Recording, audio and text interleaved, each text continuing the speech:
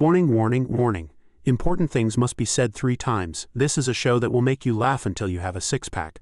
Those who have just had an appendectomy, suffer from stomach issues, or are severely meme deficient lacking a sense of humor should proceed with caution. A down-on-his-luck young man transmigrates into a strange world. He spends 9 long years burning the midnight oil, studying day and night with single-minded devotion, all to become a brilliant scholar brimming with talent.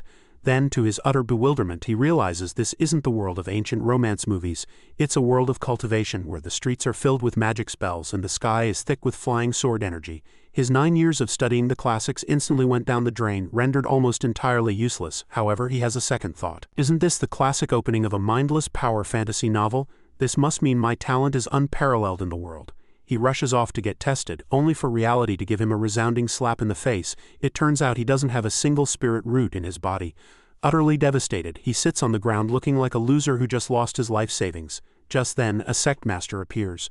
To meet his recruitment quota, this sect master and his eldest disciple plot to bamboozle the young man. However, the war for talent between sects is brutal. Some even resort to honey traps using handsome men and beautiful women. Fortunately, they still manage to hook a big fish like Yi Ping. Furthermore, he doesn't even ask for a salary. Though if the sect is too pathetic to teach him anything real, he plans to bolt at any moment. He probably never dreamed that the generic bottom-shelf sword intent theories the sect master and his disciple made up on the fly would actually be mastered by him through a series of fortunate accidents, turning him into the world's greatest sword god.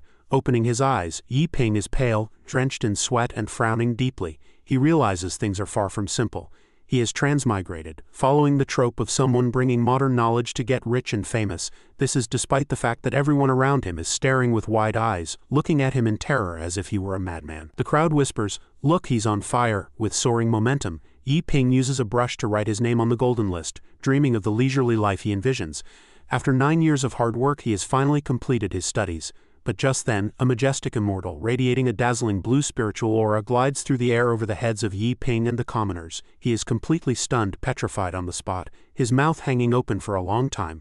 Soon, Yi Ping wears a frantic "what the hell is this" expression as reality slaps him in the face yet again. He roars, "Girl, what on earth is going on? This world is definitely not." Meanwhile, the system smugly appears as if to mock him.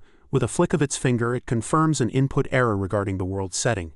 "No big deal, just try again. Good luck." Yi Ping immediately collapses to his knees, radiating a thick aura of resentment. Covering his face, he wails, "Do you know what I've been through these past 9 years? Stop messing with me. I don't want to study anymore. Who would study books when you can become an immortal? Wah?" His outburst causes the people around him to turn back and stare in curiosity. Suddenly, a nerve in his brain seems to connect. Though his face is still blank with shock, Yi Ping discovers something. Wait. Transmigrating into a cultivation world, isn't this the opening to those classic brainless novels? He then shouts excitedly, which means my talent must be ridiculously strong. As time flies, Yi Ping decides to prove his fantasy. Thus, at today's spirit testing assembly held in a place shrouded in mist like a fairyland, Yi Ping stands before the spirit testing monument, surrounded by stone dragons ready to test his spirit roots. Then he is once again abandoned by the heavens. The monument coldly displays a few words, "No spirit root." He is speechless. The last shred of his fantasy about the cool cultivation world slips through his fingers. He clutches back tears that flow like a flood and shouts indignantly, "Damn it, I want to go back to Earth. This transmigration is nothing like the novels." The surrounding cultivators cover their mouths to hide their laughter, shrugging in mockery of this loser named Yi Ping. This fatal blow leaves him with nothing to live for. He slumps on the ground, leaning against the railing, looking up at the sky and muttering to himself, "Wah, and here I thought I was the protagonist." Suddenly, an old man walks over and asks, "Young friend, do you wish to cultivate and become an immortal?" Hearing this, he looks over in shock, puzzled by the coincidence and feeling suspicious. Sometime later, at another location, the Qingyun Taoist sect, a house built on a mountaintop, overlooks white cranes flying leisurely.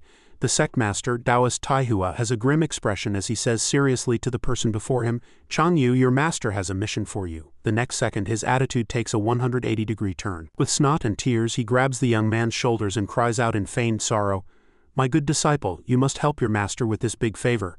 The eldest brother, Su Changyu, is completely unmoved by Taihua's theatrics. He picks up a cup of tea, smiles slightly and asks calmly, "What big matter could there be for an obscure bottom-tier sect like ours?" But Taihua covers his face like the kid from Home Alone meeting a burglar, complaining bitterly, "The higher-ups just issued a new policy. They're going to shut down bottom feeders like us unless we recruit 8 qualified disciples within a year and get promoted to a grade 3 sect." Hearing this, Su Changyu remains composed. Sipping his tea, he suggests, Then just find one more person. However, Taihua is overcome with grief, remembering how he knelt like a dog while other sects flaunted their power. He laments, "It's not that easy. I went to the testing assembly yesterday, and every sect was fighting like crazy for people. The prices were astronomical. I even begged people, saying, 'Don't go, let's talk some more.' But those warriors who just finished their spirit tests wouldn't even give me a glance, looking at me with pure disgust. HMPH, trying to recruit a disciple for 3 taels of silver a month? Are you feeding a beggar?" He then recounts how he was physically intimidated by a female cultivator using her ample assets, indignantly accusing her of shamelessly using a honey trap. At the time, that female cultivator was holding a young lad whispering sweet temptations, "Junior brother, come practice dual cultivation with senior sister." It made the kid turn red as a beet while everyone else watched with envy and hatred. Nevertheless, when one door closes, another opens. Taihua found Yi Ping in a neglected corner questioning his life, he continues. "But in the end I managed to pick one up." Su Changyu can hardly believe it. Looking at his master's "I found a treasure" face, he asks, "Wait, master, he really chose us?" Recalling this, Taihua shouts with deep emotion, "Even though he's a total rookie with no spirit roots, it's good enough that someone was willing to come. Most importantly, he agreed to work without a salary." Yi Ping's eyes had been sparkling like stars, ignoring the people nearby who were flipping him the bird. He had clasped his hands and answered excitedly, "Money is just a worldly possession. As long as you can teach me cultivation, I'll agree to anything. I shouldn't just think about what the sect can do for me. I should think about what I can do for the sect." Sitting before Su Changyu now, Taihua tries to convince his eldest disciple.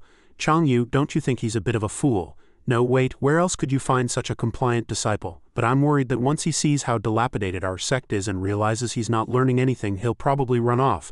So your master has come up with a brilliant plan." His aged but determined eyes glint with calculation as he declares confidently, "Simply put, we pretend to be peerless masters. You take your junior brothers and sisters and make up some impossible nonsensical techniques to teach him. We stall for time. Once the sect is saved after a year, he can stay or leave as he pleases." After listening, Su Changyu picks his ear, blows away the debris and says disdainfully, "PSH, I thought it was some world-shaking matter that made master so serious. It's just flexing, isn't it?" He stands up, squints, and asks Taihua a seemingly random trivial question. "Master, do you know what nickname the junior brothers and sisters have given me in private?" The old man looks bewildered. "What nickname?" Su Changyu's bright phoenix-like eyes lower slightly. Su Changyu frowns and replies, "This disciple is humble." He poses dramatically, flicking his robes and letting them flutter in the breeze, continuing, "The king of flexing of Green Mountain, that's me." This leaves Taihua speechless. As if remembering something, Su Changyu strokes his chin and looks to the left. "When it comes to the art of posturing in this vast Qingzhou province, if I claim to be second, I doubt anyone would dare claim to be first." Having said that, he plants one foot on the table, hands on his hips, and leans back like a narcissistic model, laughing wildly. "You've come to the right person for this. It's my specialty, ha." Seeing Taihua's face turn dark as he internally grumbles, "Is that really something to be proud of?" The old man swallows his pride since he needs Su Changyu's cooperation. He reminds him solemnly, "In any case, Changyu, you just need to successfully stall him for 1 year." However, Su Changyu's eyes are filled with a mysterious confidence. He holds up a palm to reject Taihua's suggestion, leaving the old man confused again. Soon, the Oscar-winning Su Changyu sighs with emotion, "Since I am taking action. The goal of stalling for 1 year is far too low. Dealing with a rookie like him only requires a flick of my wrist."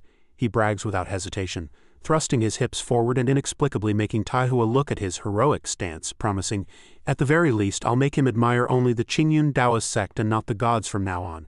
He'll want to be a Qingyun disciple in his next life too." As soon as he speaks, Su Changyu's nose seems to grow longer from his bragging. He laughs smugly, "Ha ha ha," while Taihua widens his eyes and applauds in amazement. "Oh, it's starting already. Excellent, excellent. The king of flexing of Green Mountain truly lives up to his name." Su Changyu gets even more excited, radiating a shimmering light as he brandishes a longsword.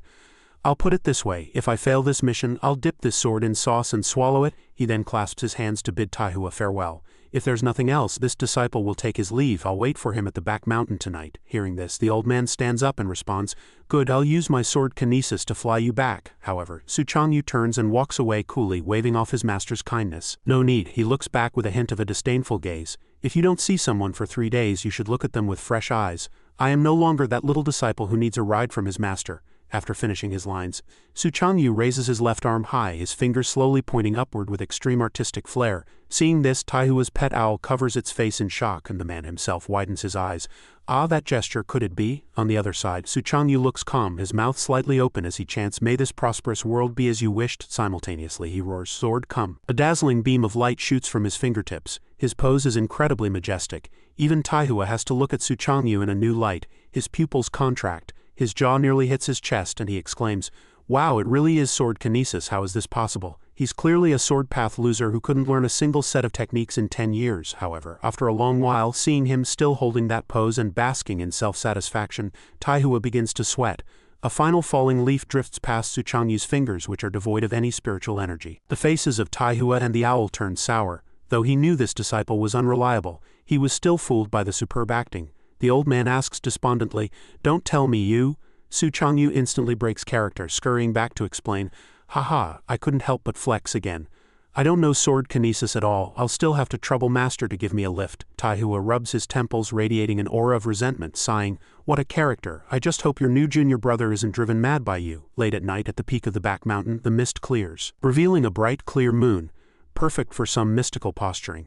Su Changyu stands at the summit like a lone wolf gazing at the distant moon, accompanied only by a few white cranes. However, at this moment, wearing his top 500 of the Qingzhou Sword Assembly Collector's Edition battle robe, he is huddled up because of the biting wind. His nose is frozen red and his whole body is shivering. This location, specifically chosen to create an atmosphere, unexpectedly gave Su Changyu an unforgettable experience of freezing. Despite wrapping his clothes tight, he lets out a loud, ringing sneeze. Suddenly, footsteps approach. Su Changyu looks back and whispers, "He's here, he's here." He grabs his sword and jumps a few times to warm up. "Hey, get ready, get ready." On the other side, Yi Bing climbs the long steps of the Qingyun Taoist sect one by one. Leaning against the cliff face, his legs aching and out of breath, he remarks, "The mountain is so high, immortals really are extraordinary." Once he catches his breath, he looks up and is instantly rendered speechless. Before Yiping's eyes under the bright moonlight, Su Changyu stands with his back to him, majestic and motionless. His cold, aloof aura is like that of a transcendent, unyielding sword immortal. Yiping stood dazed for a long time, staring at the man before him who looked like an immortal descended from the heavens. Su Changyu displayed a radiant profile, casually raising his palm to manipulate a flying sword that crackled with spiritual energy like blue lightning. Overwhelmed by the scene, Yiping's eyes widened as he thought blankly, "Is this a sword immortal?" But soon, deep within Yiping's mind, the image of a sharp-eyed old fox emerged. His brow furrowed in suspicion. "Wait, something doesn't seem right.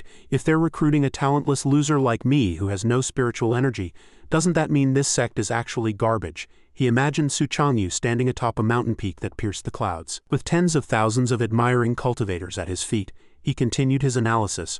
Why would such an extraordinary disciple be here? Suddenly, it was as if dozens of electrical currents flashed through his brain, bringing Yiping a moment of sudden enlightenment. His mouth hung open and cold sweat poured down as he realized with a shock, could it be? Then Yiping's imagination ran wild, linking the scene to those mysterious faces that radiated the aura of the powerful. He speculated privately. On the surface, this sect looks like a nameless, insignificant entity, but that's not the case at all. Looking again at Su Changyu under the moonlight, even the cranes flying past seemed to carry a golden glow. He muttered to himself, "Is this another one of those super hidden sects?" It wasn't over yet. Yiping was so excited he felt like he was going crazy. With stars shining in his eyes, he continued to let his thoughts wander. "Everyone in this sect must be a top-tier powerhouse. Any one of them could carry me to greatness. It really seems possible." Suddenly, a flash of inspiration hit him. He rested his chin on his hand, scrutinizing the situation with a deep gaze. For instance, when he had followed his master into the sect that morning, the image that had surfaced in his mind was of the Qingyun Taoist sect being so dilapidated it looked like it had been abandoned for 10,000 years. As Yiping followed Taoist Taihua, he had been secretly evaluating the place. A sense of ruin had hit him full force. He hadn't felt it then, but looking back now, it was definitely over the top. Yiping looked around warily, seeing buildings covered in vines, and couldn't help but wonder, even for a cultivation sect, how could it be this run down? Some houses even had peeling walls, yet the bricks and stones were neatly stacked to the side. He pondered carefully, analyzing, even if it's this old and broken, every corner is exceptionally clean.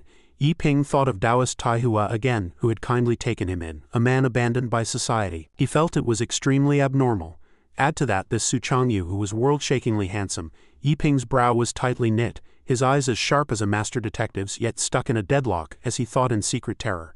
Everything about this place is eerie, But if they are intentionally keeping a low profile to remain hidden from the world, then everything makes sense. Having figured it out, Yi Ping's joy returned as if he had found a precious treasure. He shouted, 3,000,000 sword immortals in the heavens, yet they must all bow their heads when they meet me. This peerless aura startled Su Changyu, giving rise to doubt in his heart. Striking a heroic and dashing pose, Su Changyu turned back and marveled, 3,000,000 sword immortals in the heavens, yet they must all bow their heads when they meet me. That has a nice ring to it. Deep down, however, he was snickering.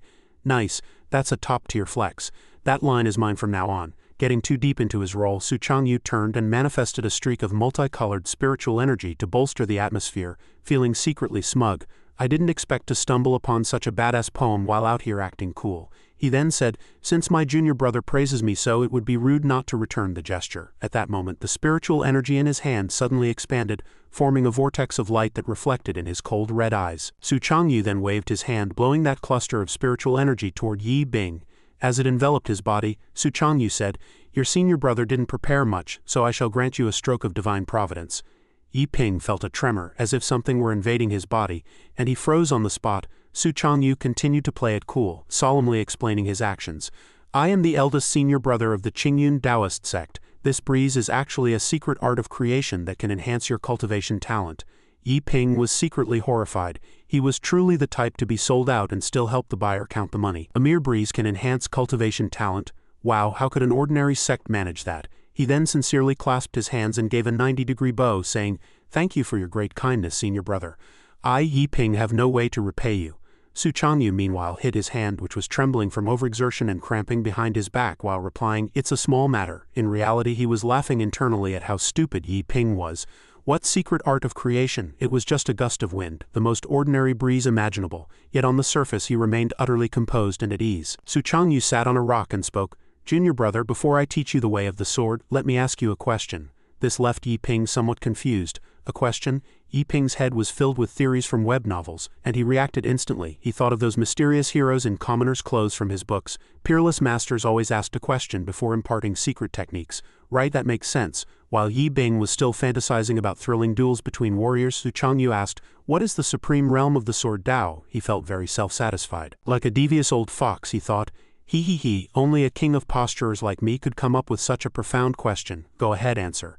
No matter what you say, you'll be wrong. Only then will it show how unfathomably deep my understanding of the sword is. When it comes to flexing, I am number one. On the other side, Yi Bing seemed to fall into his own pure white space, contemplating the question of the supreme realm of the sword Tao with extreme seriousness. His villainous persona appeared again, fingers crossed, as he secretly assessed, this question sounds very professional.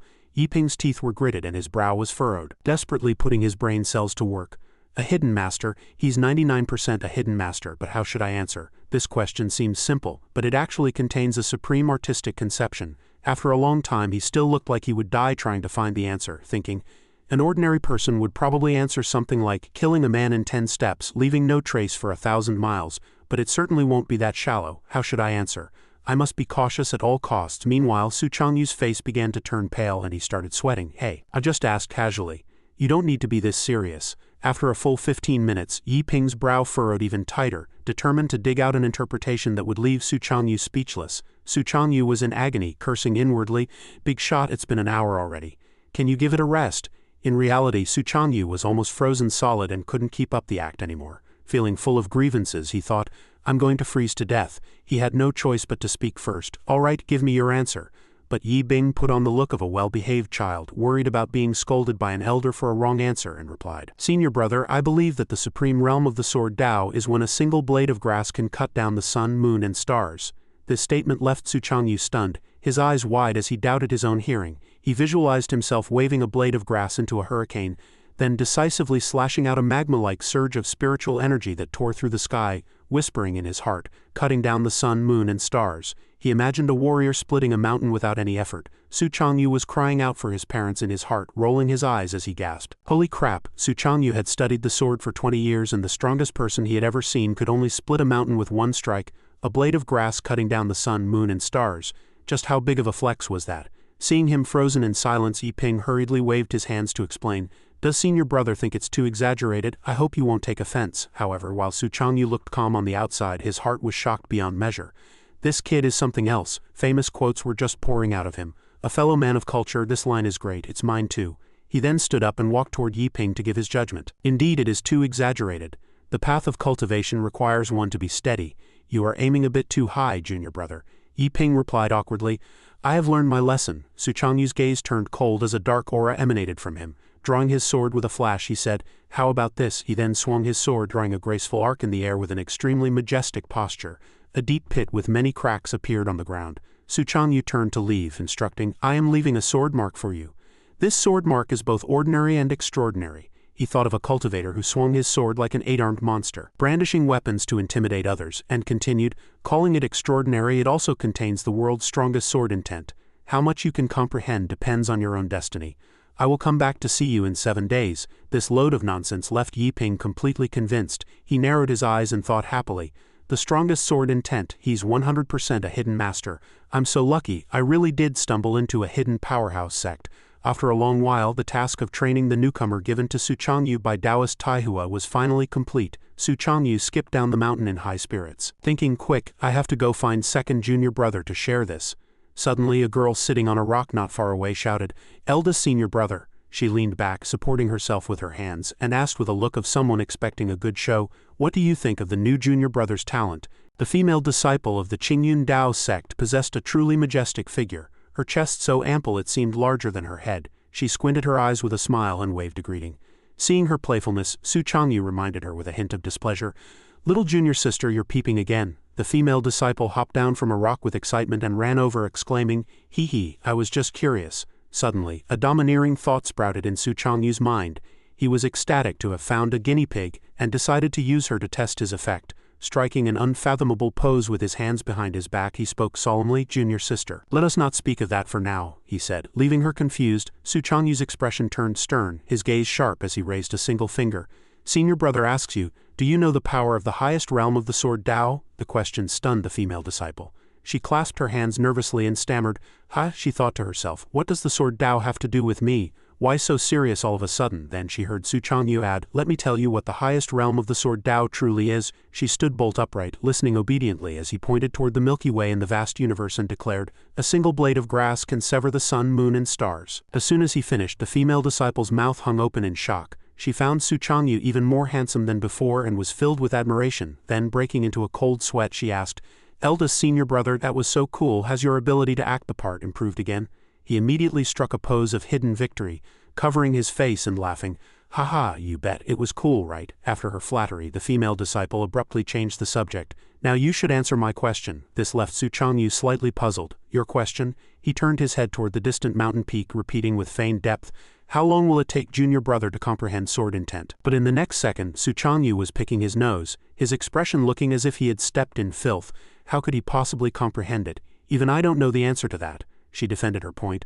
I meant just ordinary sword intent. He let out a long sigh and replied that he didn't know that either. The female disciple's face went dark, her mind filled with question marks. Are you playing with me? She thought resentfully.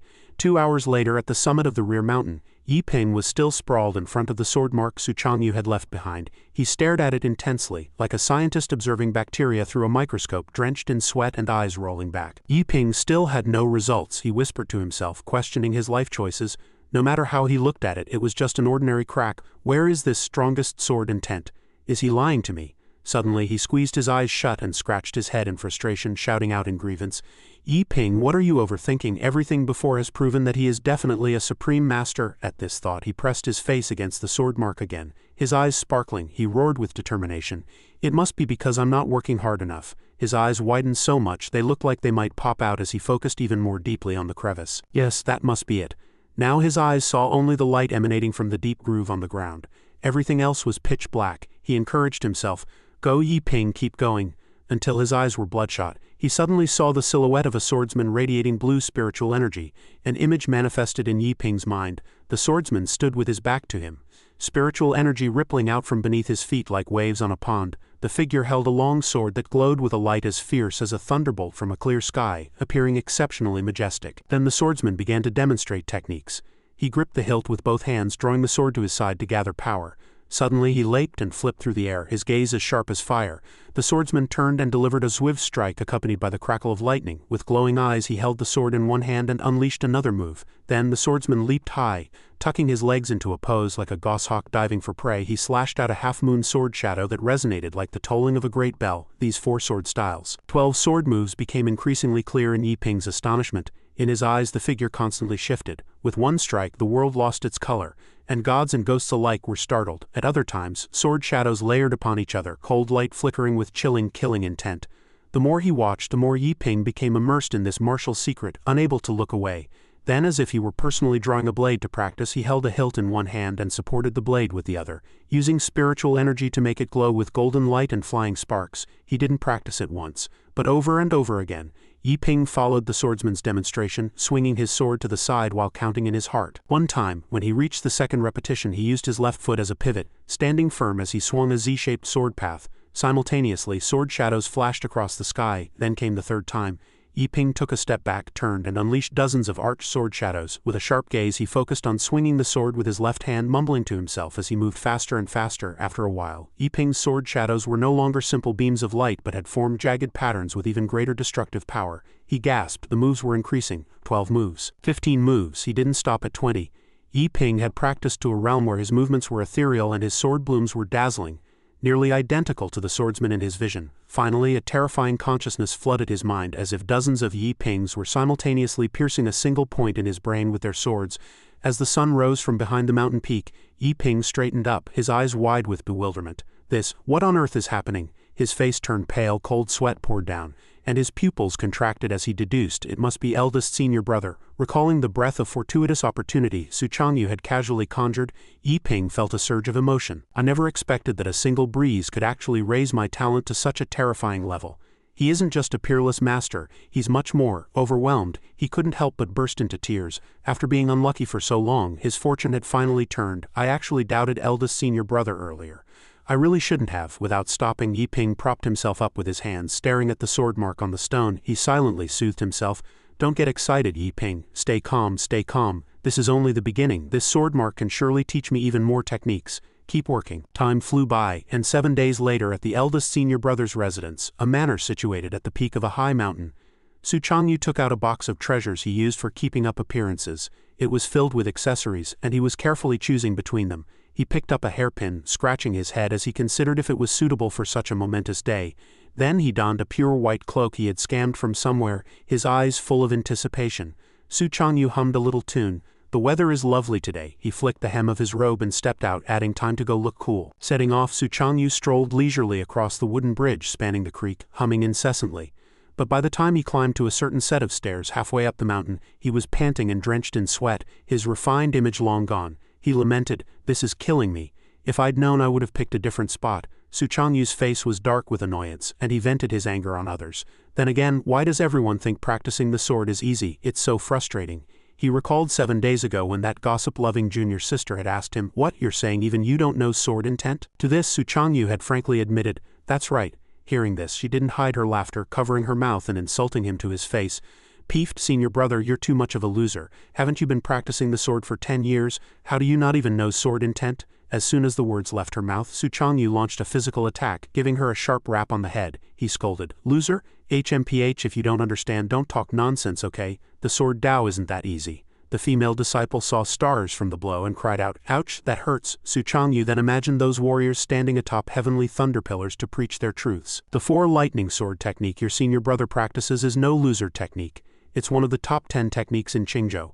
Back then, the Taoist of 4 seasons became famous throughout Qingzhou with this very set. Visualizing the image of 4 dragons, golden, azure, fire and green, soaring into the clouds together, he continued, "This is a technique of ultimate yang and rigidity, divided into the 4 seasons, spring, summer, autumn and winter. If one can master all 4, they can even summon the heavenly lightning of the 4 seasons." Su Changyu arched his eyebrows and squinted, adopting the persona of a learned Taoist. And each stage of the sword technique is divided into 4 minor realms: initial, proficient, great success, consummate, and finally the pinnacle. As he spoke, the female disciple followed up with interest. "That sounds really powerful. So which level are you at now, senior brother?" Su Changyu tilted his head back, looking smug. "I have already mastered the spring lightning sword, which consists of 18 sword moves." To his surprise, his junior sister looked unimpressed. Ah, just spring lightning, and only 18 moves? Su Changyu's face turned bright red with rage. He roared. What do you mean just spring lightning? There are only 4 major realms in total. My progress would be considered exceptional anywhere in Qingzhou. The exceptional me. Then a progress chart of the 4 lightning sword technique appeared in his mind. Starting from himself, the spring lightning sword had reached 2 stars. The paths to the locked unawakened skills included the summer lightning sword, autumn lightning sword, winter lightning sword, and a hidden treasure of secret techniques. Su Changyu spoke incessantly. It only took me 10 years to reach the proficient stage. I'll definitely reach great success in less than 10 more and the pinnacle within 100 years. He stared into her face with bloodshot eyes and lowered his voice. Do you have any idea how strong I'll be then? Scared into avoiding his gaze, she replied. I understand, eldest senior brother. Then the female disciple asked with genuine curiosity, what if junior brother manages to comprehend sword intent on his own? What level of talent would that make him? This gave Su Changyu a jolt of surprise and confusion. Soon he burst into loud laughter, hands on his hips with a look of disdain. Ha ha, sword intent, junior sister, you really have a wild imagination. Su Changyu recalled the long sword that radiated dazzling golden light, a force so impactful that countless people couldn't even get close. He explained, in the sword Dao, sword techniques are only secondary. What truly matters is sword intent. The stronger the sword intent, the more any technique can turn the mundane into the miraculous. Even a casual thrust becomes terrifyingly powerful. He imagined a cultivator standing atop a high mountain, sword intent erupting in all directions, forcing everyone below to look up in awe. He continued, the 3 great chasms of sword intent are as difficult to cross as ascending to heaven. The first stage is endless sword intent. In all the 10 kingdoms, only one powerhouse has managed to even get half a foot through that door. He is known as the Sword Venerable Taishu, an honored guest of the 10 kingdoms. Hearing this, the little junior sister puffed out her cheeks and persisted. I'm saying if. What if he actually comprehends it? What level would that be? Su Changyu pointed a finger toward the sky, his expression turning cold. A cold smirk played on his lips as he said, utterly impossible. Never mind, junior brother, even the greatest genius Qingzhou has seen in 500 years couldn't comprehend endless sword intent. At that moment, Su Changyu was laboriously climbing the steps to the mountain summit. Before he even saw the boy, his eyebrows twitched in doubt. I'm here. I wonder if junior brother is even awake yet. However, seeing the other boy kneeling on the ground supporting himself with his hands while pressing his face against the sword mark, Su Changyu was struck with a sudden shock. In his eyes, Yi Bing was staring with massive dark circles under his eyes, fixated on the sword mark he had casually left 7 days ago. This display of willpower made Su Changyu's face turn pale. Cold sweat trickled down as he thought in a panic, holy crap, what's going on? How long has he gone without sleep to get dark circles like that? Looking at Yi Ping's wide, unblinking eyes, he guessed privately, did this guy really stare at this sword mark for an entire week? That thing was just a lie to trick you. Su Changyu tilted his head, feeling dizzy with self-reproach. This makes me look like even less of a human being. What should I do? The guilt is too heavy. After standing there for a long time watching Yi Ping, he felt a wave of pity. Poor kid. For the sake of the sect, I can only let you suffer. I'll work hard to make it up to you later. Suddenly, he heard a gasp. Yi Ping looked up, greeting Su Changyu with his lifeless panda eyes. Eldest senior brother, you're here? Su Changyu, going into full acting mode, immediately adjusted his pose to show off his perfect profile. He asked, how far have you progressed in your practice? Yi Bim stood up, staggering toward him, and answered with a foolish grin, I've comprehended it. It's all thanks to the opportunity you granted me, senior brother. However, before Yi Ping could finish, Su Changyu consoled him. Don't be discouraged. It's normal for an ordinary person to fail to comprehend it. After saying that, he froze, looking baffled. With a face contorted like a monkey eating ginger, he blurted out, wait a minute, what did you just say? You comprehended it? Yi Ping's face was flushed with excitement. He cupped his hands in a respectful bow and confirmed with his head lowered. Yes, eldest senior brother, including this morning I have comprehended a total of 400 sword moves. Su Changyu stared at him with flickering eyes, saying nothing as if processing Yi Ping's words. Inside, however, he was rolling on the floor laughing. He pointed at him mentally with disdain. 400 moves, do you think I've never practiced the sword? I just scratched that mark out randomly. Do you think I don't know what's in it? Su Changyu crossed his arms and exhaled, thinking with utter disbelief, this is going to be the death of me. However, seeing this, Yi Ping was bewildered. What does eldest senior brother's cold sneer mean? It felt like a fatal blow to him. Breaking into a cold sweat, he frowned and began to fill in the blanks himself. Is he laughing because I comprehended too few? 400 moves a day really isn't much, is it? I see. For a master like eldest senior brother, the techniques he possesses must number at least in the tens of thousands. The demon in Yi Ping's mind appeared again, deducing deeply. With personal instruction of ready-made knowledge plus the great opportunity he gave me before, anyone with even a bit of talent would surely comprehend thousands of moves a day. The more he thought, the more discouraged he became. 2 streaks of tears fell as he cried out in grievance. Sigh, it's all because I'm too useless. Suddenly, Su Changyu spoke up with a kind smile to encourage him. There's no need to lie. This sword technique is profound, it's normal to not comprehend it fully. I would never look down on you for that, however, Yiping stated with absolute certainty. I'm not lying. It really is 400 moves. This ignited a spark of anger in Su Changyu. His brow furrowed as he cursed inwardly. Just stop it already. No one likes someone who has no skill but insists on acting tough. Meanwhile, in Yiping's eyes, his eldest senior brother appeared exceptionally terrifying. He thought, trembling with fear, does senior brother think I'm unworthy of comprehending these 400 sword moves? Yiping then twisted his fingers nervously, squinting as he tried to explain. Although my talent is mediocre, didn't I have the fortuitous opportunity you bestowed upon me earlier, senior brother? While 400 moves aren't many, I was still able to comprehend them. These words caused an uncomfortable black aura to emanate from Su Changyu.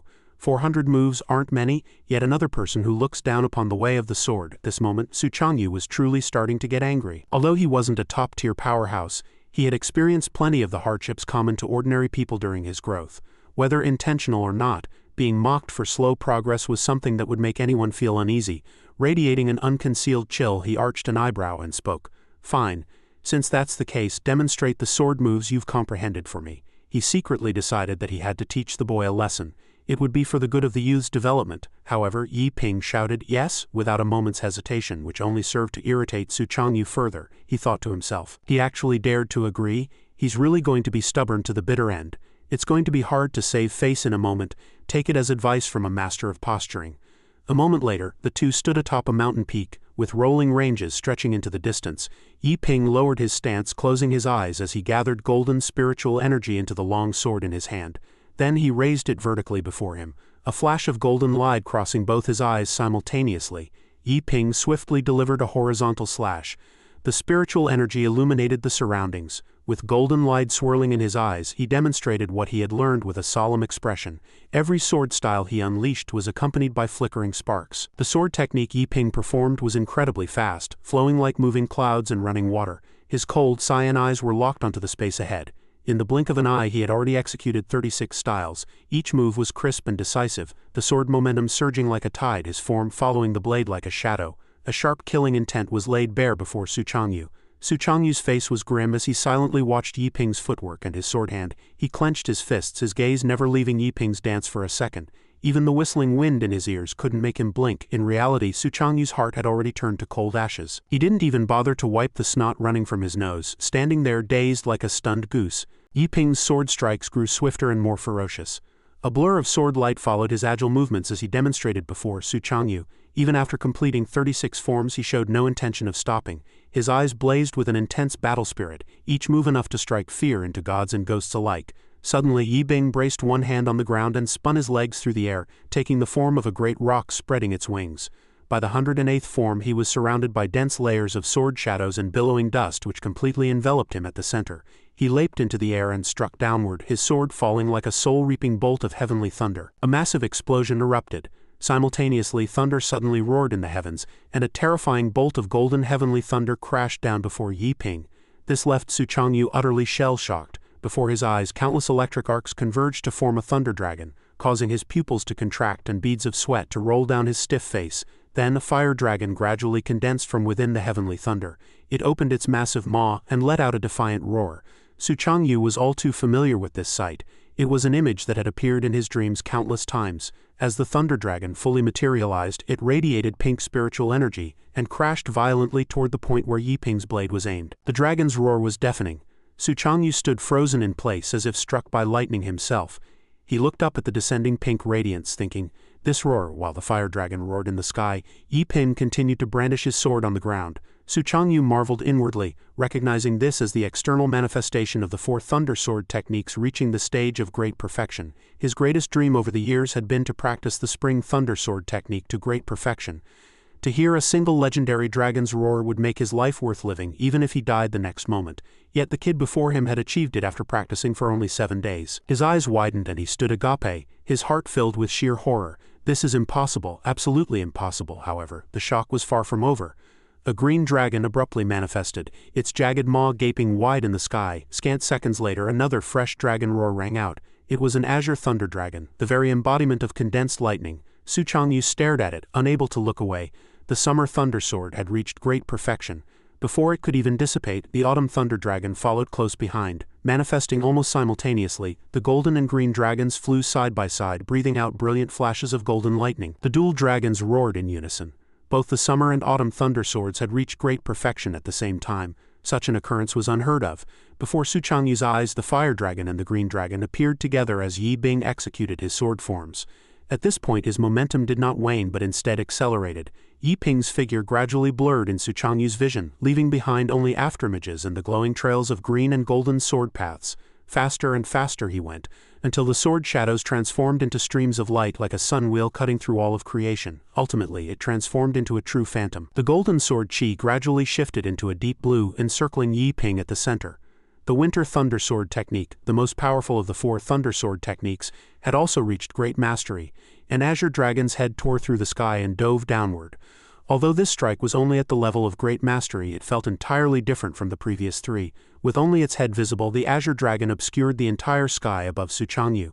His fear deepened, his gaze grew frantic, and cold sweat poured down. Su Changyu felt as though winter had arrived and all life was being entombed in ice. The azure dragon was causing everything to freeze as snow began to fall silently. It wasn't until the 432nd move that Yi Ping finally stopped.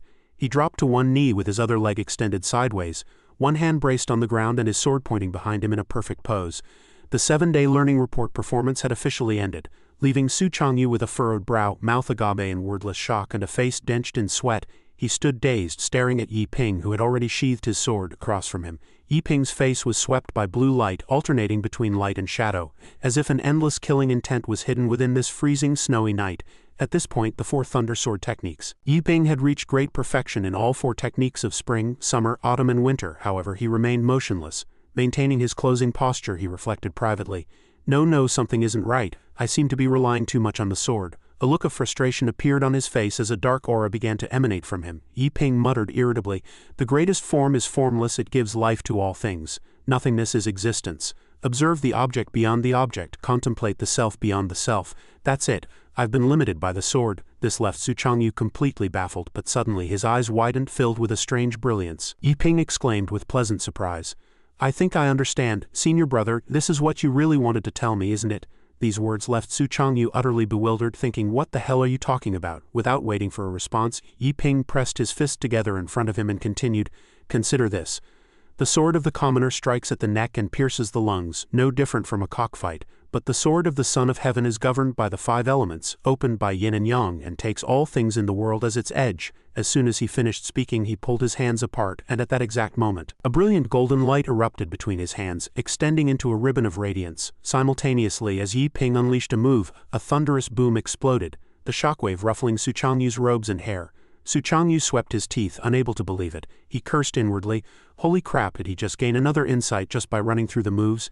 Is this a joke? Am I dreaming? Recalling the scene of the flora being covered in ice and snow, a thought flashed through Su Changyu's mind. If the Winter Thunder Sword just now brought a sense of destruction and ruin, then now, watching the withered wood continuously stretch out, he felt an entirely different aura, a power brimming with vitality, an air of revival. In that split second he felt as if he had traveled across 10,000 years of time. Before his eyes, a massive ancient tree towered upward. Its lush foliage emitted an emerald spiritual aura, filled with endless, inextinguishable life force. Su Changyu marveled inwardly. The energy here was surging like a boundless flowing spring. Su Changyu looked at the azure invisible sword before him, feeling as though this sword was the entire world itself, yet Yi Ping had managed to manifest it through a single moment of enlightenment. It even seemed as though he could cut down 10,000 soldiers with a mere wave of his hand. Simultaneously, as if to confirm Su Changyu's intuition, Yi Ping swung the sword shadow, carving a perfectly straight line through the forest that reached the horizon. Its energy rose like a power grid, making one afraid to approach. Observing his posture, Su Changyu's brow furrowed and his mouth hung open in disbelief. "Wait, hold on." Deep inside, his soul was nearly scared out of his body. With bloodshot eyes that were practically bulging out, he stammered incoherently.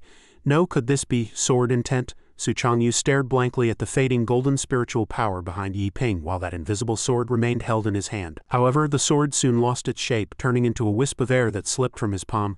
This left Yi Ping feeling utterly dejected. With a long face, he muttered, "How annoying." That feeling disappeared. "I can't feel it at all anymore." In an instant, Yi Ping's attitude did a complete 180-degree turn. He hugged himself, panicking in a cold sweat. "This power is so terrifying, yet it only succeeded for a fleeting moment. As I thought, my talent is just too poor." These words were like a thunderclap slapping Su Changyu hard across the face. He broke into a cold sweat, his eyes rolling and the corners of his mouth twitching, feeling that life had lost its meaning. He stammered. Talent too poor? Imagining a figure standing above the masses, back straight at the peak of a high mountain, radiating a dazzling golden light while countless worshipful gazes looked up from below.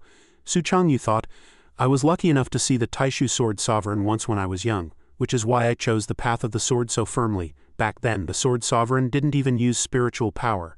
The sheer momentum of his sword strikes triggered phenomena almost exactly like my junior brother's just now. Comparing the two, Su Changyu felt their gazes were equally sharp and chilling. He marveled inwardly, this is absolutely supreme sword intent. He isn't just the top genius of the Jin state, he might even be the top genius of all 10 states. With this level of comprehension for sword techniques, even without spiritual power, he could reach the pinnacle of the sword world in the future with the help of artifacts and green talismans. Suddenly, Yi Ping spoke up, hoping to pass the assessment. Senior brother, I know the sword move I just realized is mediocre, but I will work twice as hard. I hope you won't be disappointed. To Su Changyu's ears, this apologetic tone felt like being executed by 1,000 cuts. His face turned deathly pale as he thought, who am I? Where am I? He lamented. In this lifetime I probably can't even compare to your toe, but I absolutely cannot lose face. Such a peerless genius must not be allowed to leave. He had to remain composed and maintain his status. Then the best actor Su Changyu turned around, leaving a cool silhouette as he spoke. It is indeed quite mediocre, just average. However, his face was twisted like he had eaten a bitter gourd as he fought back tears. If you're mediocre, then what the hell am I? Yi Ping looked sorrowful, poking his index fingers together, thinking, as I thought. Suddenly, something caught Su Changyu's attention. He turned to look. Seeing a notebook lying on a rock nearby, Su Changyu asked, "What is this?" Yi Ping cast aside his sorrow and looked over. He walked over, picked up the notebook and said, "Reporting to senior brother, these are just some records of my insights during cultivation. They aren't worth mentioning." But Su Changyu leaned in with great interest, asking curiously, "Insight records, may I have a look?" Hearing this, Yi Ping stammered guiltily, I'm too embarrassed." Su Changyu picked up the notebook and flipped through the pages, his brow furrowed deeper with every turn, his mind feeling as if struck by lightning. Every page was recorded in incredible detail. The handwriting was dense and even radiated a golden spiritual aura. Su Changyu read, "In the first 50 forms of spring thunder, senior brother wanted to teach me the principle that white sand will eventually turn into black sand during nirvana." The elegant calligraphy seemed to dance in the air, carrying every earnest annotation Yi Ping had made during the first 100 forms of spring thunder. "Senior brother wants to tell me the principle that all things are interconnected, and that there is no above or below.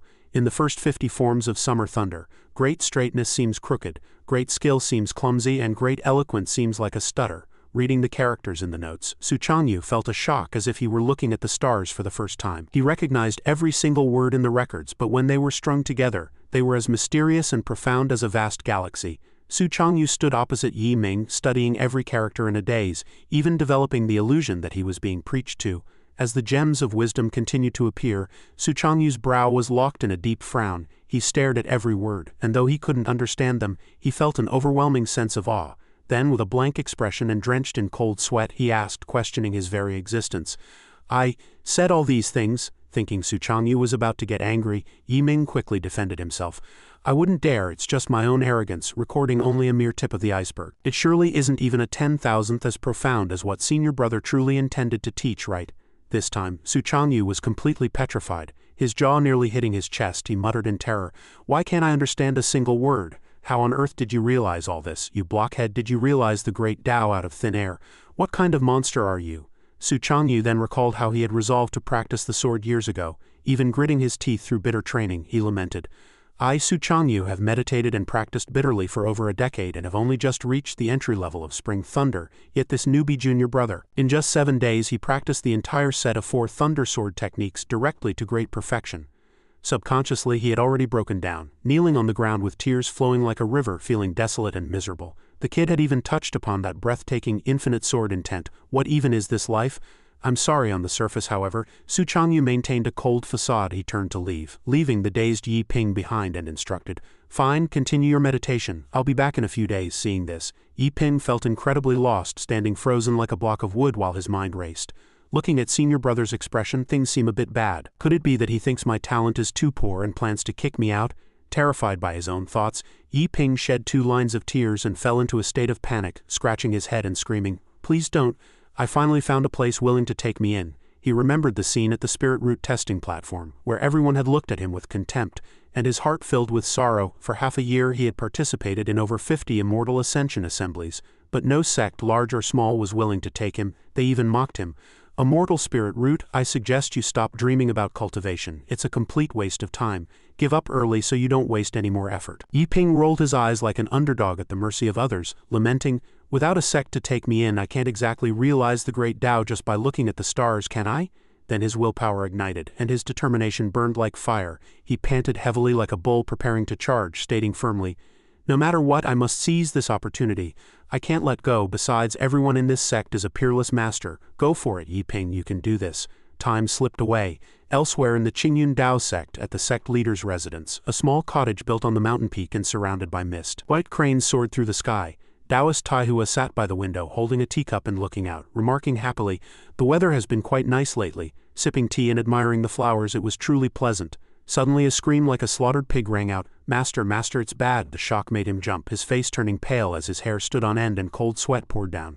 Su Changyu stood at the door, out of breath, hands on his knees, urgently reporting, "Master, something big happened, a huge thing." Hearing this, Taoist Taihua regained his composure and asked, "Changyu, what's with the panic? This doesn't look like you." His face was as red as a beet and his expression was full of terror as he spoke. "Master, your dream might have actually come true. Our Qingyun Dao sect has finally," when Su Changyu added, "produced a dragon." Taoist Taihua was so shocked his eyes rolled back, his eyes were wide, unable to believe his ears. Taihua Taoist lunged from his chair as if his backside were on fire. "A breakthrough? Changyu, what on earth do you mean by that?" he asked urgently. Su Changyu's expression was grim, his eyes sharp as he recounted what he had just witnessed. The new junior brother started from scratch, and in just 7 days he has brought the entire Four Thunder Sword technique to the stage of great perfection. Upon hearing this, Taihua Taoist was utterly bewildered. After the initial shock wore off, he stood there dazed, lamenting, "Good heavens, this is a true genius." But a second later, his face flushed crimson, his eyes widened, and he roared at his eldest disciple. "Changyu, this is no matter to joke about. If you're lying, you'll have to swallow needles." Seeing this, Su Changyu dodged the flying spittle, and asserted firmly that the celestial phenomenon in the sky earlier was precisely because the Four Thunder Sword technique had reached mastery. Had his master not seen it? At that moment, Taihua Taoist froze, his soul seemingly departing his body. He spoke blankly like a machine. "I thought some big shot was leveling up nearby." At the time he had been standing leisurely, admiring the dragon roar phenomenon in the sky. Now he was stammering, unable to believe it was little Yi Ping. After a moment, Taihua Taoist's attitude and expression performed a total 180-degree reversal. His eyes welled with tears, yet they sparkled with pure bliss as he shouted, "A genius, we've found a genius. Our Qingyun Taoist sect finally has a genius." But in the blink of an eye, Taihua Taoist froze again, his eyes rolling back as he gasped for air. Terrified, Su Changyu grabbed him by the collar and shook him. "Hey master, calm down, don't get so excited that you collapse, master." It took a while before Taihua Taoist's drifting consciousness was pulled back from the clouds. He grabbed a scalding teapot he had barely sipped from and poured the whole thing over his head, muttering to himself that he needed to stay calm or he'd lose control. The fortune teller said I'd face a great tribulation at 500 years old. Watching Taihua Taoist use a towel to wipe his face and head to clear his mind, Su Changyu spoke up, "But master, if we keep him in our sect, will we be hindering his future?" However, the master comforted him.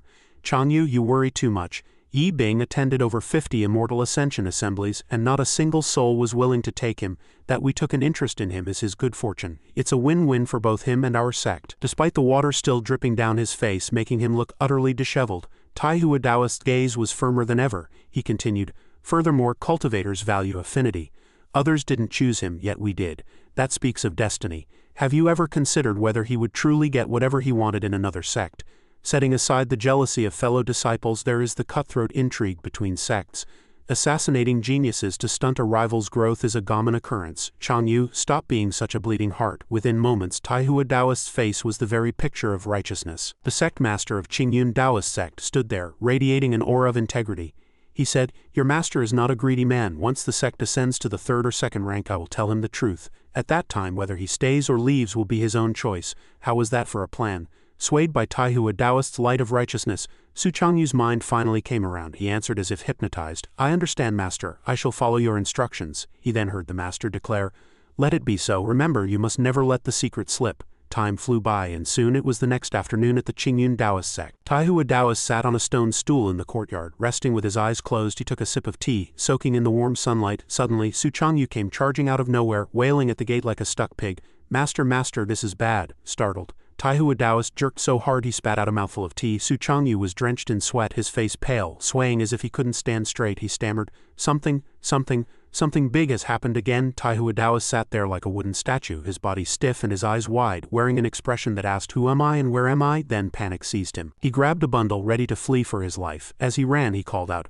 I'm going into hiding. I'm leaving the sect in your hands, Changyu. But Su Changyu managed to raise his hand and shout an explanation just in time. Master, it's not a debt collector, it's something else. Hearing this, Taihua Taoist stopped in his tracks. With a dark, displeased look, he turned back to demand what else it could be. Then he pivoted and delivered a sharp kick to Su Changyu's hip, scolding, Then what are you panicking for? You nearly scared the soul right out of me. After a moment, the courtyard where Taihua Taoist lived regained its tranquility. He resumed his leisurely pose. Holding his teacup, he asked with a sidelong glance, Out with it. What big thing happened? Are we being evicted? Seeing Su Changyu hold out a piece of paper, the master said, You'd better see for yourself. Taihua Taoist held the notice high, squinting as he read. As of today, the Qingzhou Sect Affairs Office will conduct investigations into minor sects to prevent reckless disciple selection and fraudulent practices. All sects are required to submit 10 low-grade spirit stones within 2 months to prove their legitimacy. After reading it, the leisure vanished from Taihua Taoist's face, replaced by a cold sweat. His face went as black as a charcoal grill. His lip twitched as he blurted out, What? He immediately flipped the table, his fury erupting like a wildfire. This is outrageous, extorting spirit stones for no reason and bullying the weak. I'm going to the capital to file a complaint. To Su Changyu, however, this was all just an act. He stared blankly, speechless. Su Changyu explained the economics. In the cultivation world, 1 copper coin buys a flatbread. 10,000 coppers equal 100 taels of silver or 1 tael of gold. He then thought of that blue spirit stone everyone dreamed of. He continued, saying it took 1,000 taels of gold to equal just 1 spirit stone. Taihua Taoist froze once more, the focus leaving his aging eyes as he let out a pathetic wail. The entire Qingyun sect would have to go without food or drink for a full year just to save up those 10 spirit stones. Watching his master sit there scratching his head and whimpering, Su Changyu calmed down slightly and began to check the accounts. Master, don't panic yet. How many spirit stones does the sect have in total right now? This question made Taihua Taoist even more sheepish. He hemmed and hawed. Oh well, then, face flushed with shame, he held up 7 fingers and spoke in a voice as quiet as a mosquito. Is there about that much left? Seeing this, Su Changyu grinned and replied, 7 spirit stones? That's enough then. But Taihua Taoist guiltily corrected him. How could that be possible? Su Changyu's expression froze. 70 taels of gold? He asked incredulously. That's difficult, but if we all chip in suddenly. Taihua Taoist denied it was 70. By now Su Changyu's face had darkened considerably. He frowned and muttered, Sect Master, please don't tell me it's only 70 taels of silver. Even then, Taihua Taoist turned his face away. Unable to look him in the eye, the master confessed the truth. It was 70 copper coins. This revelation was like a bolt from the blue, striking Su Changyu right in the skull. His pupils contracted as he roared in terror. 70 copper coins? Fuming so hard his hair stood on end, Su Changyu shouted, How is that possible? No matter how down on our luck we are still a legitimate sect. Taihua Taoist confirmed with a miserable face that this was indeed the reality. He then slumped into his chair, despondently recounting the tragic tale of how they were cleaned out. It went like this.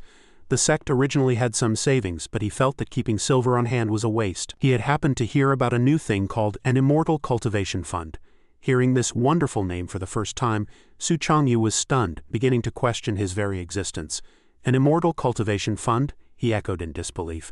Taihua Taoist recalled the scene of people frantically vying to invest their money. He explained that they said if you deposited money you'd get dividends every month, and large ones at that. He had fought hard just to snag an investment slot that ordinary people couldn't even get. It didn't take long for the investors' dreams to shatter like a thunderclap. Everyone was wailing and screaming, Give me my money back, give it back. That was my life savings, Taihua Taoist lamented. Who would have thought that while I was eyeing his interest he was eyeing my principal? Within days he took the money and vanished. Like a greedy child who had been tricked out of his candy, Taihua Taoist wept, reaching out for comfort.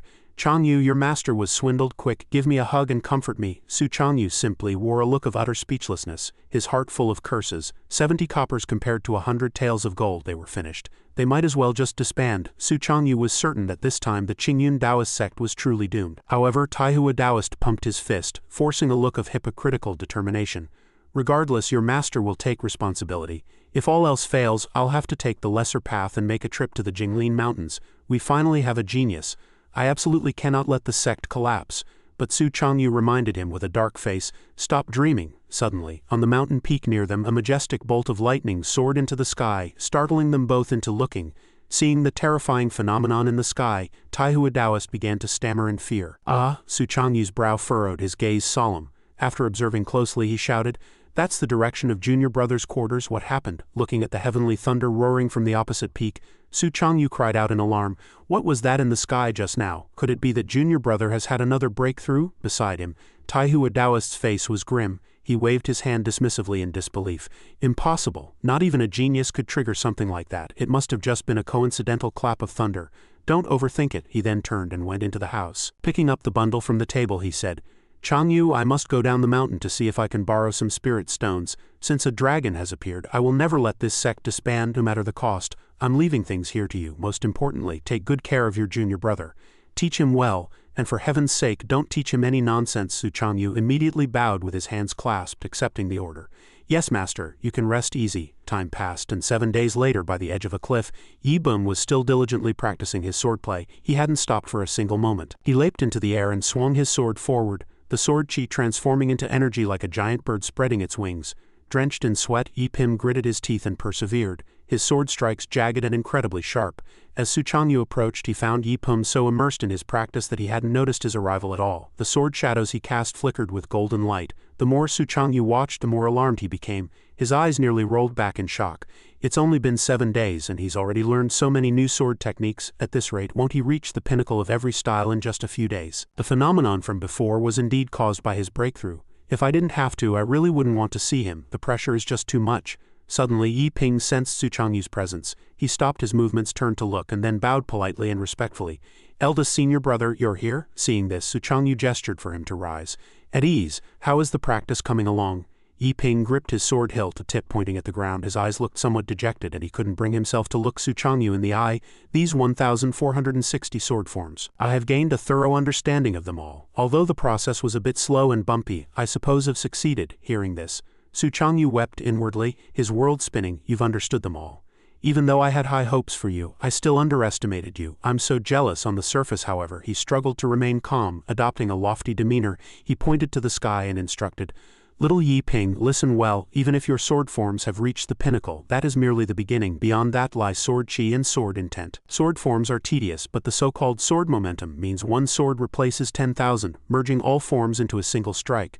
Su Changyu bluffed and bragged with a forehead full of sweat, acting as if he were the god of swords himself. "At the very least, until you condense your sword momentum, you cannot be called a sword cultivator.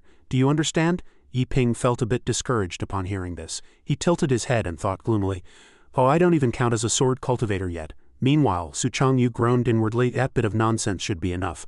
Otherwise, with this kid's talent, he'd probably figure it all out in another 3 days. Suddenly, Yi Ping's face flushed slightly. With wide eyes, he asked curiously and shyly, "Ah, right, what realm have you reached now, senior brother?" Under the sunlight, Su Changyu tilted his chin up, gazing into the distance with a misty look in his eyes. "Me," he thought. He then replied, "I have little talent." He puffed out his chest, struck a pose with a hand to his forehead, and said with a self-satisfied squint, "I have only just stepped into the first stage of the legendary supreme sword path, the infinite sword intent." Inwardly, Su Changyu was delighted. "Haha, this bragging feels absolutely amazing." At the same time, Yi Ping's eyes lit up. Looking at his idol, he opened his mouth and marveled excitedly to himself. "Wow, sword intent, infinite sword intent. Just the name sounds incredibly powerful, as expected of eldest senior brother. He really is a hidden master. I'm following him for life." But Su Changyu wasn't done. He continued to act profound, switching into full scammer mode. "Only after mastering sword momentum can one enter the Supreme Realm. The Supreme Realm is divided into 3 stages, the first being infinite sword intent.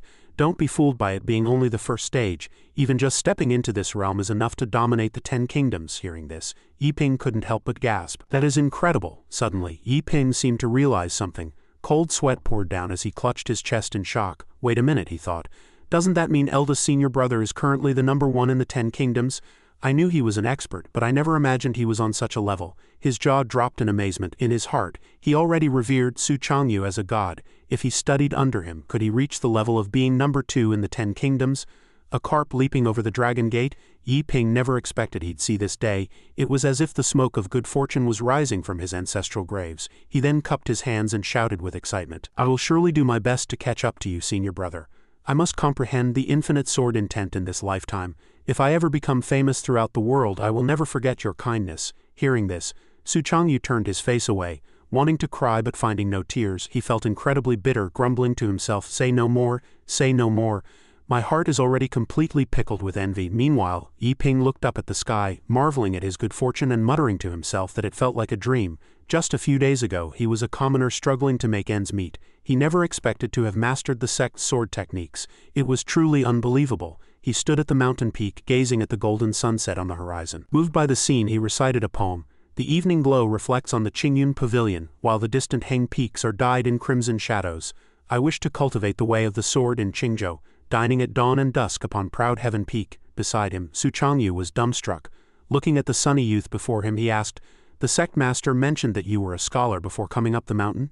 Yi Ping replied, "In a sense, though I never achieved any official titles, I have a keen interest in literature and painting." Hearing this, Su Changyu plotted internally, and then suggested cheerfully, "Then why don't you paint a portrait for me?" Once little Yi Ping truly made a name for himself in the future, wouldn't this painting be the perfect bragging material? He visualized himself boasting with his chest out. "See this, a painting made specifically for me by the #1 sword cultivator in the great Jin dynasty. Hee, eat your hearts out." He felt he was being incredibly clever. However, Yi Ping hesitated, pointing at his own face as if questioning his life choices. "Painting?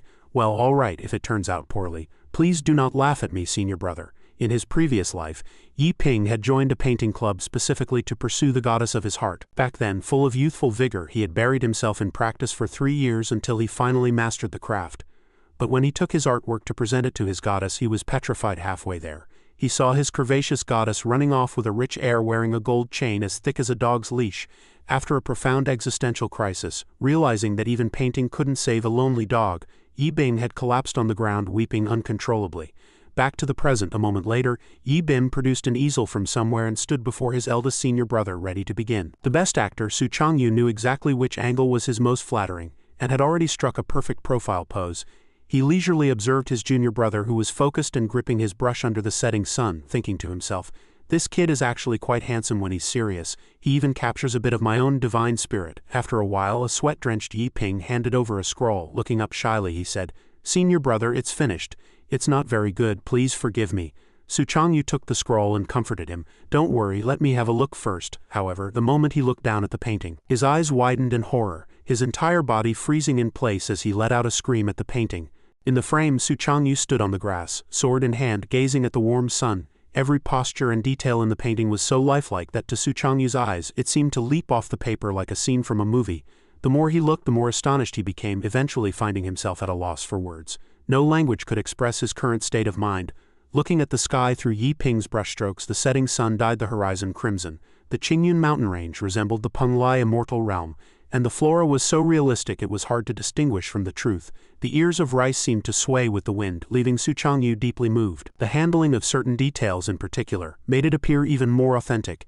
He looked at the version of himself in the painting, eyes slightly closed, expression indifferent, and offered a silent critique. But what drew the eye most was that despite being only a side profile, it captured the sharp, cold, and powerful aura of a sword immortal.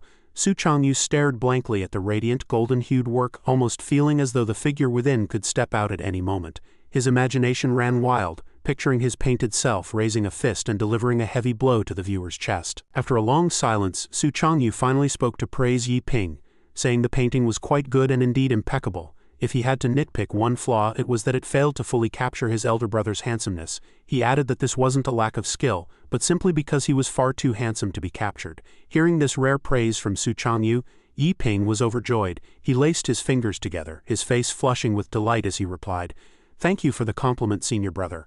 I have always wanted to repay you for your guidance. This painting is just a small token of my gratitude." Suddenly, Su Changyu noticed something unusual on the painting and let out a startled cry. Indeed, at the end of the painting was a red seal that boldly read 4 characters. Layman Qinglian. He looked over with a face full of confusion, thinking, Layman Qinglian, this kid certainly knows how to show off, even coming up with a formal moniker for himself already. Just then, the Taihua Taoist's voice transmission shook the air like a thunderclap. "Changyu, I have thought of a way to save the sect. Come back quickly. Come back." Receiving the message, Su Changyu glanced toward his master's courtyard, wondering, "Master found a solution? For that much silver?" He rolled up the scroll and hurriedly said to Yi Ping before leaving, "I'm taking this painting." "Thank you," Yi Ping replied politely. Such a small matter wasn't worth mentioning. Meanwhile, Su Changyu was still fretting over the sect's affairs. Things had come to this. What kind of turning point could there possibly be? At that same moment, in a location far from the Qingyun Dao sect at the Sun Sword sect, one of the three major sects of Qingzhou, a fire dragon roared toward the heavens, piercing through the spiritual clouds and diving down with a piercing gaze. At the summit of the Sword Enlightenment Cliff, the lightning energy dropped by the fire dragon severed the mountainside, causing the cultivators at the foot of the mountain to look up in shock. One disciple marveled, wide-eyed. As expected of the Four Seasons ancestor, a casual sword strike is truly terrifying. A woman beside him shot him a mocking glance and scoffed, "Cut the chatter, why else would everyone be sitting here? Do the sword marks of ordinary swordsmen deserve to be meditated upon by geniuses like us?" Just as she finished speaking, a bolt of heavenly lightning suddenly fell, striking right next to the startled disciple. As rubble flew, a young man looked up and shouted, "I've realized it, I finally understand, this young master has finally attained enlightenment." Standing behind the two who had just been talking, he roared toward the sky, boasting that the great perfection stage was nothing more than this. The man who had been praising the elder was stunned and cried out, "Heavens, senior brother Shu Hang actually did it, and it's the great perfection of the spring thunder sword, so strong." The woman's attitude did a complete 180-degree turn as she began to flatter him profusely. The Four Seasons Taoist had once said, "Even for a genius, reaching great perfection takes at least 3 years, yet senior brother Shu Hang only took 1. Truly worthy of being one of the top 10 sword geniuses of Qingzhou. Such talent is beyond our reach." Not far away, several elders looked toward Shu Hang and the other cultivators still sitting in meditation. A young man smiled and cupped his hands in flattery.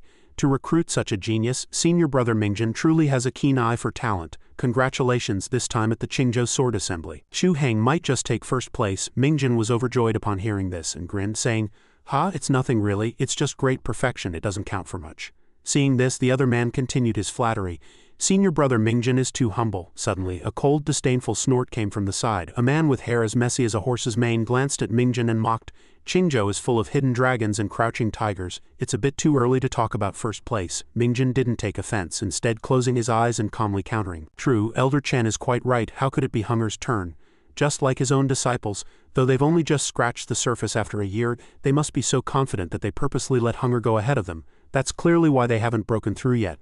Stunned where it hurt, Elder Chen's anger flared. He glared back with a fierce look and shouted, "You brat, you dare mock me?" Seeing the atmosphere grow tense, the young man nearby laughed to smooth things over. All right, brothers, don't be angry. We're all on the same side. Saying he'll be first is indeed a bit of an exaggeration. But the sect master has issued an order this time. We must make the top 10 no matter what." This news came like a bolt from the blue. Elder Chen and Mingjin both turned their heads in confusion and asked, "Oh, why?" The youth pointed toward the sky and said with a solemn expression, "You two may not know since you just came out of seclusion, but those who make the top 10 this time will receive a token for the Taishuan Sword Tower." This reward indeed piqued the interest of both Elder Chen and Mingjin, their eyes widening. Imagining that 8-story pagoda burning under the golden light, the man continued, "I presume I don't need to explain what it means to enter the Taishuan Sword Tower and pass its trials?" Upon hearing this, Mingjin was filled with fighting spirit. He clenched his fist and laughed wildly. "Ha, heaven is on my side. This time my disciple and I will surely claim a spot in the top 10. Please rest assured, Sect Master." Elder Chen couldn't help but throw cold water on him again. "HMPH, don't get overconfident. If a disciple from some nameless small sect beats you to it, you'll lose a lot of face." However, Mingjin and the younger junior brother clutched their stomachs and laughed uncontrollably. "Fine, if a disciple from outside the 3 major sects actually manages to beat Hunger, I'll not only empty your chamber pot for a year, I'll do it while standing on my head." Meanwhile, at the Qingyun Dao sect master's residence, the afterglow of the setting sun was exceptionally warm. Taihua Taoist had laid out a pile of ancient-looking trinkets on the table for Su Changyu to see. Witnessing this, Su Changyu's face darkened and he asked suspiciously, This is the money-making method you mentioned?" A pile of scrap. Various tea sets, wine gourds, tokens, and other unknown objects were piled before the eyes of the eldest disciple of the Qingyun Dao sect. Looking at these items, Su Changyu was instantly petrified. Feeling as if his body were about to crack, he cried out in a daze, "This scrap is your solution? How much money can you get for this pile of junk?" Taihua Taoist squinted and puckered his lips, refusing to admit it.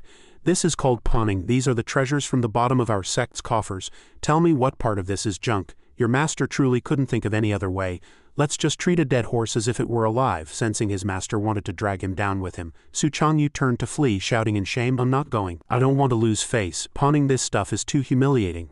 But Taihua Taoist grabbed him by the shoulder and pleaded, "Good disciple, help your master just this once, the very last time." Suddenly, he saw the scroll in Su Changyu's hand and asked in confusion, "What's this?" Hearing it was a gift from the junior brother, Su Changyu tried to stop him, but before he could finish, Taihua Taoist had already snatched the scroll and run off. The sect is about to disappear and you still have the heart for art, take it to be pawned along with the rest. It's not worth anything, you old geezer, give it back. Su Changyu shouted angrily as he gave chase. Time passed and the farce came to an end. Early the next morning at the town's pawnshop, the second manager was all smiles, opening his arms in greeting. Welcome to our humble shop. Please come in, exalted immortals.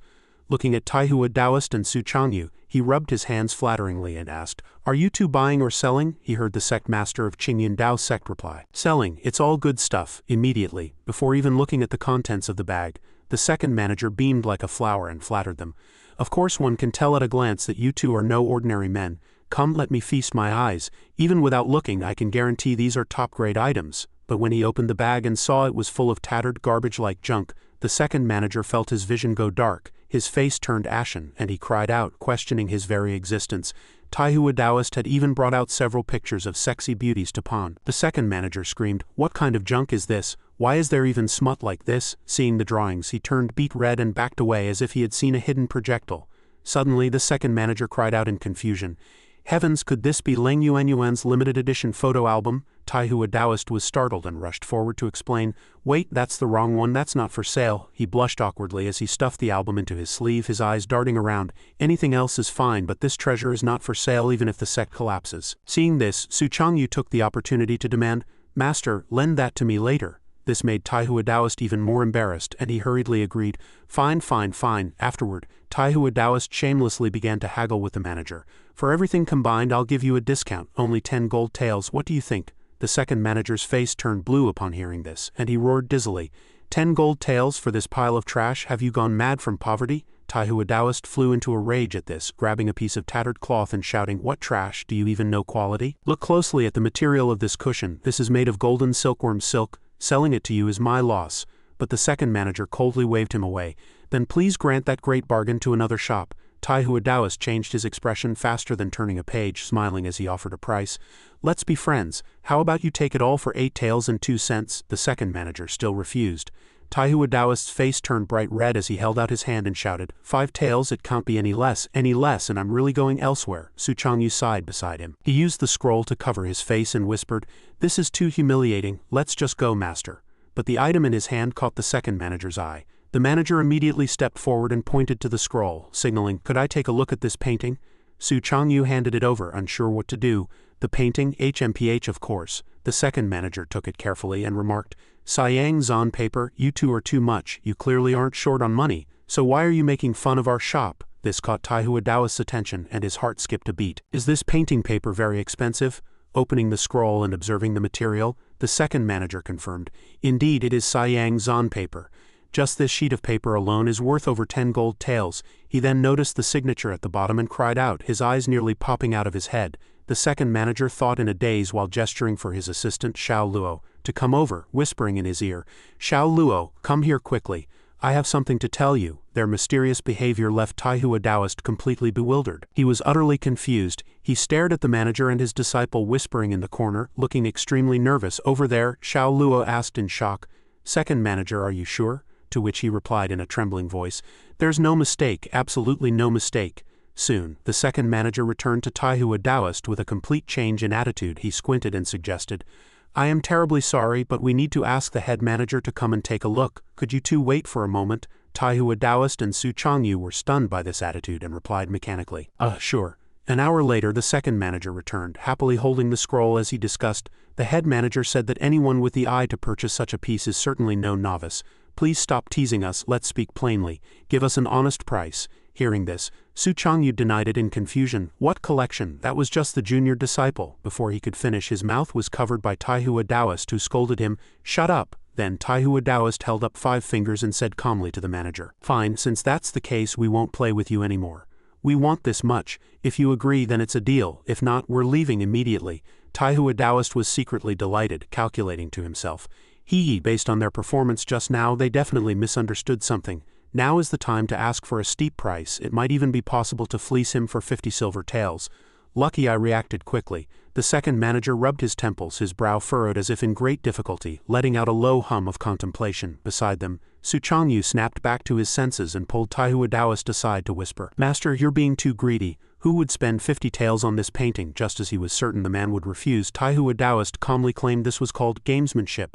Suddenly, the second manager sighed and said, as if having finally made up his mind, "All right, 5,000 taels it is, deal." Hearing this, Taihua Taoist thought his tactic had succeeded. In a fit of ecstasy, he boasted to Su Changyu, "See that? This is gamesmanship. You've got a lot to learn, kid." But he immediately realized something was off. Struck as if by lightning, he asked in a daze, "Wait, how much did you just say?" The second manager squinted uneasily, held up 5 fingers and confirmed in confusion, 5,000 taels. "Wasn't that the price you suggested?" Taihua Taoist and Su Changyu's expressions darkened. They felt almost insulted. "Are you making fun of us?" they demanded. This terrified the second manager, who hurriedly explained, "Why would you say that, exalted immortals? My shop is open for business. I wouldn't dare crack such a joke."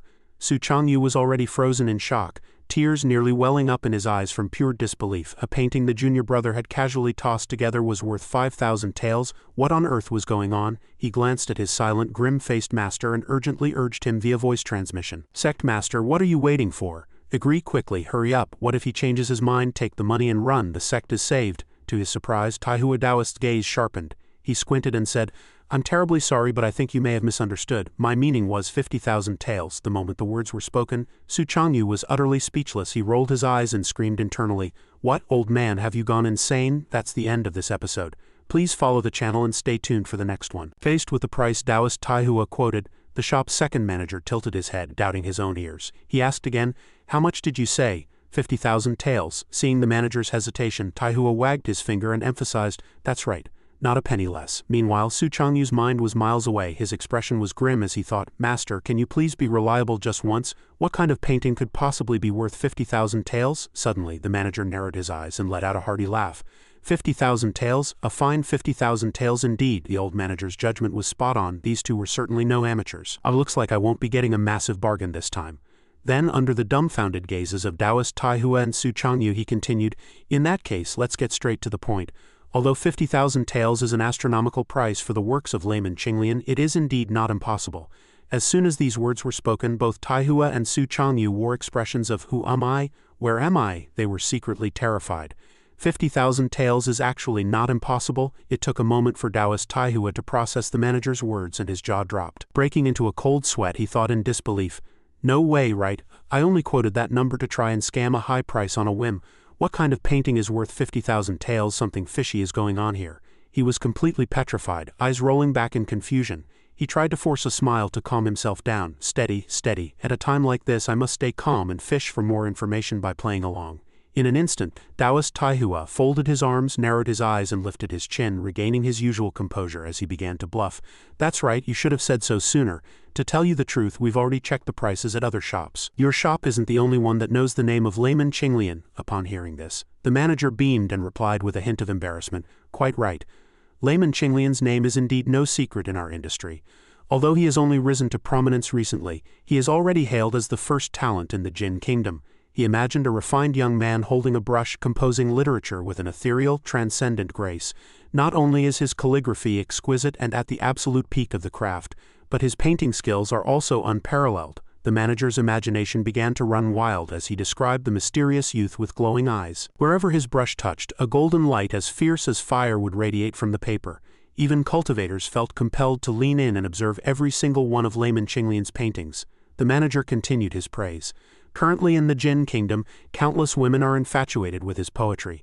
Some fanatical female fans even sleep with layman Qinglian scrolls under their pillows, fantasizing about meeting their beloved." The manager added that they spent entire nights imagining his face. Furthermore, men could not resist the charm of this artistic genius either, offering endless praise. The manager went on to say that countless arrogant scholars had lowered their pride just to imitate his work. This unprecedented style of painting has even transcended the era, sparking a renaissance in the art world. Scholars of all ages find themselves compelled to stop and admire layman Qinglian's superlative works. Every painting possesses a divine spirit and radiates a dazzling golden spiritual power that captures everyone's attention. Suddenly recalling that empty, lonely, and desolate house, the manager said sentimentally, "Alas, it is only a pity that by the time his works were discovered, he had already gone into seclusion. His whereabouts are unknown, and you haven't had the honor of seeing his true face." His imagination flared again, depicting the genius painter walking into the deep mountains while 2 rows of solemn cultivators stood in awe. the manager lamented. Since ancient times, scholars have held the highest status. What learned man doesn't want to make a name for himself and achieve great things to be respected? Yet this layman Qinglian treats fame and fortune like dirt and walked away with such grace. How can we not feel both ashamed and full of admiration? Don't you two agree? After listening, Taoist Taihua and Su Changyu stood as still as wooden chickens, their faces screaming what the hell is going on, as they thought, did I hear that right? Does this mean junior brother, my silly disciple? Suddenly, proving that the older the ginger, the spicier it is, Taoist Taihua remained unfazed. He flashed a professional smile and spoke like a machine. Precisely, it's exactly as we heard. This caused Su Changyu to turn his head in shock, wondering privately, Master is lying to him. Meanwhile, the manager happily chimed in. Then the two of you must have heard this painting has one major flaw. It is a portrait. Compared to the pure landscapes he excels at, the value is indeed worlds apart. These words made Su Changyu's heart tighten. He scratched his head in agitation, muttering to himself, ha ha ha, is that so? I thought my peerless looks would definitely add a lot of value to this painting, how embarrassing. Suddenly the Taoist Taihua beside him turned dark, radiating a murderous aura. He gritted his teeth and sent a telepathic message. Su Changyu, you brat, you can still laugh, didn't you hear? The value is worlds apart. Seeing this, Su Changyu stuck out his tongue in fear and stammered a persuasion. Master, calm down, he hasn't said how much we lost yet, right? At the same time, the manager looked at the portrait, and with an aggressive air gritted his teeth and weighed the value. It has shrunk by at least tens of thousands of taels. What a tragic waste of a masterpiece. Hearing this, Taoist Taihua turned his head like a ghost, his eyes bloodshot and filled with murderous intent. He roared via telepathy, my dear disciple, I really want to eat someone right now. I want to eat someone. Terrified, Su Changyu's face went pale as he reminded him, Master, stay calm or we'll blow our cover. However, on the surface, Taoist Taihua maintained his sage-like aura and said flatly to the manager, enough nonsense, just give us a price. If it's lower than the other shops, we're leaving immediately. The pawnshop manager narrowed his eyes and smiled as he bargained. 10,000 taels, that's the highest we can offer. After all, this isn't a pure landscape and there's no inscribed poem. So, before he could finish, Taoist Taihua spat out a single word decisively. Deal. This unexpected move from the sect leader of the Qingyun Dao sect made the manager exclaim, aren't you going to haggle? Taoist Taihua casually urged, no need, you have a kind face, just give us the money. Time passed, and outside the pawnshop the streets were bustling, walking down the road. Su Changyu caught up to Taoist Taihua and asked in confusion, Master, I thought you would try another shop. He heard the explanation. This is enough. One must know when to stop. His gaze was sharp. Although he wasn't good at managing a sect, Taihua knew their own weight, he continued. With our meager strength, if word gets out, could we escape? An ordinary man is innocent, but harboring a treasure makes him guilty. Then his attitude shifted, and he laughed heartily, listening to Su Changyu's praise. Fortunately, Master was calm and witty. I hadn't even realized what was happening at the time. Taihua replied very smugly, of course, otherwise how could I be your master? The two then looked at the large denomination silver note, ecstatic. Suddenly Taihua held the note high and shouted, this is 10,000 taels, we're rich, I've never seen so much money in my life. The sect is finally saved. Following behind, Su Changyu clutched his chest, unable to stop grinning. But his joy didn't last long before Taihua smacked him on the head, making him cry out in pain. Taihua scolded, by the way, you brat, who told you to paint a portrait? We lost tens of thousands of taels. Su Changyu rolled around in pain, wailing, ow, ow, ow, how was I supposed to know portraits weren't worth anything? After venting his anger, Taihua looked at the silver note and muttered in deep thought, what exactly is little Yi Ping's background? How many secrets is he keeping from us? Hearing this, Su Changyu looked aside and speculated, maybe junior brother has his reasons. I don't think he's a bad person, maybe he doesn't even know himself, but what was with that expensive zone paper? Taihua agreed. I also don't think that kid is faking his innocence. Then his face darkened, and with a far-reaching gaze he decided on something important. In that case, let this matter stay between us. Bury it in your heart and don't go poking around. Everyone has their secrets. When he wants to talk, he'll tell us naturally. Seeing the dark aura radiating from him, Su Changyu looked at the sect leader's back and commented, it's rare to see you so serious. Given your character, I thought you'd go and scam a few more paintings out of him. Taihua suddenly said, enough nonsense. Let's go. This left Su Changyu confused. Where are we going? Taihua looked back, his eyes like those of a shady merchant, mysterious and vague. Your junior brother helped the sect so much, as his master I must give him a gift. This confused Su Changyu even more. A gift? A moment later, the two stood before a 3-story building. A gold-lettered inscription on a red plaque read, Miyuan Pavilion. Seeing this, Su Changyu's face darkened, and he asked in disbelief, I say, master, you aren't thinking of entering Miyuan Pavilion, are you? That's it for today's episode. Everyone remember to follow the channel to watch the next episode. Su Changyu looked at Taoist Taihua, questioning his reality, and asked, Master, have you become too arrogant? This is the biggest shop in Baguio City. However, Taihua stood with his hands behind his back and walked up the steps with grand momentum, replying, "What the hell are you afraid of? This money was earned by little junior brother anyway. Since he's a genius, we must go all out to nurture him. This is for the future of our Qingyun Dao sect. Don't mind that I'm usually greedy, lecherous, and unreliable. I'm very clear-headed at critical moments." In an instant he put on a rogue-like expression and used his fan to hide his devious thoughts, saying, "In the future, whether the sect rises to the third, second, or even first rank might all depend on him." Hearing this, Su Changyu rolled his eyes and shouted, feeling the sting in his wallet, "But this is Miyuan Pavilion. I heard it's terrifyingly expensive." But Taihua took out the silver note from the painting sale and teased his disciple excitedly, acting tough. "Is there anything more expensive than this?" Having said that, he turned toward the main entrance and continued, "Fine, stop talking. Act like a rich person. Be confident. The key to being a rich bro is confidence." As soon as they entered, they were greeted by two beautiful girls dressed scantily, constantly blowing kisses. "Welcome to Miyuan Pavilion. Please come in, immortals." Seeing the beauties, Taihua's old face turned red with excitement. He secretly marveled, "Wow, rich people's places are indeed wonderful." Looking at their ample curves and then remembering the old man from the pawn shop, his interest vanished. Just then, a girl walked over and asked him excitedly, "May I ask if you two are looking to buy Dharma treasures or secret manuals?"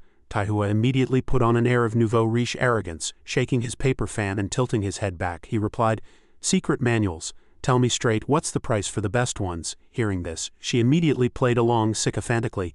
"I can tell at a glance that you are a man of character who wants top-tier goods."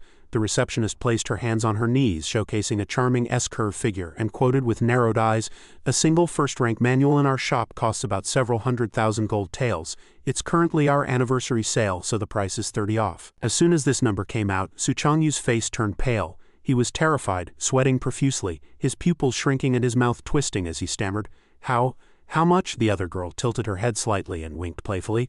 "Only several 100,000 gold taels. Sir, you won't find such a cheap price once the anniversary is over." These words left Su Changyu dejected, petrified on the spot as he complained internally, "Cheap? She calls a price of hundreds of thousands cheap? The world of the rich is truly beyond imagination. Poverty has limited my imagination." Suddenly Taihua leaned in. With a grim face and gritted teeth he whispered a reminder, "Gold tails, stay calm, don't blow our cover."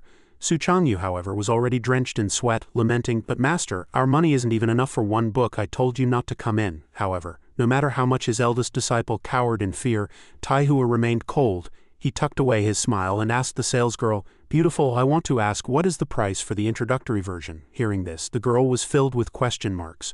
Thinking the customer had made a mistake, she asked in confusion, "Only the introductory level? Are you sure? What use could an introductory version have?" To the side, Taihua answered calmly with total confidence, "Never mind if it's useful or not. I'm asking if you have it." These words made the girl turn serious as she reminded him, "We have it, but I advise you to reconsider. Our shop does not accept returns." Despite this, he insisted on buying and asked for the price of a first-rank introductory version. The girl replied somewhat hesitantly, "That price is naturally much cheaper." Meanwhile, Su Changyu was once again dumbfounded, trying to persuade his troublemaking sect leader. "Calm down, master. Don't copy my posturing just for the sake of face. Why would you spend 10,000 taels on a useless introductory technique?" Taihua blocked him with his hand and said with a shrewd look, "Useless, my ass. Did you forget how freakish your junior brother's comprehension is? The introductory level is enough." Hearing this, Su Changyu felt as if he had been struck by lightning. He suddenly realized, "Oh right, how could I forget? He could comprehend an entire set just from a sword mark one randomly made. So what will happen with an actual introductory manual?" Then the devil inside him was revived. His eyes lit up and he gave a thumbs up to praise Taihua. "Exactly, master is right. For that freakish junior brother, the introductory version is definitely enough. No problem at all, we're going to make a killing this time." A moment later, the salesgirl returned with a tray holding the books and said, "I just asked the manager. These 3 first-rank introductory manuals can be sold separately." Hearing Taihua ask, "Which one is the most powerful?" the girl held the books, glancing to the left as if recalling the contents of each. She then shared, "The most powerful, that would be this one, the River Sword Technique section. It is called that because once mastered, the sword's momentum is as relentless and surging as a great river. Truly terrifying. Moreover, it is connected to even higher-level techniques. If someone with exceptional comprehension studies it, they might even have an epiphany and realize the next stage, the Spirit Sea Sword Technique." She then narrowed her eyes and quoted the price to Taoist Taihua, but this was also the most expensive one. Buying just the introductory chapter would cost 9,000 gold taels. This made Taihua's head lurch as if his soul had left his body. He was secretly horrified. A mere introductory chapter costs this much? After a moment of deep thought, as if some nerve had snapped, Taoist Taihua suddenly radiated an imposing aura. He thought, damn it, I'm going all in. If I'm buying the most expensive one here. He widened his eyes, opened his mouth and roared, wrap it up. Not only that, but under Su Changyu's dumbfounded gaze, Taihua pointed to several items on the shelf and said he would use the remaining money to buy some high-grade qi refining and qi boosting pills. Su Changyu rushed to stop him, asking, Master, are you really not going to leave a little for emergencies? He replied with unusual determination. Since I said we're going all out to nurture him, then we go all out. I'll fight for this even if it kills me. This decisiveness made Su Changyu's eyes bulge and his jaw drop. He never expected his usually unreliable scamming master to be so loyal and generous at this moment. He then narrowed his eyes and teased, Master, you haven't been possessed today, have you? Meanwhile, Taoist Taihua was already in tears, pulling out that silver note with agonizing pain. Heartbroken, he muttered to himself, nonsense, my 10,000 taels, oh my 10,000 taels. Seeing him clutching the money so tightly he wouldn't let go, the salesgirl had to remind him, please let go, sir, are you buying this or not? A moment later at the shop entrance, Taoist Taihua was teary-eyed, completely petrified, being helped out by Su Changyu. He sobbed as he walked, it still hurts so much, Changyu, it really hurts. This made Su Changyu incredibly embarrassed, and he said helplessly, Master, you've been crying the whole way, it's very humiliating for me. Suddenly, Taihua let out a startled cry, his eyes wide. All right, I just remembered, don't your second and third junior brothers have to take the Alchemist and Array Master exams at the end of the year? Su Changyu also snapped out of it and replied, I think so, why are you going back in to buy more? But we're out of money. Hearing this, Taoist Taihua rolled his eyes in anger and loudly denied it. How could I go back? Those two haven't even let me withdraw money lately. They're annoying enough as it is. Then he suddenly shouted, Come on, Master will take you to a great place with treasures. These words left Su Changyu utterly confused. Then he heard the sounds of hawking. Secret manual clearance sale, secret manual clearance sale. A pot-bellied boss was sitting cross-legged behind a roadside stall, smiling with narrowed eyes as he promoted his goods. Sold by the pound, 12 gold taels per pound. Buying is earning, no scams, no regrets. Seeing Taihua and Su Changyu, the boss enthusiastically beckoned them. You two want a pound? Looking at the scene before him, Su Changyu fell into deep self-doubt. Who am I? Where am I? His brain could not keep up with his master's train of thought at all. This is the great place with treasures you were talking about. To the side, Taihua patted Su Changyu's shoulder and explained with a meaningful smile, Don't look down on it just because it's cheap. You can really find treasures in here. Otherwise, where do you think your 4-season sword technique came from? These words exploded in his mind like a thunderbolt. Su Changyu froze on the spot and blurted out, What the hell? Before his disciple could react. Taihua had already stepped forward to bargain. 10 taels a pound, are you a highwayman? 10 silver taels for 10 pounds, sell it to me and I'll buy some. But the stall owner waved him off. That won't do. These are all high-quality goods. Taihua immediately cursed him out. Quality my ass, who are you trying to scare? Hurry up, are you selling or not? If not, we're leaving right now. Seeing this, the stall owner quickly tried to negotiate. 5 pounds at most, while Taoist Taihua was acting like he'd been injected with chicken blood. Shouting at the top of his lungs to haggle with the owner, Su Changyu crouched down to flip through a stack of books. Immediately, his brow furrowed, his mouth hung open in disbelief, and his expression looked as if his entire worldview had been shattered. That pile of books actually contained all sorts of bizarre and ridiculous titles, ranging from Martial Dao's Sacred Fetus, developing the perfect vision, to the Martial General. Hard work eventually leads to the day of soaring, and from the 10 dragons, 10 elephant spirit art to the scandalous The Mistress Knocks on My Door at Midnight. The more he looked, the paler Su Changyu's face became. Cold sweat poured down as he fell into extreme panic, recalling what his master had just said. Don't look down on it just because it's cheap. You can really find treasures in here. He gritted his teeth in rage, cursing inwardly. What kind of crap could anyone possibly learn from these? If someone can actually master anything from this, I'll eat 3 pounds of boogers right here in front of the audience. Taihua Taoist clutched a massive bundle to his chest, looking immensely satisfied. Returning laden with secret manuals, he squinted his eyes, the very picture of self-indulgence. Su Changyu, meanwhile, watched his master with an expression that clearly said, I don't know this man. Having witnessed the Taihua Taoist penny-pinching nature firsthand, he asked skeptically, Master, aren't you going to buy anything for yourself? Bathed in the golden glow of the setting sun, the Taihua Taoist grinned so wide his eyes vanished. Why would I buy anything for myself? He sighed with sudden sentiment. As long as you all in the sect remain stable, that is the greatest happiness for this master. This left Su Changyu in a momentary daze. He began to wonder if the Taihua Taoist had been possessed. His master seemed positively nauseating today. Hearing this, the old man's face turned a violent shade of red. He whipped around and barked. Scram, you brat, I'm giving you 7 days to master the introductory chapter of the River Sword art. Fail and you're banned from bragging for a whole year. This gave Su Changyu a fright. Me, learn it? He asked in disbelief. Sensing his resistance, the Taihua Taoist delivered a sharp rap to his head. Rolling his eyes, the master shouted, Stop your nonsense. If we give the manuals directly to little Yi Ping, would he still need us? How would you show off then? Go and master that sword art quickly. An introductory chapter is something anyone with a brain can learn. Once you have, you can pose as a grandmaster and teach him. Since there's nothing else to do for the next 2 days, take these bargain bin books and give them to him first. Having received his master's instructions, Su Changyu stared at the large bundle that had been shoved into his hands and muttered to himself, "Master, with our junior brother's freakish talent, do you think he might actually gain enlightenment from this pile of trash?"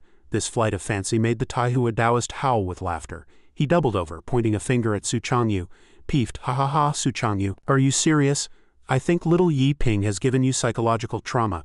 Do you really think the Four Seasons sword art was also bargain bin trash? I was just teasing you." He then pictured a scholar resting his chin on his hand, staring at calligraphy on a desk in frustration, and added that while street stall manuals often borrowed the artistic mood of real techniques, they were essentially just poorly written sensationalist novels, not actual cultivation methods. Do you understand the difference between pulp fiction and official history?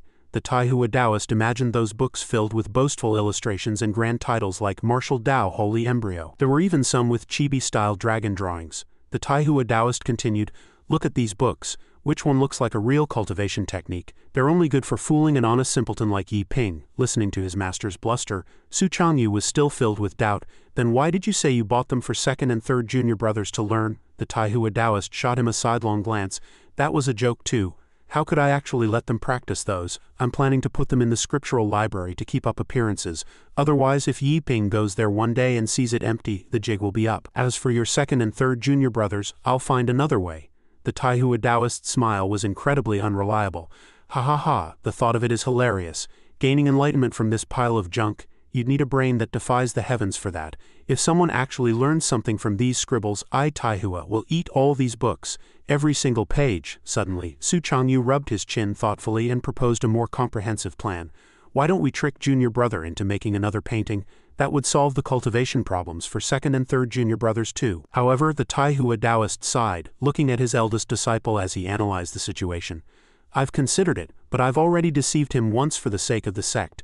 If I do it again, I'm afraid I'll start seeing little Yi Ping as nothing more than a cash cow. But looking at it from another perspective, a single casual painting from him is worth hundreds of years of our sect's effort. The sect needs money to grow, and money is hard to come by. It's a difficult choice." Su Changyu's jaw dropped at this heart-to-heart, shocked by his master's bizarre logic. Immediately after, he saw the Taihua Taoist return to his usual shiftless self. The old man twisted his mouth and grumbled, "This is why I hate having a conscience. It's a pain. Forget it, forget it. I'll think about it more when we get back.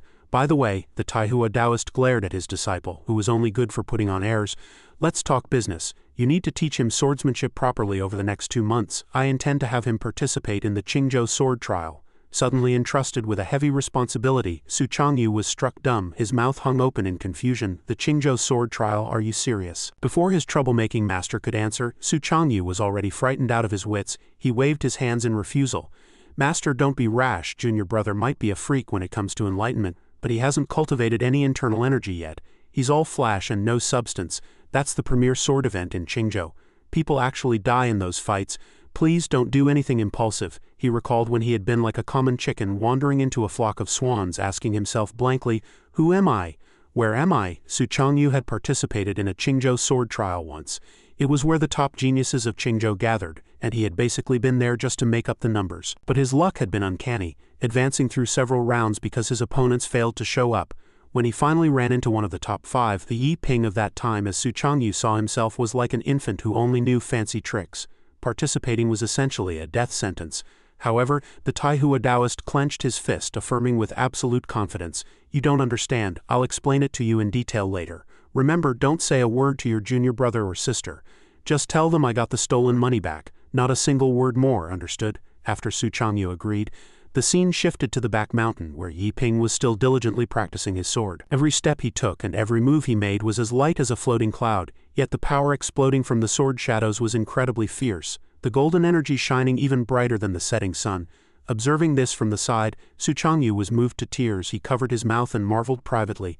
"Ah, I was only gone for a little while and he's already grasped sword momentum. I'm so jealous, so envious." It took him a moment to find his voice. "How is the practice going, Yi Ping?" The youth immediately stopped and looked at Su Changyu with curiosity.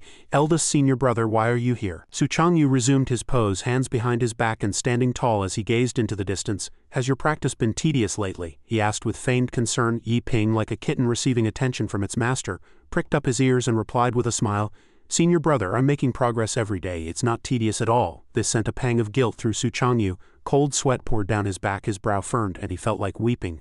"Progress every day, is that something a human says?" Suddenly, Yi Ping looked at Su Changyu in confusion. "Why do you ask, senior brother?" Su Changyu crossed his arms. "It's nothing. I just thought that if you were bored I would give you a new manual." Upon hearing this, Yi Ping rushed forward excitedly, leaning in close and shouting, "Senior brother, I'm bored to death." Meanwhile, deep in his heart, his eyes were sparkling. He thought to himself that a single sword mark from his eldest senior brother had allowed him to comprehend a sword technique. If he were given another immortal manual, wouldn't he ascend to godhood on the spot? Without making Yi Ping wait, Su Changyu produced a worn-out book. This manual is called The Primordial God-Fiend Art. The cover of the book depicted a roaring beast with its maw wide open, emitting a brilliant golden light from its throat. Yi Ping couldn't believe he was being given such a divine method. His eyes widened in shock. The Primordial God-Fiend Art, if it weren't a peerless technique, how would it dare call itself God-Fiend? A subtle knowing smile played on his lips as he marveled inwardly. This is it. If this doesn't count as a hidden sect, what does? Seeing Yi Ping grinning ear to ear with the book, Su Changyu began to spin a tall tale. "Junior brother, I stumbled upon this technique by chance in an ancient ruin. Its origins are unknown. However, as cultivators, we can not only practice the way of the sword. Body tempering and spiritual cultivation are both indispensable." He folded his arms and taught with a firm gaze, "You have already missed the optimal period for spiritual cultivation, and your spiritual roots are quite poor, so focusing on body tempering is a good thing. With a powerful physique and the swordsmanship you've learned, you won't be inferior to any spiritual cultivator." As soon as he finished speaking, Su Changyu's internal self clutched his burning face in embarrassment. "What on earth am I making up? Even I feel awkward saying that. Who would want body tempering if they could do spiritual cultivation?"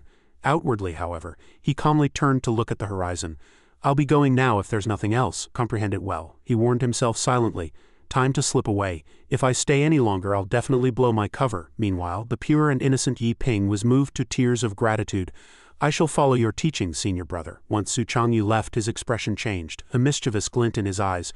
"Once I master the river sword art, I'll come back and give him a real earful of bragging. Just thinking about it makes me restless. I love bragging. Bragging makes me happy."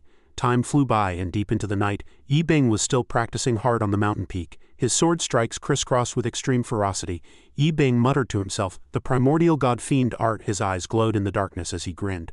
"Just the name alone is incredibly cool. The thunder gold art from before can't even compare. I'm itching to start practicing it immediately." He didn't stop his sword movements, focusing his mind and swinging his blade with resolve. "However, I must be fully concentrated when I practice. I cannot be careless." His brow furrowed slightly, his eyes filled with fighting spirit as he promised himself, "The more it's like this, the more I need to stay steady. I'll focus on consolidating the four thunder sword art first. I must not rush into things." The next day at Changyu's residence, the courtyard shimmered under the mountain sun. He sat cross-legged, the introductory chapter of the river sword art spread out before him, looking very focused. However, after flipping through a few pages, Su Changyu's face began to fall, turning as grim as if he had a grudge against the whole world. His eyes stared as if he'd seen a ghost, sinking into utter despair. With a what-the-hell expression, he lamented inwardly, "What do? I don't understand it at all. Didn't he say anyone with a brain could learn this?" Having received the manual from Su Changyu, Yi Ping wished he had 6 arms so he could start practicing immediately. Since he hadn't finished the 4 thunder sword intent, he didn't abandon the old for the new, continuing to hone every bolt of thunder sword chi to perfection.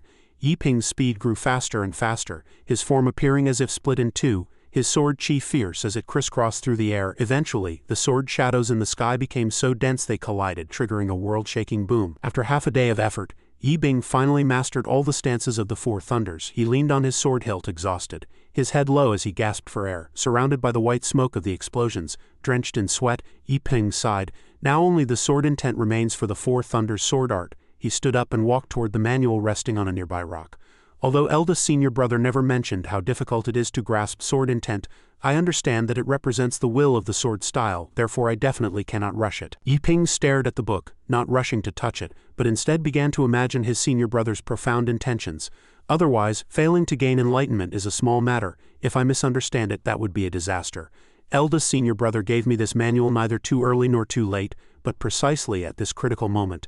He clearly feared I would be too impatient and grasp the wrong sword intent. Suddenly, he felt the sunlight on his body, turning his sweat into sparkling stardust.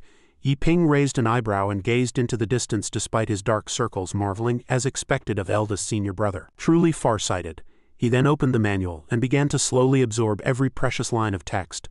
The book, titled The Primordial God-Fiend Body Tempering Art, was densely packed with techniques. The first few pages didn't have a single illustration. Yi Ping read, "I am Taoist Venerable Mo Quan, born before heaven and earth were divided.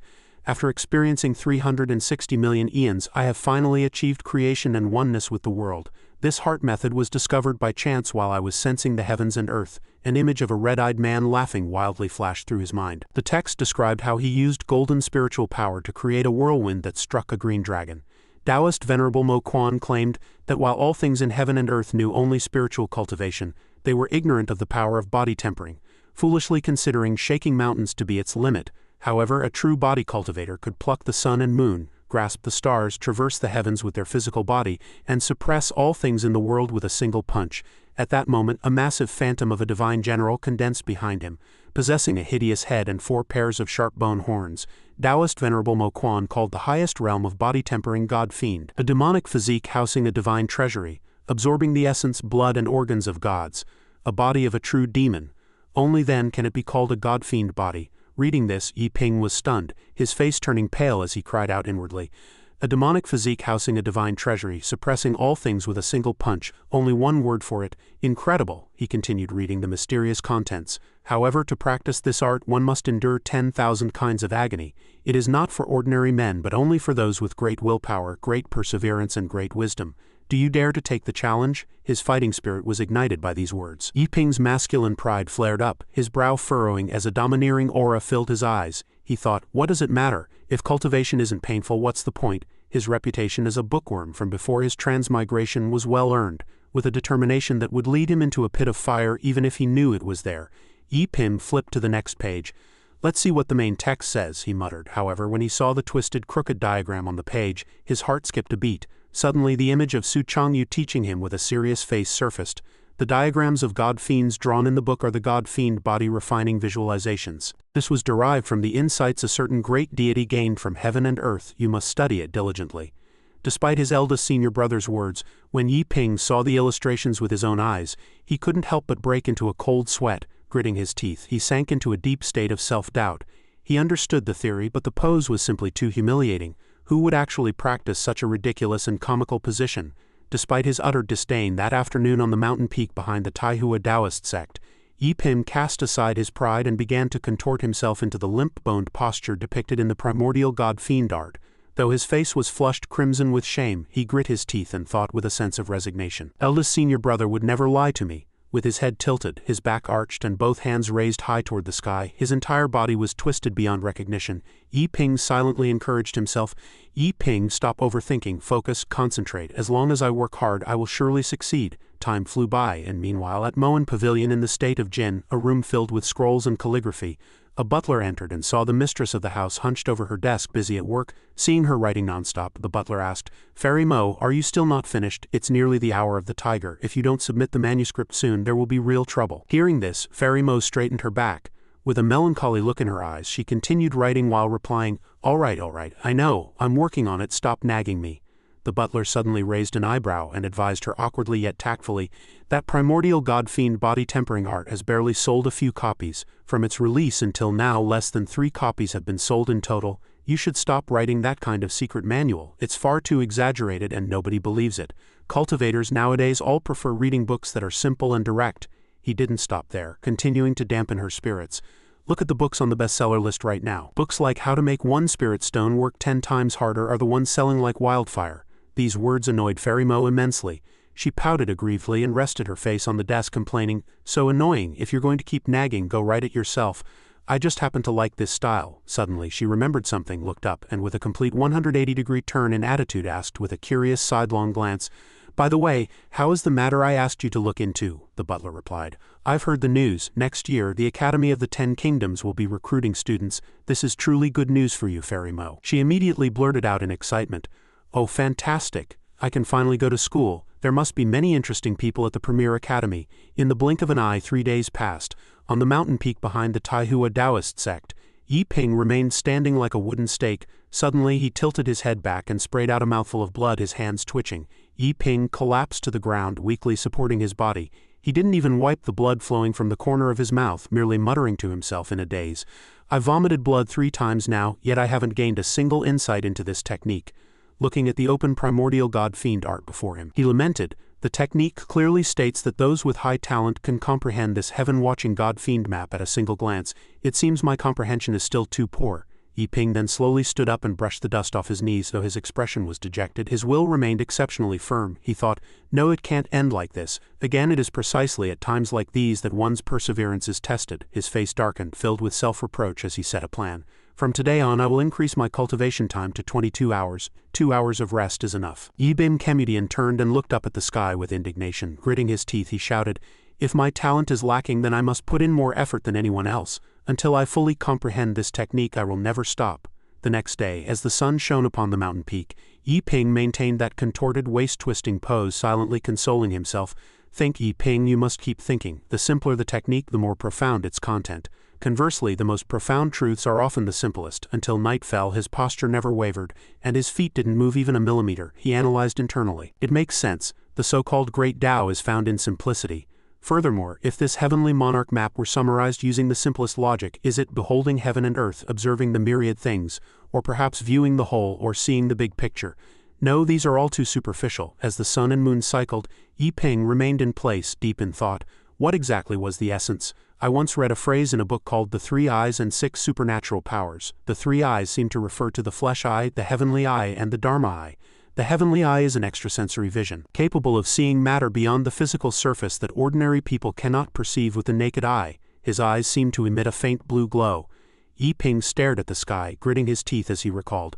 Then what is the Dharma eye? It seems to be a higher level of cognition regarding the essence and laws of all things, not limited to the appearances seen by the physical eye. He gazed into the high sky with extreme focus, unwilling to accept his own mediocrity. Yi Ping muttered, "I must strive to think on a higher level, to understand the essence and laws of all things." He grit his teeth. His brow furrowed as every neuron in his brain operated at full speed. He murmured, vowing to find that higher level of essence and law. Beholding the heavens, the Dharma eye. Suddenly, the light of truth seemed to pierce through Yi Ping's heart. His eyes snapped wide open, his face filled with astonishment. Immediately after, a silver radiance emanated from his pupils, and his countenance instantly became calm and serene. He blurted out, "I've got it." At the same time, Yi Ping watched the sun dip below the horizon, sighing with emotion. "I seem to have comprehended a little bit." Yi Ping gazed up at the distant high sky, murmuring philosophies of life to himself. To an ordinary person, the sky seems merely vast and boundless, yet they do not know what the so-called sky truly is. His brow furrowed and his eyes widened as he ground his teeth, summarizing the truth he had just realized. The Buddha and the demon reside in the original heart. The realm of the mind determines how one perceives all living beings. Yes, eldest senior brother, I understand now. The true meaning of the secret manual is that a god and a demon lie dormant within everyone's origin. One need only look inward with sincerity to find them. Yi Ping let out a long sigh, gently stroking his chest to soothe the heartache that had yet to subside. He lamented inwardly, "Yi Ping, oh Yi Ping, how could you be so dull-witted? You nearly missed the moment of enlightenment." Immediately after, he thrust a fist toward the sky and pressed his other hand together in a half-prayer, as if a bodhisattva were manifesting through him. He thought, there is no need to look up at the sky at all. That was a misunderstanding. Observing the heavens actually requires one to turn the heart into an eye to perceive the original heart of this world. One must seek it to find it. Then Yi Ping opened his arms to welcome the breeze and closed his eyes to feel the vitality surrounding him, continuing his realization. At the deepest part of the soul, there is one's own god and demon. As a gust of wind swept past, he suddenly snapped his clear eyes open. He stared intently ahead, wanting to take in every detail of the scenery. Suddenly a deity with 12 arms appeared before Yi Ping's eyes. The figure had its primary hands clasped together, while the remaining arms each held a divine weapon. Behind it hung a massive blazing orb of fire. Yi Ping's pupils constricted sharply, nearly losing focus. He frowned and wondered, is this truly my inner god demon? It looks incredibly powerful. Meanwhile, in another world, night had fallen over the Academy of the 10 Nations. In the ruins of the rear mountains, several cultivators stood scattered across the rocks, watching a meteor streak across the night sky. A man with beast-like fangs cried out in excitement, "Such an omen signifies the descent of a godhead. The heavens have not forgotten the righteous path." Seeing this, a dignified man of strict bearing turned to remind him, "How many times must I tell you, learn restraint? How does that look of yours resemble someone from the righteous path? HMPH, you look like a total demon," rebuked. The fanged man turned pale and responded as obediently as a pup. Senior brother, I'm sorry, I was just too excited." Seeing that he acknowledged his mistake, a senior brother continued to gaze at the sky, musing, "Why are you so excited? Such celestial omens are not always accurate," he thought to himself. "If we relied solely on omens, our righteous path would likely have fallen long ago." These words left the fanged man feeling unsatisfied, and he stammered, trying to argue. But senior brother, only to be cut off. "Yes, I am aware. Let us observe further." The dignified man allowed his cloak to snap in the wind as he looked up at the brightest star in the night sky, sighing, "If it is gold, its brilliance cannot be hidden forever." A moment later, the meteor tore through the starry sky, leaving a straight and exceptionally striking trail. At the same time, in the great Shah Imperial Palace, the king, seated upon his dragon throne, also saw the meteor. A woman in a fitted cheongsam sitting beside him had just placed a berry to her lips when she blurted out, "Your Majesty, a star has fallen. Could it be the omen of the sovereign's advent?" She then leaned closer to the throne, looking at the king with uncertainty. "What if a godhead truly descends into this world, but not within our great Shah?" Resting his chin on his hand, the king of Great Shah revealed a pair of cold golden pupils and declared with absolute authority, "Then we shall simply seize it. All under heaven is the king's land. What is a mere godhead?" Meanwhile, on the ice plains of demonic beasts, there was nothing but white, sprawling snow. As the meteor's trail crossed the aurora in the sky, a white-haired man standing before the carcass of a giant beast was also drawn to the anomaly. Bare-chested, he looked up to watch the streak left by the meteor. The white-haired man possessed knotted muscles, and his red pupils flickered with a hint of curiosity. He then broke into a grin, thinking with great interest, the birth of a godhead, fascinating. In the direction he was glancing, a monster with a goat's head and glowing green eyes was charging toward him with a weapon in hand. As he unsheathed his sword, he thought, "It seems my demon race must work harder as well." Time passed, and the scene shifted back to Su Changyu's residence, where a massive full moon illuminated the small hut atop the mountain. At this moment, Su Changyu's eyes were rolled back, as he studied that 1,000 gold-valued secret manual he had read until he was practically vomiting bile. He complained dejectedly, "This makes me want to throw up." He collapsed to the ground, scratching himself as 2 streaks of tears burst from his eyes. He howled, "It's just like before, I can't understand a single thing. Is there no bastard out there who can point me toward a clear path of cultivation? This is infuriating." Su Changyu squatted and looked out at the rolling mountain range amidst the sea of clouds, complaining inwardly, "It's one thing that I can't master it. I'm used to that anyway. The real problem is master." Suddenly, his imagination ran wild, picturing Taoist Taihua with bloodshot eyes, waving a long sword and roaring, "Give me back my 10,000 taels of silver." That was 10,000 taels. Instantly, Su Changyu froze in place, trembling all over. He thought in terror, "That money-grubbing fellow will definitely never let me off." Just as he was sighing at the heavens, lamenting his lot in life and worrying about his future, he suddenly saw a cyan meteor streak across the sky, leaving him bewildered. The meteor? But he didn't give it much thought. He picked up his pipe, leaned against a rock and sank into a daze. Whenever the hour of the rat arrived, his mood would become exceptionally depressed and dark. Could this be the legendary late-night depression? Taking a deep puff of smoke, Su Changyu asked himself with a sense of loss, "Tell me, what is the meaning of life?" His lonely figure, sitting solo on the mountain peak under the moonlight, was seen clearly by his junior sister at the foot of the mountain. She rested her chin in her hand, leaning back, and thought with casual curiosity, "What's been wrong with eldest senior brother lately? He looks at the stars by himself every time at this hour." The junior sister glanced toward the Qingyun Taoist sect. Sitting nearby in meditation, the second senior brother, Shu Luokan, spoke up to inquire, "Does he perhaps have something on his mind? What do you think?" Shu Luokan opened his eyes and looked ahead, speculating, "It must be because the new junior brother's talent is too poor. But as the eldest senior brother of the sect, for him to lack even this much patience, how unseemly." With that he stood up, his frost-cold face showing resolve. "Tomorrow I shall go and teach that little junior brother a lesson, and give him a lecture on eldest senior brother's behalf to show him what it means to be a proper mentor." However, they had no idea that a world-shaking anomaly had already occurred on Yi Ping's side. The 12-armed divine statue towered in the void, surrounded by the echoes of eerie incantations. The statue's eyes erupted with dazzling golden divine light, and even the cinnabar mark on its brow was glowing as whispers filled the air. Yi Ping sat cross-legged on the ground, hands folded, eyes closed in meditative cultivation. A moment later he opened his eyes, which were swirling with the brilliance of a galaxy, and said, "So this thing is actually a body-tempering technique exclusive to me." Standing before the giant statue, Yi Ping seemed incredibly small, yet he felt no pressure at all. Instead, he was strangely excited. He closed his eyes to concentrate. Although only a few seconds had passed in reality in Yi Ping's consciousness, it felt as though several hours had gone by. This god-demon within his mindscape was forging an indestructible iron body, grasping the great Tao of heaven and earth, standing tall between the firmaments. The god-demon lifted Yi Ping high, looking down upon the person who had summoned it. The statue's gaze was like fire, and its pressure swept out in all directions. This was no joke. His entire body emanated a terrifying aura that made it impossible to look at him directly. The god-demon's red pupils suddenly widened, those all-seeing eyes staring fixedly at Yi Ping. Simultaneously, an image of a deity practicing mysterious techniques appeared within Yi Ping's pupils. A massive influx of insights into the technique crashed into his consciousness like a vast ocean churning within his mind. In reality, he was sitting cross-legged atop the mountain peak, white mist swirling behind him. Yi Ping's eyes were wide, shimmering with a light like green jade, unblinking, a sign that he had entered a deep meditative trance. A moment later, Yi Ping stood up and looked into the distance, pondering.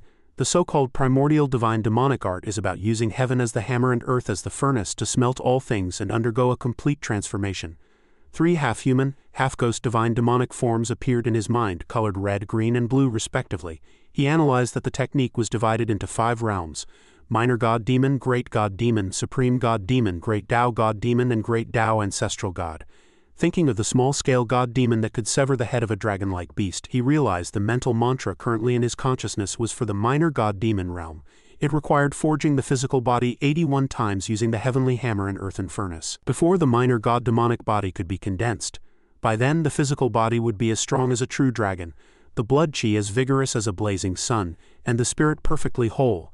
He imagined himself standing between heaven and earth, wielding the heavenly hammer and earthen furnace, welcoming the spiritual energy of the world like a thunderclap. With himself as the center, energy transformed into a torrent pouring into his body.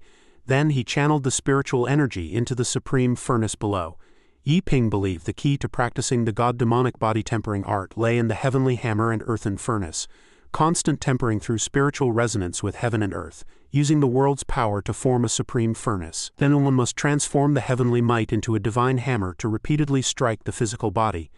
Only through perseverance can the god-demonic body be achieved. When the energy became too abundant for the body to bear, Yi Ping felt as if his entire being was being torn to pieces, with every joint in his limbs being dismantled. This process was extremely dangerous, as the physical body would constantly break down, naturally requiring a transcendent will. After analyzing this, Yi Ping's mouth hung open in shock and he murmured, "The stronger the mental mantra, the more it tests one's heart and resolve. I completely understand that point." Then he clutched his forehead, feeling quite lost, falling into a state of mind that was 30% conflicted and 70% helpless. However, to condense the heavenly hammer and earthen furnace, one needs a massive amount of spiritual energy to communicate with heaven and earth. What should I do now? I have no spiritual energy in my body at all. No matter how high my talent is, there's nothing I can do. Suddenly, Yi Ping thought of those powerful figures whose bodies radiated spiritual energy like a rainbow, and he thought, but I've heard that medicinal pills in the cultivation world can generate a certain amount of spiritual energy. Stroking his chin, he narrowed his eyes and calculated with a grave expression, but all medicine has a side effect. I haven't even stepped into the chi refining realm yet, so I don't know if something will go wrong. I must not be reckless. Master once said that second senior brother specializes in the Tao of alchemy. Perhaps I can seek his advice. Meanwhile, at the second senior brother's residence, all the rooms were brightly lit. Shu Luokan opened his palm, conjuring a ball of fire, seemingly plotting something. His eyes were dark and sinister, carrying a hint of ruthlessness. He resolved to refine another pill, but he had to stabilize his mindset and not be swayed by external things. I must not wallow in self-pity. Tomorrow I will definitely let eldest senior brother see what it means to be a proper mentor. Time flew by, and the next morning was another beautiful day with clear skies. At the eldest senior brother's residence, although the sunlight was brilliant, the entire house was permeated by an indescribable gloom. Su Changyu was kneeling on the ground, head hanging low, his entire body radiating an aura of sorrow. His eyes were rolled back and his face was as pale as ash as he screamed frantically in his heart, "I don't understand it, I don't understand it at all." The extreme sense of frustration made him simply lie flat on the ground, limbs splayed out in a state of utter despair. He thought, forget it, I'm not learning anymore, and I'm not thinking about it. As long as I don't try, failure will never catch up to me. His heavy dark circles and exhausted face showed that he had been up all night. He secretly justified his own mediocrity. So what if I don't understand? What of it? 100 years from now, it will all just be a handful of yellow soil, nothing has meaning, and pursuing success has no meaning either. Just as Su Changyu was sinking into extreme depression, Taoist Taihua strolled up behind him. Coming closer, Taoist Taihua looked up and was instantly taken aback. Seeing Su Changyu staring blankly into the distance, Taoist Taihua asked with concern, "Changyu, how is it going?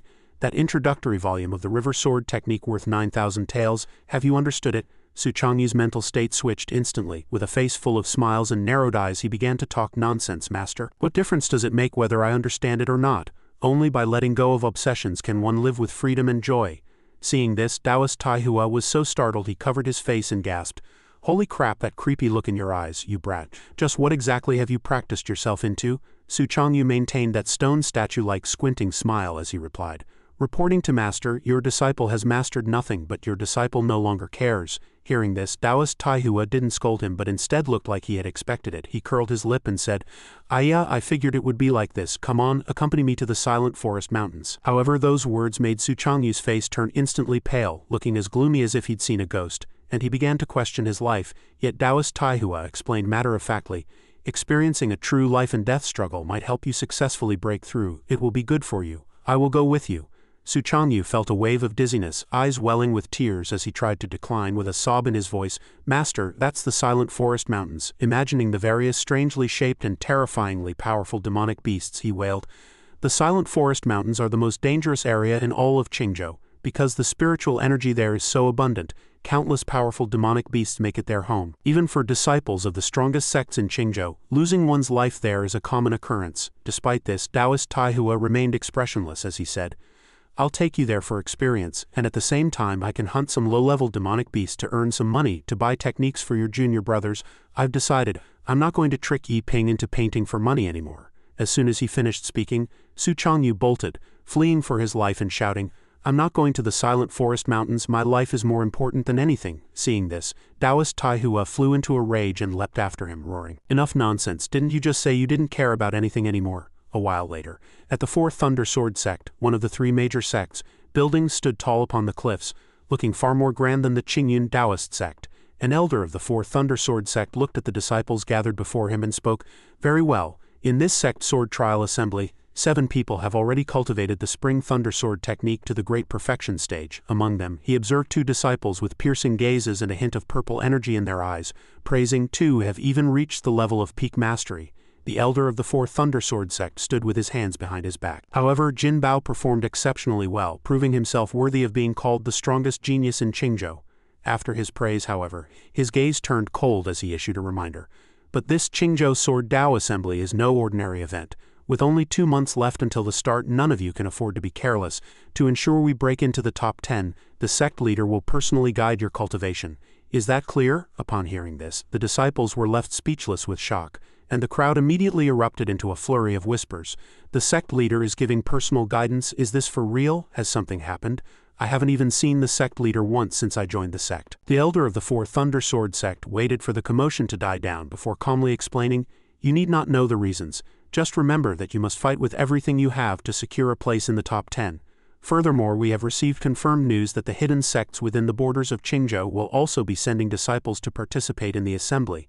This news landed like a heavy hammer, instantly dampening the spirits of those who had just been excited by the prospect of the sect leader's guidance.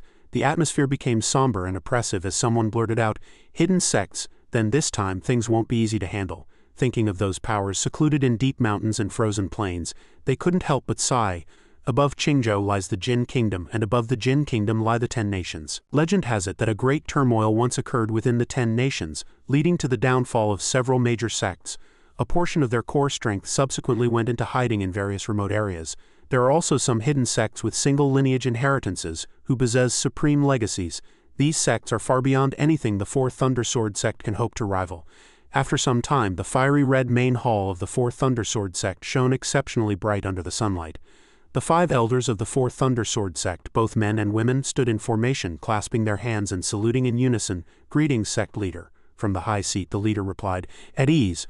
I have summoned you all here today to discuss an important matter." The sect leader of the Fourth Thunder Sword sect stood with his twin swords crossed behind his back, looking down at the chief elders of the sect. Once everyone was seated, he furrowed his brows, assuming a grave expression, and said, "I have summoned you all today to discuss a matter of great importance." His mysterious and cryptic words immediately caused a stir among the crowd, who began asking what had happened. "Indeed, sect leader, what exactly has occurred?" Does it have something to do with the command of the Great Profound Sword Tower? However, despite their many guesses, they failed to hit the mark. Shaking his head in denial, the sect leader replied, "No, if it were merely the command of the Great Profound Sword Tower, it wouldn't be this shocking. Have you ever heard of the 10 Nations Academy?" The only female elder present furrowed her brow and asked in confusion, "The 10 Nations Academy? Could it be that legendary academy is recruiting students again?" Thinking of that academy perched high above the clouds, reaching into the heavens, she shared that the 10 Nations Academy was the premier immortal cultivation institution on the entire continent. Even the lowest-ranked student there could become a peerless genius of the world. However, their selection process was extremely rigorous and mysterious. Sometimes they wouldn't admit a single student for an entire decade. It is an existence that countless cultivators dream of but can never reach. Sensing that the matter was not simple, the female elder speculated, "Sect leader, do you mean the Jin dynasty is sending people to participate in the Sword Dao conference again?" Upon hearing the sect leader's confirmation, it was as expected. Unlike before, the dynasty had secretly dispatched a special envoy to pick out fine talents to send to the 10 Nations Academy. "Furthermore, I already know who that person is." At this, the elders were struck with astonishment and asked in unison, "What, you already know? Who is it?" In their minds, a grand palace loomed, flickering under the unpredictable rays of the rising sun. Beneath the main palace, other halls seemed insignificant, yet they still held a high position that others looked up to, with surging golden energy churning beneath their feet. The sect leader of the Four Thundersword sect stated plainly that in the Black Tortoise continent, the dynasty's status was not inferior to that of a high-level immortal sect. If it were the #1 sect of the Jin kingdom, the imperial court would naturally show some deference. But if it were the #1 sect of Qingzhou, while it held weight, it wasn't enough to override the court. He then produced a scroll and displayed it before everyone, saying, "Look, everyone." On the scroll was a side profile of Su Changyu from when he modeled for Yi Ping. The grass at their feet swayed in the cool morning breeze. Upon seeing it, everyone was stunned and exclaimed, "What an exquisite painting! This is the style of layman Qinglian. But what does this mean? Could the person in the painting be that special envoy?" Seeing the conversation drift off course, the sect leader put his hands behind his back and said, "Layman Qinglian completely vanished 6 months ago. Think about it, where would he go?" Only then did several elders realize and guess, could he have joined a small immortal sect? Impossible. With his reputation, he would be more than qualified to join our Four Thunder Sword sect. Recalling the mysterious swordsman who could manifest lightning within his sword strikes, the sect leader said, "As far as I know, the Jin dynasty court has a peerless swordsman who was once a genius at the 10 Nations Academy. For some reason he was expelled and became the commander of the Jin kingdom's inspectors. The world only knows of the Grand Void Sword Sovereign, but few know that this inspector has also stepped into the realm of sword intent." Suddenly the sect leader crossed his arms, resting his chin on his hand and narrowing his eyes as he offered his deduction. "And yet a new work by layman Qinglian has appeared here. It's highly likely he is in the Jin kingdom. My deduction cannot be wrong. There are also rumors that this inspector is not only a peerless swordsman but also as handsome as Panin. How could we not know of such a figure in the Jin kingdom?" The elder in charge of disciple discipline didn't quite believe this upon hearing it and asked back, "Sect leader, this is all just your speculation. Do you have any concrete evidence?" The sect leader's gaze shot out like searchlights emitting a brilliant blue light. The sect leader of the Four Thundersword sect grinned confidently. "Hey, of course I do." He then tossed the scroll forward while simultaneously releasing his golden spiritual power. In an instant, layman Qinglian's painting erupted with a dazzling golden light. The energy swept out in all directions, creating a whirlwind that buffeted the elders, making their robes flutter and their long hair dance wildly. The golden energy overflowed like strands of light. Seeing this, the elders had to lean back to avoid it. A moment later, the 5 elders stood frozen, staring blankly at the sect leader. They heard him ask, "Now do you still think my guess was wrong?" With a serious expression, the sect leader felt proud of his precise deduction and analyzed, "The painting contains sword intent, which leaves only 2 possibilities. First, the artist himself has reached the level of sword intent. However, layman Qinglian is not a cultivator, so there is only one remaining possibility. The person in the painting can manifest supreme sword intent and imprint it onto the artwork. Therefore, the person in the painting is definitely that special envoy." The elder's eyes immediately sparkled with realization as they began to flatter him. "The sect leader's insight is as clear as fire, truly worthy of being our leader. To deduce so much information from just these few details, sect leader, you are truly a godlike man." Thrilled by the praise, the sect leader laughed heartily. "Hey, naturally," but he quickly composed himself and announced solemnly, "There is another reason. This inspector dislikes fame and fortune. He only enjoys traveling, sightseeing, and experiencing the mortal world. He sometimes even sells national treasures bestowed by the king just for some spare change.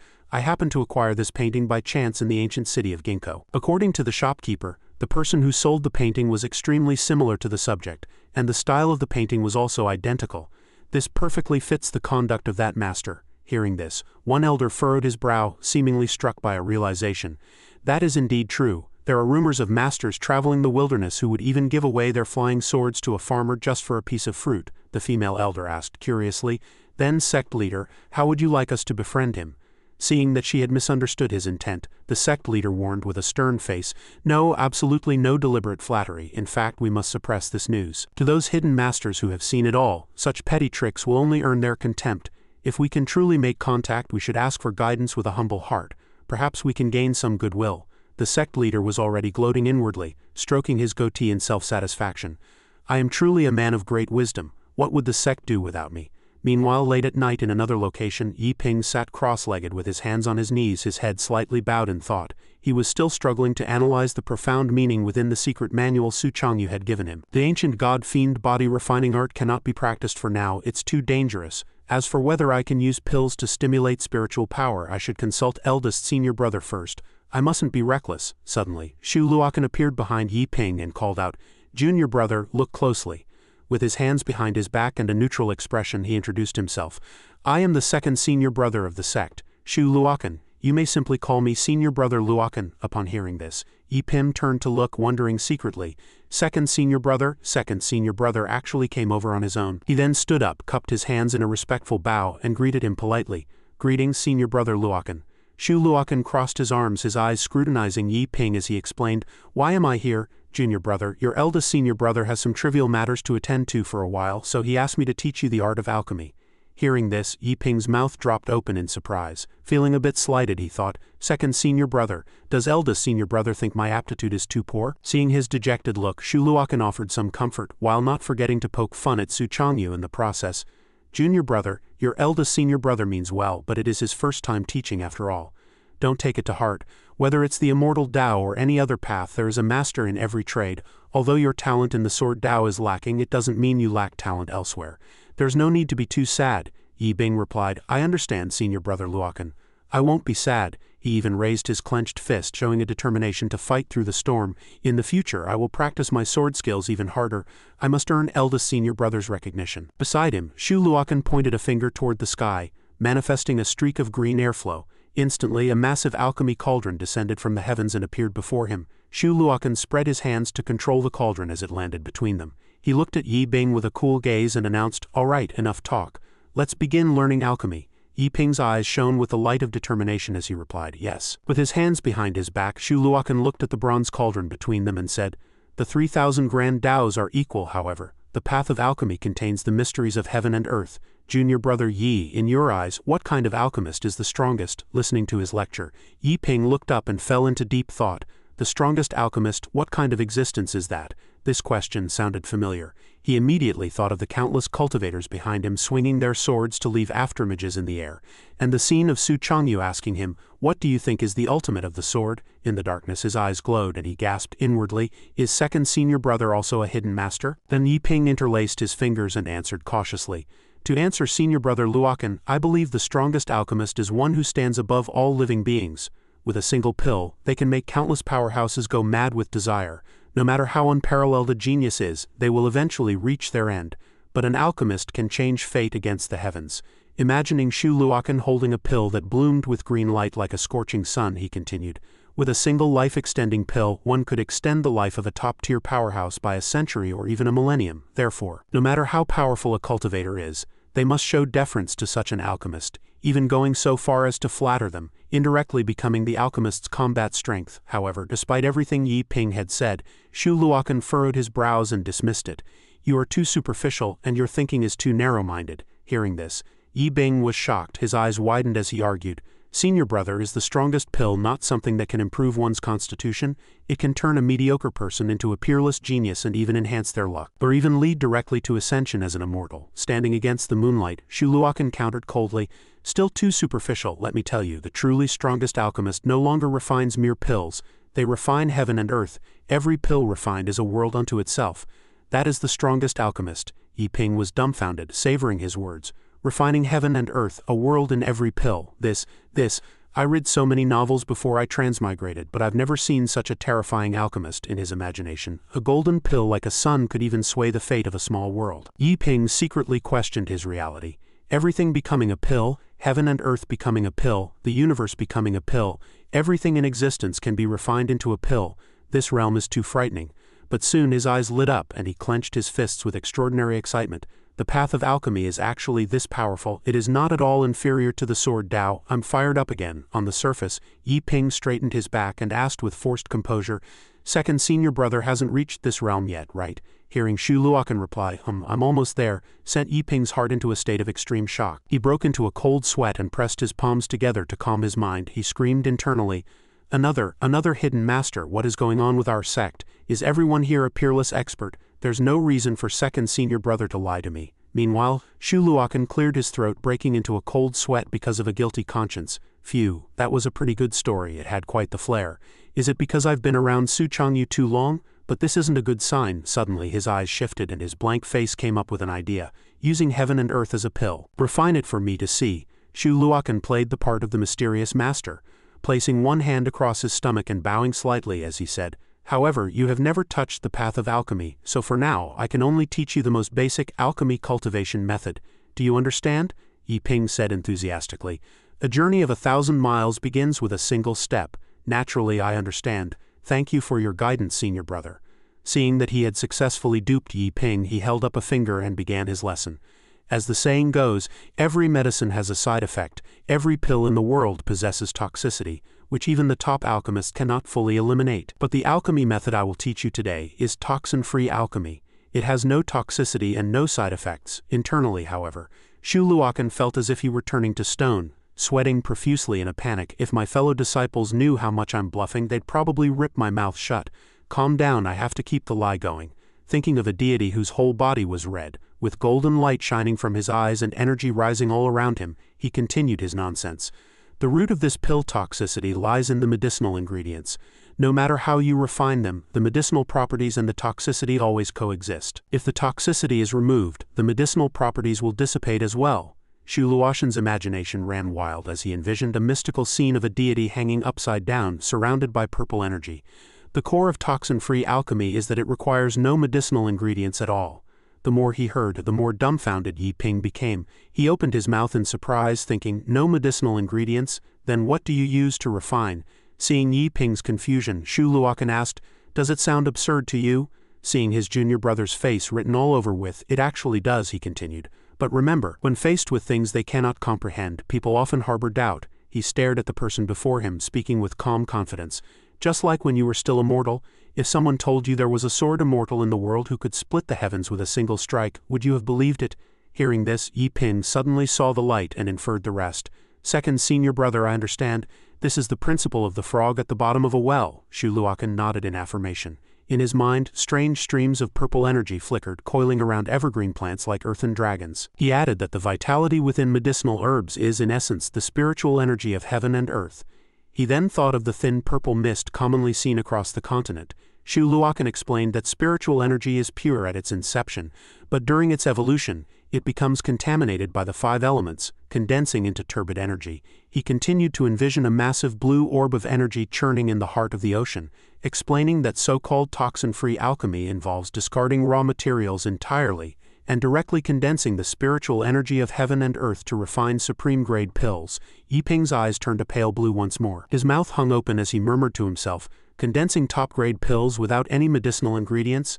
He secretly analyzed it. Was this truly feasible? But upon careful thought, it was perfectly logical. Herbs were merely another form of transformed spiritual energy. If that was the case, why take the long way around? Once he understood, Yi Ping enthusiastically raised his concern. "By the way, senior brother, can someone like me, who lacks a spirit root, take qi refining pills to increase my spiritual power?" Upon hearing this, Shu Luokan replied nonchalantly, "It is possible, but no one does it." This left Yi Ping confused. "Why?" Shu Luokan stroked his clean-shaven chin, closing his eyes as he explained. "Because the medicinal effects are too potent, and spirit pills are extremely expensive. Sustaining one's spiritual veins in this manner requires a long-term consumption of pills. Even those great sects or immortal cultivation clans cannot afford such a staggering expense." Struck by this harsh reality, Yi Ping felt a wave of dejection. dark circles seemingly forming under his eyes as he lamented inwardly, "Sigh, it's just as I expected, but I'm still disappointed. What on earth should I do about my spiritual power?" Shu Luokan hadn't intended to keep bluffing, but he couldn't help himself. Shu Luokan spoke up, interrupting Yi Ping's thoughts. "All right, let's begin. I will first teach you the most basic alchemy technique."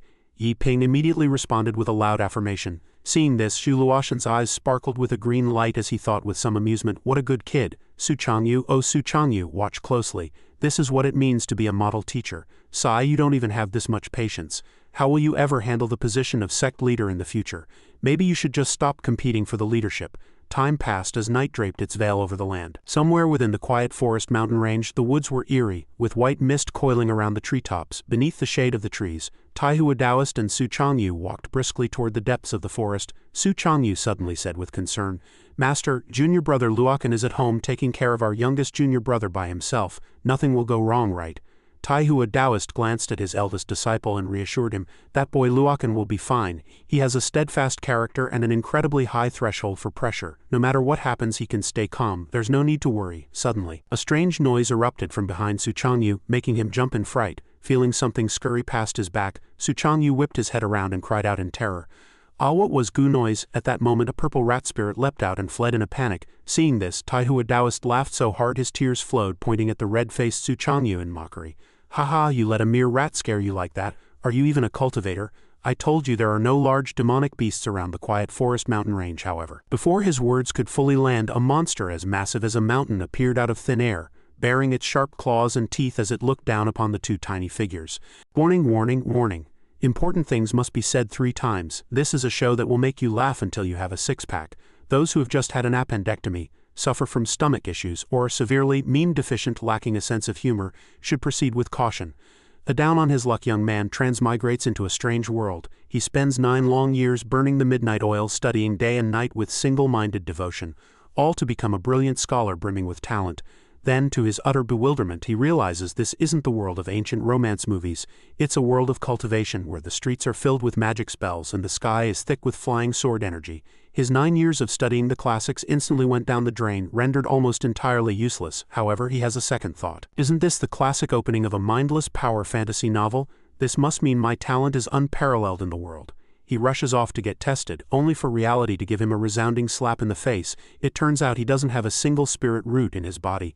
Utterly devastated, he sits on the ground looking like a loser who just lost his life savings. Just then, a sect master appears. To meet his recruitment quota, this sect master and his eldest disciple plot to bamboozle the young man. However, the war for talent between sects is brutal. Some even resort to honey traps using handsome men and beautiful women. Fortunately, they still manage to hook a big fish like Yi Ping. Furthermore, he doesn't even ask for a salary. Though if the sect is too pathetic to teach him anything real, he plans to bolt at any moment. He probably never dreamed that the generic bottom-shelf sword intent theories the sect master and his disciple made up on the fly would actually be mastered by him through a series of fortunate accidents, turning him into the world's greatest sword god. Opening his eyes, Yi Ping is pale, drenched in sweat and frowning deeply. He realizes things are far from simple. He has transmigrated, following the trope of someone bringing modern knowledge to get rich and famous. This is despite the fact that everyone around him is staring with wide eyes, looking at him in terror as if he were a madman. The crowd whispers, "Look, he's on fire." With soaring momentum, Yi Ping uses a brush to write his name on the golden list, dreaming of the leisurely life he envisions. After 9 years of hard work, he has finally completed his studies. But just then, a majestic immortal, radiating a dazzling blue spiritual aura, glides through the air over the heads of Yi Ping and the commoners. He is completely stunned, petrified on the spot, his mouth hanging open for a long time. Soon, Yi Ping wears a frantic "what the hell is this" expression as reality slaps him in the face yet again. He roars, "Girl, what on earth is going on? This world is definitely not." Meanwhile, the system smugly appears as if to mock him. With a flick of its finger, it confirms an input error regarding the world's setting. "No big deal, just try again. Good luck." Yi Ping immediately collapses to his knees, radiating a thick aura of resentment. Covering his face, he wails, "Do you know what I've been through these past 9 years? Stop messing with me. I don't want to study anymore. Who would study books when you can become an immortal? Wah?" His outburst causes the people around him to turn back and stare in curiosity. Suddenly, a nerve in his brain seems to connect. Though his face is still blank with shock, Yi Ping discovers something. Wait. Transmigrating into a cultivation world, isn't this the opening to those classic brainless novels? He then shouts excitedly, "Which means my talent must be ridiculously strong." As time flies, Yi Ping decides to prove his fantasy. Thus, at today's spirit testing assembly held in a place shrouded in mist like a fairyland, Yi Ping stands before the spirit testing monument surrounded by stone dragons ready to test his spirit roots. Then he is once again abandoned by the heavens.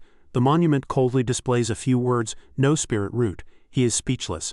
The last shred of his fantasy about the cool cultivation world slips through his fingers. He clutches back tears that flow like a flood and shouts indignantly, "Damn it, I want to go back to Earth. This transmigration is nothing like the novels." The surrounding cultivators cover their mouths to hide their laughter, shrugging in mockery of this loser named Yi Ping. This fatal blow leaves him with nothing to live for. He slumps on the ground, leaning against the railing, looking up at the sky and muttering to himself, "Wah, and here I thought I was the protagonist." Suddenly, an old man walks over and asks, "Young friend, do you wish to cultivate and become an immortal?" Hearing this, he looks over in shock, puzzled by the coincidence and feeling suspicious. Some time later, at another location, the Qingyun Taoist sect, a house built on a mountaintop, overlooks white cranes flying leisurely. The sect master, Taoist Taihua, has a grim expression as he says seriously to the person before him, "Changyu, your master has a mission for you." The next second, his attitude takes a 180-degree turn. With snot and tears, he grabs the young man's shoulders and cries out in feigned sorrow, "My good disciple, you must help your master with this big favor."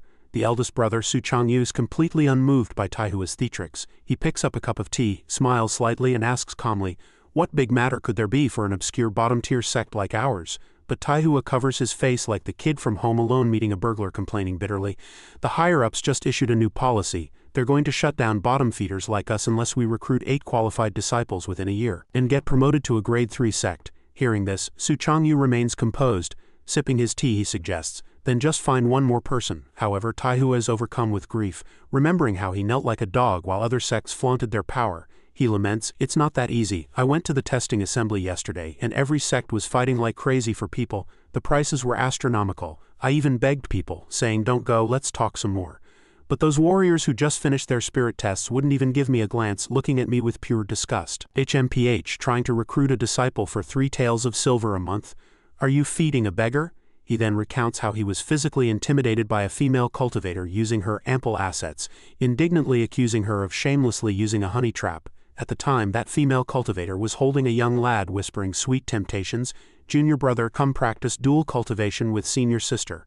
It made the kid turn red as a beet while everyone else watched with envy and hatred. Nevertheless, when one door closes, another opens. Taihua found Yi Ping in a neglected corner, questioning his life, he continues. "But in the end, I managed to pick one up." Su Changyu can hardly believe it. Looking at his master's "I found a treasure" face, he asks, "Wait, master, he really chose us?" Recalling this, Taihua shouts with deep emotion, "Even though he's a total rookie with no spirit roots, it's good enough that someone was willing to come. Most importantly, he agreed to work without a salary." Yi Ping's eyes had been sparkling like stars, ignoring the people nearby who were flipping him the bird. He had clasped his hands and answered excitedly, "Money is just a worldly possession. As long as you can teach me cultivation, I'll agree to anything. I shouldn't just think about what the sect can do for me. I should think about what I can do for the sect." Sitting before Su Changyu now, Taihua tries to convince his eldest disciple, "Changyu, don't you think he's a bit of a fool? No, wait, where else could you find such a compliant disciple? But I'm worried that once he sees how dilapidated our sect is and realizes he's not learning anything, he'll probably run off. So your master has come up with a brilliant plan." His aged but determined eyes glint with calculation as he declares confidently, "Simply put, we pretend to be peerless masters. You take your junior brothers and sisters and make up some impossible nonsensical techniques to teach him. We stall for time. Once the sect is saved after a year, he can stay or leave as he pleases." After listening, Su Changyu picks his ear, blows away the debris, and says disdainfully, "PSH, I thought it was some world-shaking matter that made master so serious. It's just flexing, isn't it?" He stands up, squints, and asks Taihua a seemingly random trivial question. "Master, do you know what nickname the junior brothers and sisters have given me in private?" The old man looks bewildered. "What nickname?" Su Changyu's bright phoenix-like eyes lower slightly. Su Changyu frowns and replies, "This disciple is humble." He poses dramatically, flicking his robes and letting them flutter in the breeze, continuing, "The king of flexing of Green Mountain, that's me." This leaves Taihua speechless. As if remembering something, Su Changyu strokes his chin and looks to the left. "When it comes to the art of posturing in this vast Qingzhou province, if I claim to be second, I doubt anyone would dare claim to be first." Having said that, he plants one foot on the table, hands on his hips, and leans back like a narcissistic model, laughing wildly. "You've come to the right person for this. It's my specialty, ha." Seeing Taihua's face turn dark as he internally grumbles, "Is that really something to be proud of?" The old man swallows his pride since he needs Su Changyu's cooperation. He reminds him solemnly, in any case Changyu, you just need to successfully stall him for 1 year. However, Su Changyu's eyes are filled with a mysterious confidence. He holds up a palm to reject Taihua's suggestion, leaving the old man confused again. Soon, the Oscar-winning Su Changyu sighs with emotion, since I am taking action. The goal of stalling for 1 year is far too low. Dealing with a rookie like him only requires a flick of my wrist. He brags without hesitation, thrusting his hips forward and inexplicably making Taihua look at his heroic stance, promising, at the very least I'll make him admire only the Qingyun Taoist sect and not the gods from now on. He'll want to be a Qingyun disciple in his next life too. As soon as he speaks, Su Changyu's nose seems to grow longer from his bragging. He laughs smugly, ha ha ha, while Taihua widens his eyes and applauds in amazement. Oh, it's starting already. Excellent, excellent. The king of flexing of Green Mountain truly lives up to his name. Su Changyu gets even more excited, radiating a shimmering light as he brandishes a longsword. I'll put it this way, if I fail this mission, I'll dip this sword in sauce and swallow it. He then clasps his hands to bid Taihua farewell. If there's nothing else, this disciple will take his leave. I'll wait for him at the back mountain tonight. Hearing this, the old man stands up and responds, good, I'll use my sword kinesis to fly you back. However, Su Changyu turns and walks away coolly, waving off his master's kindness. No need, he looks back with a hint of a disdainful gaze. If you don't see someone for 3 days, you should look at them with fresh eyes. I am no longer that little disciple who needs a ride from his master. After finishing his lines, Su Changyu raises his left arm high, his fingers slowly pointing upward with extreme artistic flair. Seeing this, Taihua's pet owl covers its face in shock and the man himself widens his eyes. Ah, that gesture, could it be? On the other side, Su Changyu looks calm, his mouth slightly open as he chants, may this prosperous world be as you wished. Simultaneously he roars, sword come. A dazzling beam of light shoots from his fingertips. His pose is incredibly majestic. Even Taihua has to look at Su Changyu in a new light. His pupils contract. His jaw nearly hits his chest and he exclaims, wow, it really is sword kinesis, how is this possible? He's clearly a sword path loser who couldn't learn a single set of techniques in 10 years. However, after a long while, seeing him still holding that pose and basking in self-satisfaction, Taihua begins to sweat. A final falling leaf drifts past Su Changyu's fingers, which are devoid of any spiritual energy. The faces of Taihua and the owl turn sour. Though he knew this disciple was unreliable, he was still fooled by the superb acting. The old man asks despondently, don't tell me you. Su Changyu instantly breaks character, scurrying back to explain, haha, I couldn't help but flex again. I don't know sword kinesis at all, I'll still have to trouble master to give me a lift. Taihua rubs his temples, radiating an aura of resentment, sighing, what a character, I just hope your new junior brother isn't driven mad by you. Late at night at the peak of the back mountain, the mist clears, revealing a bright, clear moon, perfect for some mystical posturing. Su Changyu stands at the summit like a lone wolf gazing at the distant moon, accompanied only by a few white cranes. However, at this moment, wearing his top 500 of the Qingzhou Sword Assembly Collector's Edition battle robe, he is huddled up because of the biting wind. His nose is frozen red and his whole body is shivering. This location, specifically chosen to create an atmosphere, unexpectedly gave Su Changyu an unforgettable experience of freezing. Despite wrapping his clothes tight, he lets out a loud, ringing sneeze. Suddenly, footsteps approach. Su Changyu looks back and whispers, he's here, he's here. He grabs his sword and jumps a few times to warm up. Hey, get ready, get ready. On the other side, Yi Bing climbs the long steps of the Qingyun Taoist sect one by one. Leaning against the cliff face, his legs aching and out of breath, he remarks, the mountain is so high, immortals really are extraordinary. Once he catches his breath, he looks up and is instantly rendered speechless, before Yi Ping's eyes under the bright moonlight. Su Changyu stands with his back to him, majestic and motionless. His cold, aloof aura is like that of a transcendent, unyielding sword immortal. Yi Ping stood dazed for a long time, staring at the man before him who looked like an immortal descended from the heavens. Su Changyu displayed a radiant profile, casually raising his palm to manipulate a flying sword that crackled with spiritual energy like blue lightning. Overwhelmed by the scene, Yi Ping's eyes widened as he thought blankly, is this a sword immortal? But soon, deep within Yi Ping's mind, the image of a sharp-eyed old fox emerged, his brow furrowed in suspicion. Wait, something doesn't seem right. If they're recruiting a talentless loser like me who has no spiritual energy, doesn't that mean this sect is actually garbage? He imagined Su Changyu standing atop a mountain peak that pierced the clouds. With tens of thousands of admiring cultivators at his feet, he continued his analysis. Why would such an extraordinary disciple be here? Suddenly, it was as if dozens of electrical currents flashed through his brain, bringing Yi Ping a moment of sudden enlightenment. His mouth hung open and cold sweat poured down as he realized with a shock, could it be? Then Yi Ping's imagination ran wild, linking the scene to those mysterious faces that radiated the aura of the powerful. He speculated privately. On the surface, this sect looks like a nameless, insignificant entity, but that's not the case at all. Looking again at Su Changyu under the moonlight, even the cranes flying past seemed to carry a golden glow. He muttered to himself, Is this another one of those super hidden sects? It wasn't over yet. Yi Ping was so excited he felt like he was going crazy. With stars shining in his eyes, he continued to let his thoughts wander. Everyone in this sect must be a top-tier powerhouse. Any one of them could carry me to greatness. It really seems possible. Suddenly, a flash of inspiration hit him. He rested his chin on his hand, scrutinizing the situation with a deep gaze. For instance, when he had followed his master into the sect that morning, the image that had surfaced in his mind was of the Qingyun Taoist sect being so dilapidated it looked like it had been abandoned for 10,000 years.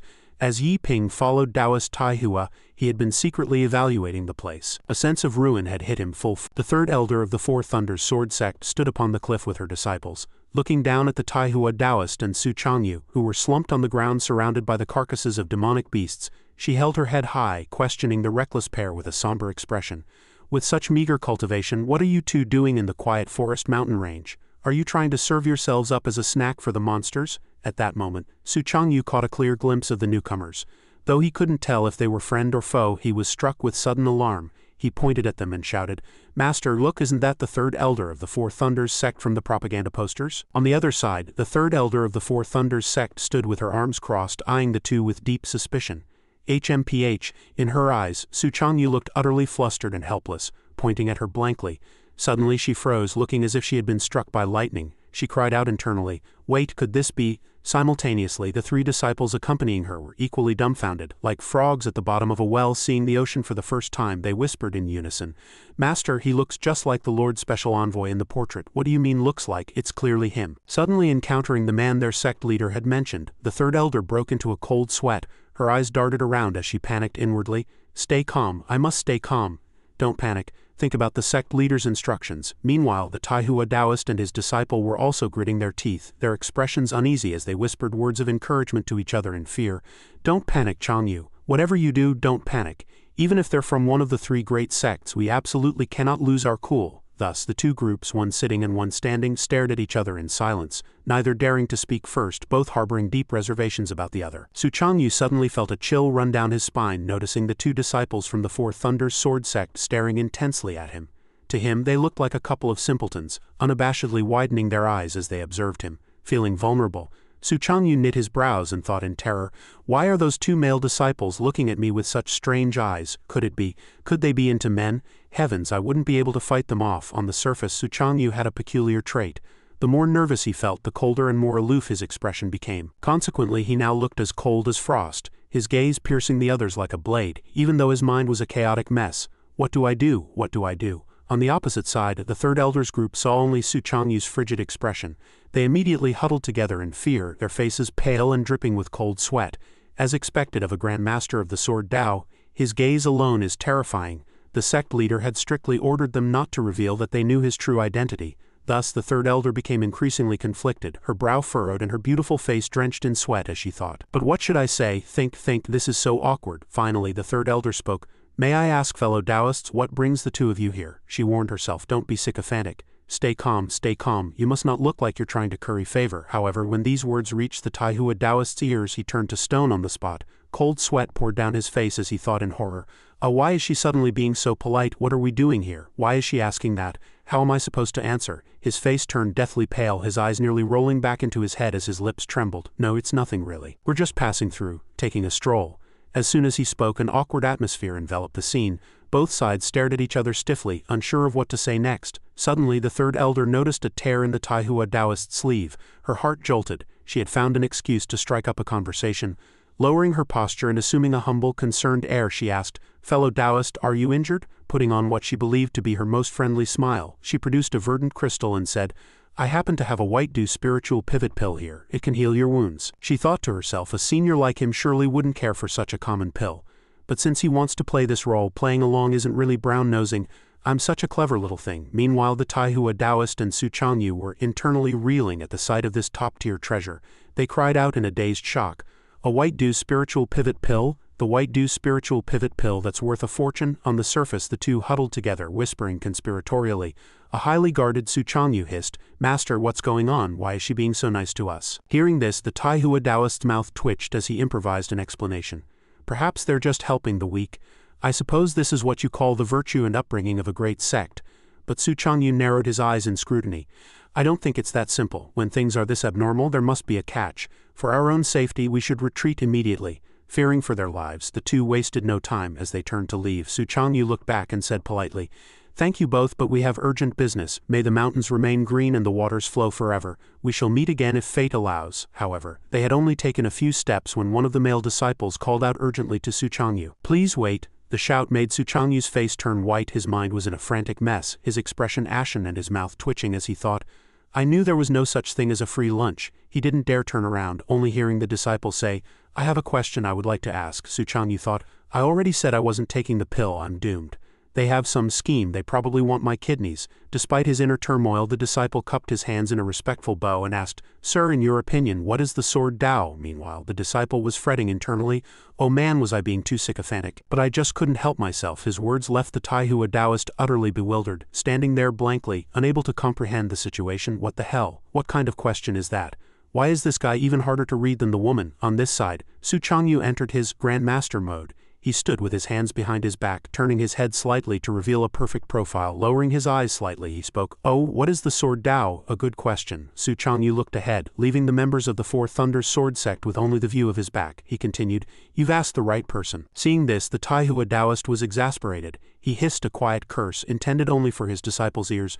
"My God, what are you doing? Hold it in. They're from one of the three great sects. Don't show off. Whatever you do, don't show off." However, Su Changyu was trembling violently as he whispered back, "Master, I can't help it." Although the Taihua Taoist had warned him not to brag, Su Changyu's impulse to talk nonsense was in full swing and there was no stopping it. Facing away from the Four Thunders group, he declared, "A single blade of grass is also the sword Tao." Upon hearing this, the third elder was struck dumb. With a face full of shock, she blurted out, "A single blade of grass is also the sword Tao? What does that mean?" It was something she had never heard of.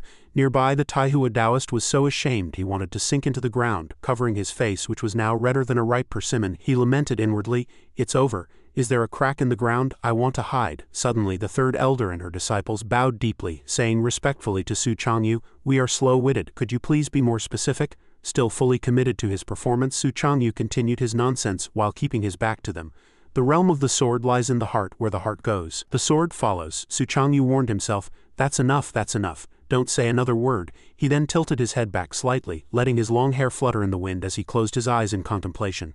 Su Changyu's own modified version of one sword to break the starry river. The best actor was busy posing in his mental spotlight, thinking smugly, "You won't understand this high-level gibberish, will you?" However, the third elder and her disciples stood there like dazed geese. Suddenly, one of the male disciples shouted with wide-eyed shock, I think I've attained enlightenment." His eyes then sparkled with light as he clenched his fists and shouted excitedly, "Yes, I've really enlightened."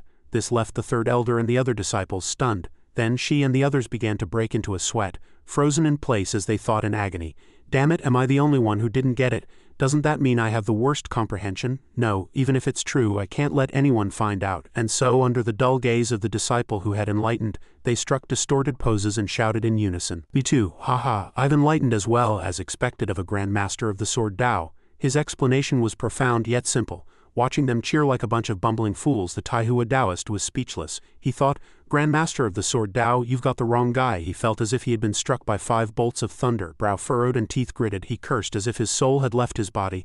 What the hell did these idiots actually understand?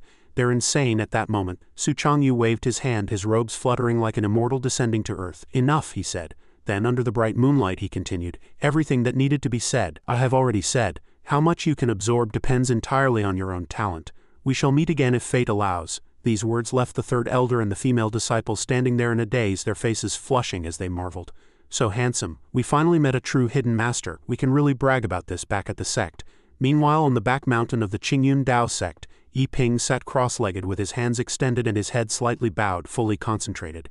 He listened carefully to every passing breeze, sensing the life breath of heaven and earth. Then Yi Ping looked up, gazing at the star-studded night sky. With eyes as bright as torches, Yi Ping suddenly blurted out, "I found the celestial apertures in my body." He then rubbed his eyes, his face turning slightly pale as he murmured, "I didn't expect activating a celestial aperture would require so much spiritual energy, but I have a trash root. Where am I supposed to get that much energy? Isn't this just back to square one?" Then, with a piercing gaze, Yi Ping looked at his palm and pondered, "But I vaguely feel that the seemingly simple foundational technique of breathing and refinement is actually the most complex. Should I try to think like the very first cultivator who created chi refinement? I shouldn't just look at the surface. In his mind, an image appeared of a powerful figure flying through the sky, releasing golden light as brilliant as the midday sun below. All living beings looked up in awe. Among them, Yi Ping, holding up his hands to catch a single ray of that person's light, he muttered to himself. Drawing qi into the body seems simple, but in reality, all cultivators are just walking a path paved by others without knowing why. They just imitate blindly. Then Yi Ping thought of a primary school classroom and mused, it's like mathematics in my past life. Even a 3-year-old knows that 1 equals 2, but they don't know why 1 equals 2. Still sitting cross-legged, Yi Ping's gaze deepened as he reflected. If I can find the 1 foot of cultivation, I'll be more qualified to forge my own path. His eyes were firm and full of confidence. He smiled and affirmed, whether I succeed or not, it will be something unique. Then Yi Ping relaxed his body and rested his chin in his hand, calculating. I can't waste time. I must seize the opportunity. If I can't understand it one way, I'll change my perspective.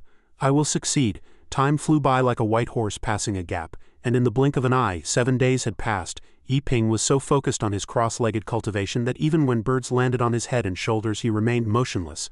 The little birds didn't even realize he was a living person. When Yi Ping finally opened his bleary eyes, he looked exhausted and complained lazily.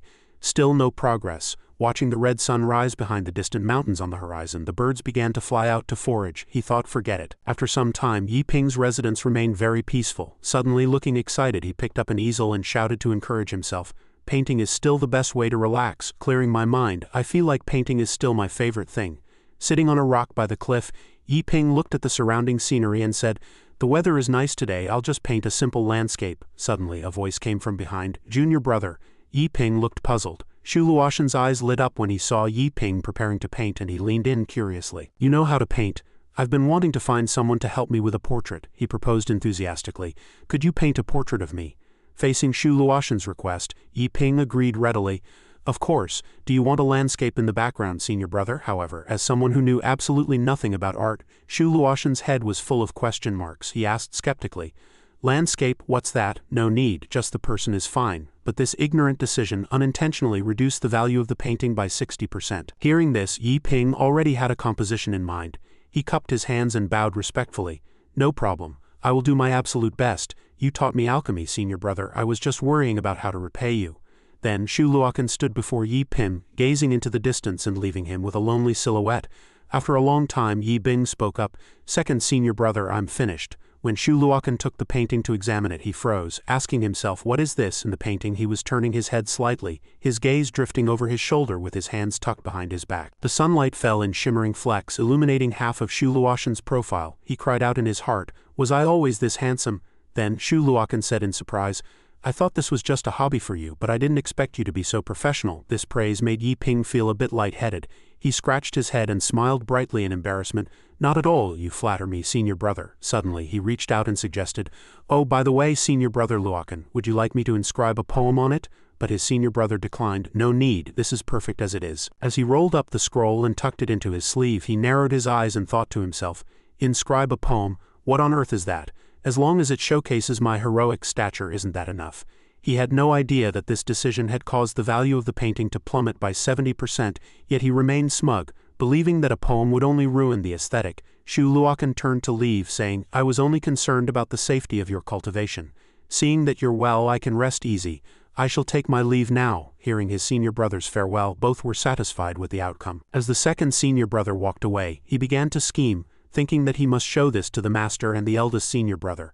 They would surely praise his handsomeness as being no less than Su Changyu's. Actually, inscribing a poem might not be a bad idea, but no matter. I'll just write one myself when I get back. The moment this thought crossed his mind, the value of the painting instantaneously plummeted by 90%. Meanwhile, Yi Ping watched the figure recede into the distance, recalling the sensation from moments ago. When he was painting the portrait for his senior brother, a strange and ethereal feeling had suddenly welled up within him. He immediately picked up his brush, spread out a roll of blank paper, and with a burst of inspiration made a decision. He had to paint another piece immediately. Pure landscapes were his true forte. Yi Ping set his brush to paper, the first stroke of ink flowing like drifting clouds and running water, transitioning from light to dark. Then he swung his brush, tracing a circle in the air, and let out a sharp cry. Dot! In an instant a gale surged. Next, with eyes shining brightly, he made a powerful sweep, his brushstrokes vigorous and forceful as he chanted softly. His pupils flickered with golden light, and it was as if the 10,000 rays of the sun were converging within his focused gaze. He moved with a rhythmic grace, stroke after stroke, shouting, sweep. He gripped his brush firmly, yet the ink splattered onto the white paper without a hint of rigidity. A verdant light from his celestial apertures burst from Yiping's eyes as he continued to shout, "Die!" As the lines grew denser and filled the paper, Yiping's expression became calm and profound. Finally, he set down his brush and declared, "Done." A moment later, a landscape titled "100 Birds Returning to the Forest" vividly appeared on the paper. He blurted out, "I've succeeded." However, after finishing the piece, a look of dazed astonishment appeared in Yiping's eyes. Gazing at the image of sunlight piercing through the clouds, he remarked with deep emotion, "The painting is the Tao, and the Tao is the painting." Yiping closed his eyes, speaking truths like a sage. "The painting moves with the heart." He then opened his eyes, his emerald gaze shimmering with divine light. In the silence of the deep night, he added, "The Tao follows nature." In an instant, the scene before Yiping shifted from day to night.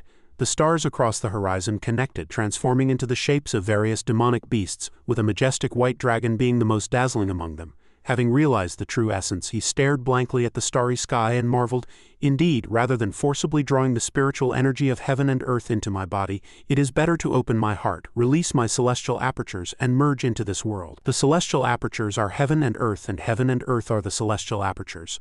Only thus can they be infinite." Yiping observed the spiritual energy of the world surging like a tide toward the white dragon high in the sky. All things have spirit. If the spiritual energy is willing to merge, it will naturally gravitate toward you. If it is not, there is no need to force it. On the other side, the spiritual energy wound around the white dragon like a colossal beast attempting to draw near. Suddenly, a candle dragon opened its blood-red maw, broke through the silver energy barrier, and roared forth. Its massive body almost blotted out the sky as it dived toward the tiny Yiping with the momentum of crashing thunder. He stood frozen like a wooden statue, his mouth agape in surprise as he watched without blinking. The giant dragon had no intention of causing harm. It merely brought its massive head close to him and let out a dragon's roar that resonated like a great bell. The celestial aperture candle dragon. As the celestial apertures are continuously opened by spiritual energy, one gradually gains ancient inheritances. Yiping murmured in disbelief, "The candle dragon. Could it be Zhu Juyan? No way." Right. In his past life, Yiping knew that Zhu Juyan was the most terrifying divine beast in the classic of mountains and seas. The candle dragon, with a human face and a snake's body entirely crimson, was the god of Mount Zhang. It was also the creator of all things in ancient Orthodox Taoist texts. A golden Qian god array hovered in the sky, while another array radiating purple light enveloped the earth. Controlling time and space and possessing knowledge of the past and present, opening its eyes brought day and closing them brought night. It was omniscient, omnipotent, formless and immeasurable. Realizing he had struck gold, Yiping was overcome with excitement. He thought that even if it wasn't the real Zhu Juyan, now that he had opened a celestial aperture, he should be able to practice the God-Fiend manual. "Let's try it." He then snapped back to reality and looked at the painting on the table. Yiping stared at the painting, looking somewhat displeased. He picked up his brush and added a few more strokes to the scroll. "I should touch up the painting before I start practicing." "That's more like it." The clouds part and the mist disperses to reveal the blue sky. Several rays of brilliant sunlight appeared at the top of the scroll, illuminating all things, and the style of the painting shifted from oppressive to vibrant and full of life. He sighed with satisfaction. When the state of mind changes, the painting changes with it. Meanwhile, the second senior brother, Shu Luokan, was sitting cross-legged in meditation on a hilltop not far from where Yiping was practicing. Suddenly, dark clouds gathered behind him, and a loud clap of thunder made Shu Luokan shudder. His eyes snapping open as he stopped his cultivation, he turned back with a look of confusion, and after observing for a moment he broke into a cold sweat. He muttered, "These thunderclouds, could they be? Is it possible?" It was as if he had a premonition of something terrible. His eyes widened and he shouted in terror, "Oh no!" He abandoned his cultivation and took off running as if a ghost were chasing him. "It's going to rain. Yiping hasn't brought in the laundry yet. And hanging there is Su Changyu's most precious favorite robe." Meanwhile, dark clouds swirled above Yiping's residence. Accompanied by lightning and continuous thunder, the silhouette of a man appeared in the sky, overlapping with the white dragon and the stellar meridians. Yiping closed his eyes and concentrated, his hands spread to gather strength as green sparks burned fiercely around him. A moment later, he looked at his glowing green palms and analyzed, "After opening the celestial aperture, spiritual energy pours into the body like a surging river. The spiritual energy flows ceaselessly. I don't even need to guide it intentionally. The celestial aperture will absorb it automatically. According to Master, isn't this automatic cultivation an ability that only nascent soul powerhouses can master?" Yiping felt the intense flow of emerald spiritual energy burning behind him like divine fire, thinking, "Furthermore, even in the nascent soul stage, I've never heard of a celestial aperture's absorption speed being this exaggerated." At this moment, an image of an ordinary cultivator meditating appeared in his mind. hands in seals, with spiritual energy slowly gathering. Ordinary cultivators must go through a process of refinement to bring qi into the body and make it a part of themselves. That is the meaning of qi refinement. But Yi Ping, who possessed a celestial aperture, allowed the spiritual energy to actively choose him. Bypassing the refinement process and taking it over directly, he was like a salted fish, only needing to lie down on a large rock and wait for the immortal qi to pour into his body. At this point, Yi Ping had not yet realized that he had stepped into a world completely different from traditional cultivation, a path of cultivation that belonged solely to him. Yi Ping stepped onto a nearby rock and looked up at the magnificent and colorful Milky Way in the sky. Suddenly he clutched his forehead and murmured with a troubled expression, "But then again, although the speed is terrifying, I've only opened one celestial aperture, and there's no movement from the second one at all. Is this aperture a teoti or something?" Yi Ping sighed, letting the spiritual energy enter his body as his thoughts shifted. "Forget it. Since the second aperture hasn't opened yet, I'll start practicing the primordial god-fiend body refining art first." He spread his palm and made a grasping motion in the air. Then a brilliant golden flame ignited in Yi Ping's hand as he shouted, "Communicate with heaven and earth through spiritual energy." He then struck the ground with a palm like a pouncing tiger, adding the incantation, "Borrow the momentum of the great earth." Finally, Yi Ping shouted the word Shu Luokan had taught him. Painting is the supreme cauldron. In an instant a massive scarlet incense burner appeared in the sky. He shifted his stance, standing with his hands behind his back between heaven and earth, pointing at the sky and shouting, "Borrow the heavenly might to transform into a divine hammer." Instantly, purple lightning struck down. Then a massive golden hammerhead parted the purple clouds and descended. It continuously sent sparks flying in all directions. In the blink of an eye, a glittering golden divine hammer took shape, hovering above the supreme cauldron, while red flames heavily surrounded Yi Ping and the cauldron. Seeing the divine weapon take shape, he was overjoyed.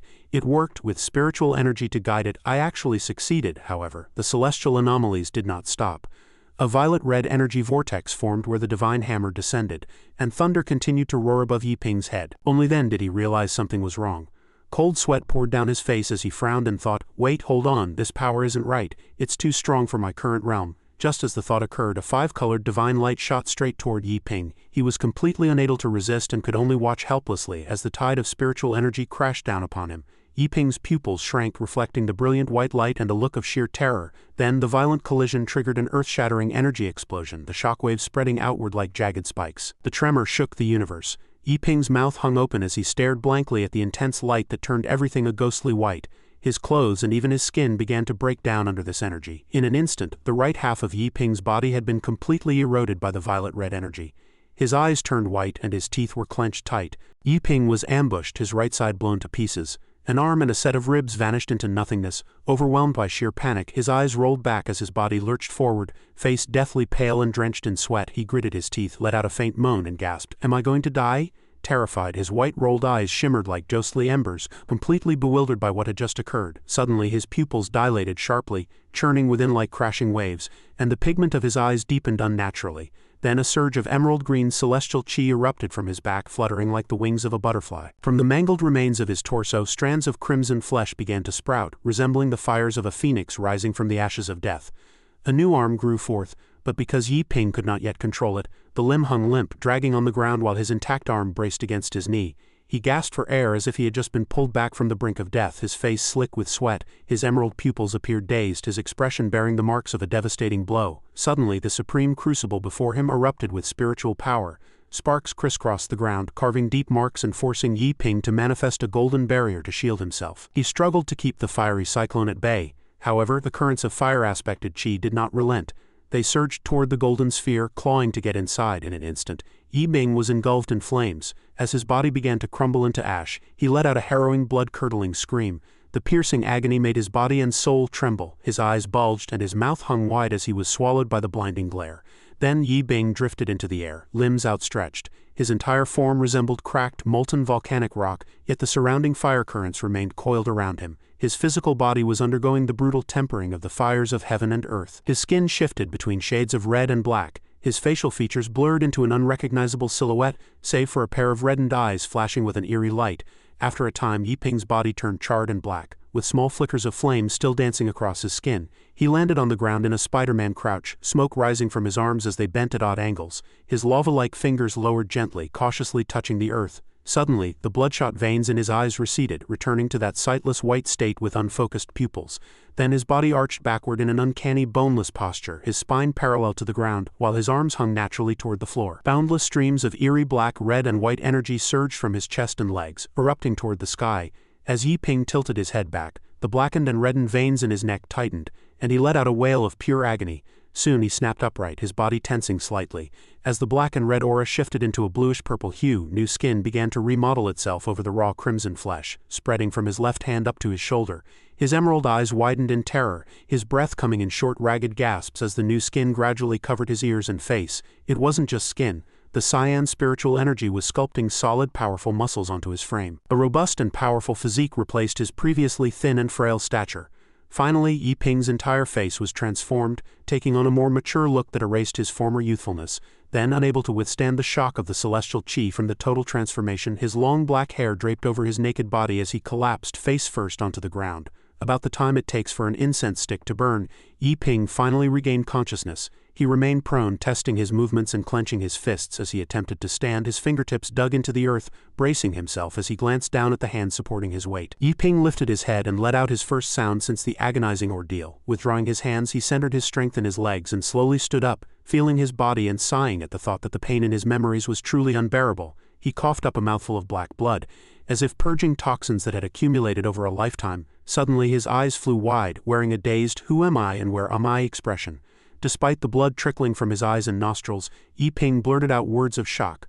Then his eyes swirled with a kaleidoscope of colors, and his grin stretched from ear to ear in a display of wild, arrogant laughter. He realized with relish that he actually loved this feeling. In the silent forest mountains, the woods ahead were shrouded in a mysterious green mist. A brown-haired girl asked worriedly, "Master, is that senior really the commander of the Jin State Inspectors?" The young man beside her also pressed for an answer.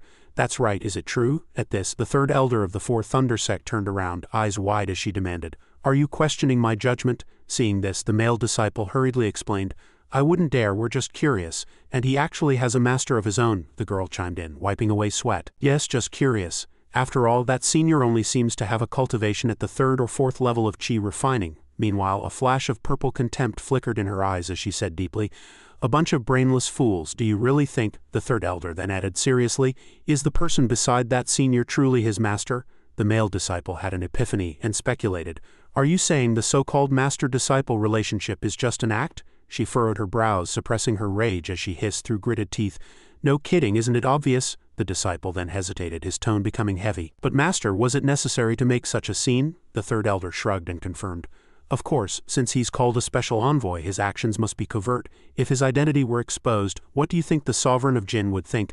Power is usually proportional to wisdom, therefore with Senior Sus' peerless brilliance, not only is the master a fake, I even suspect he secretly founded some obscure low-grade sect." Upon hearing this, the three of them cried out in unison, "What? He founded a sect?" She knit her brows and spoke solemnly, "A single blade of grass can cut down the sun, moon, and stars. Do you really think such a domineering statement could come from someone in the chi refining realm? It was all a performance for our benefit." The third elder picked up the thread. "Anything can be faked, but a person's aura is built up over years. I saw through it at a glance. Look at that lackey behind him with the shifty eyes. How could he possibly be the master?" Meanwhile, Lord Tai Hua let out a sneeze and cursed, "Damn it, who's talking trash about me?" The third elder then warned them sternly, "If you keep thinking like this, I'll be very worried for you if you ever encounter those cunning disciples of the true demon race." The two replied in unison, "Your teachings are wise, master." She then looked at the three and warned in a low voice, "Remember, today's events must not be spoken of to anyone except the sect master. If you are lucky enough to meet him again at the upcoming Qingzhou Sword Conference, do not seek your own death." They immediately responded loudly, "We obey your command." The third elder covered her face, sighing privately with a complex expression, "These stupid disciples, what would you do without a master as clever as me?" The scene shifted to the edge of the silent forest mountains as night fell. Then Lord Tai Hua and Su Changyu both shed silent tears, thinking in perfect unison, "We're out, we're finally out." Unable to control his emotions, Su Changyu thought to himself, "I'm never coming back to this cursed mountain range as long as I live." After parting ways with the group from the Four Thunder Sect, the master and disciple had encountered countless perils, facing death at every turn. Had it not been for the high-grade pills gifted by the third elder, Lord Tai Hua would have died at least once. He slumped on the ground, utterly exhausted, and sighed, "I thought the silent forest mountains would be easy pickings, but I nearly lost my life in there." Su Changyu sat on a nearby rock, dejected. Master, you should be satisfied. At least you got some monster materials. Unlike me, tears began to well in Su Changyu's eyes as he thought resentfully. I've made zero progress in my technique comprehension. They say after a great disaster comes great fortune, but where is my fortune? Meanwhile, Lord Taiwa sat up and sighed. The materials I got aren't worth much. It's nowhere near enough to buy manuals for your younger brothers and sisters. His expression then stiffened as he forced a smile and muttered to himself, but after this I've realized something. Pride and ethics are all fake. Money is what's damn hard to earn. Since I have no other choice, I'll just have to swallow my pride and ask little Yi Ping to do some paintings for me. Su Changyu agreed dejectedly. Yeah, earning money is too hard. Suddenly, Su Changyu looked up and asked curiously, but master, do you think the second junior brother asked the junior brother to paint anything while we were gone? Hasn't he always wanted a self-portrait? Taiwa immediately cried out in joy.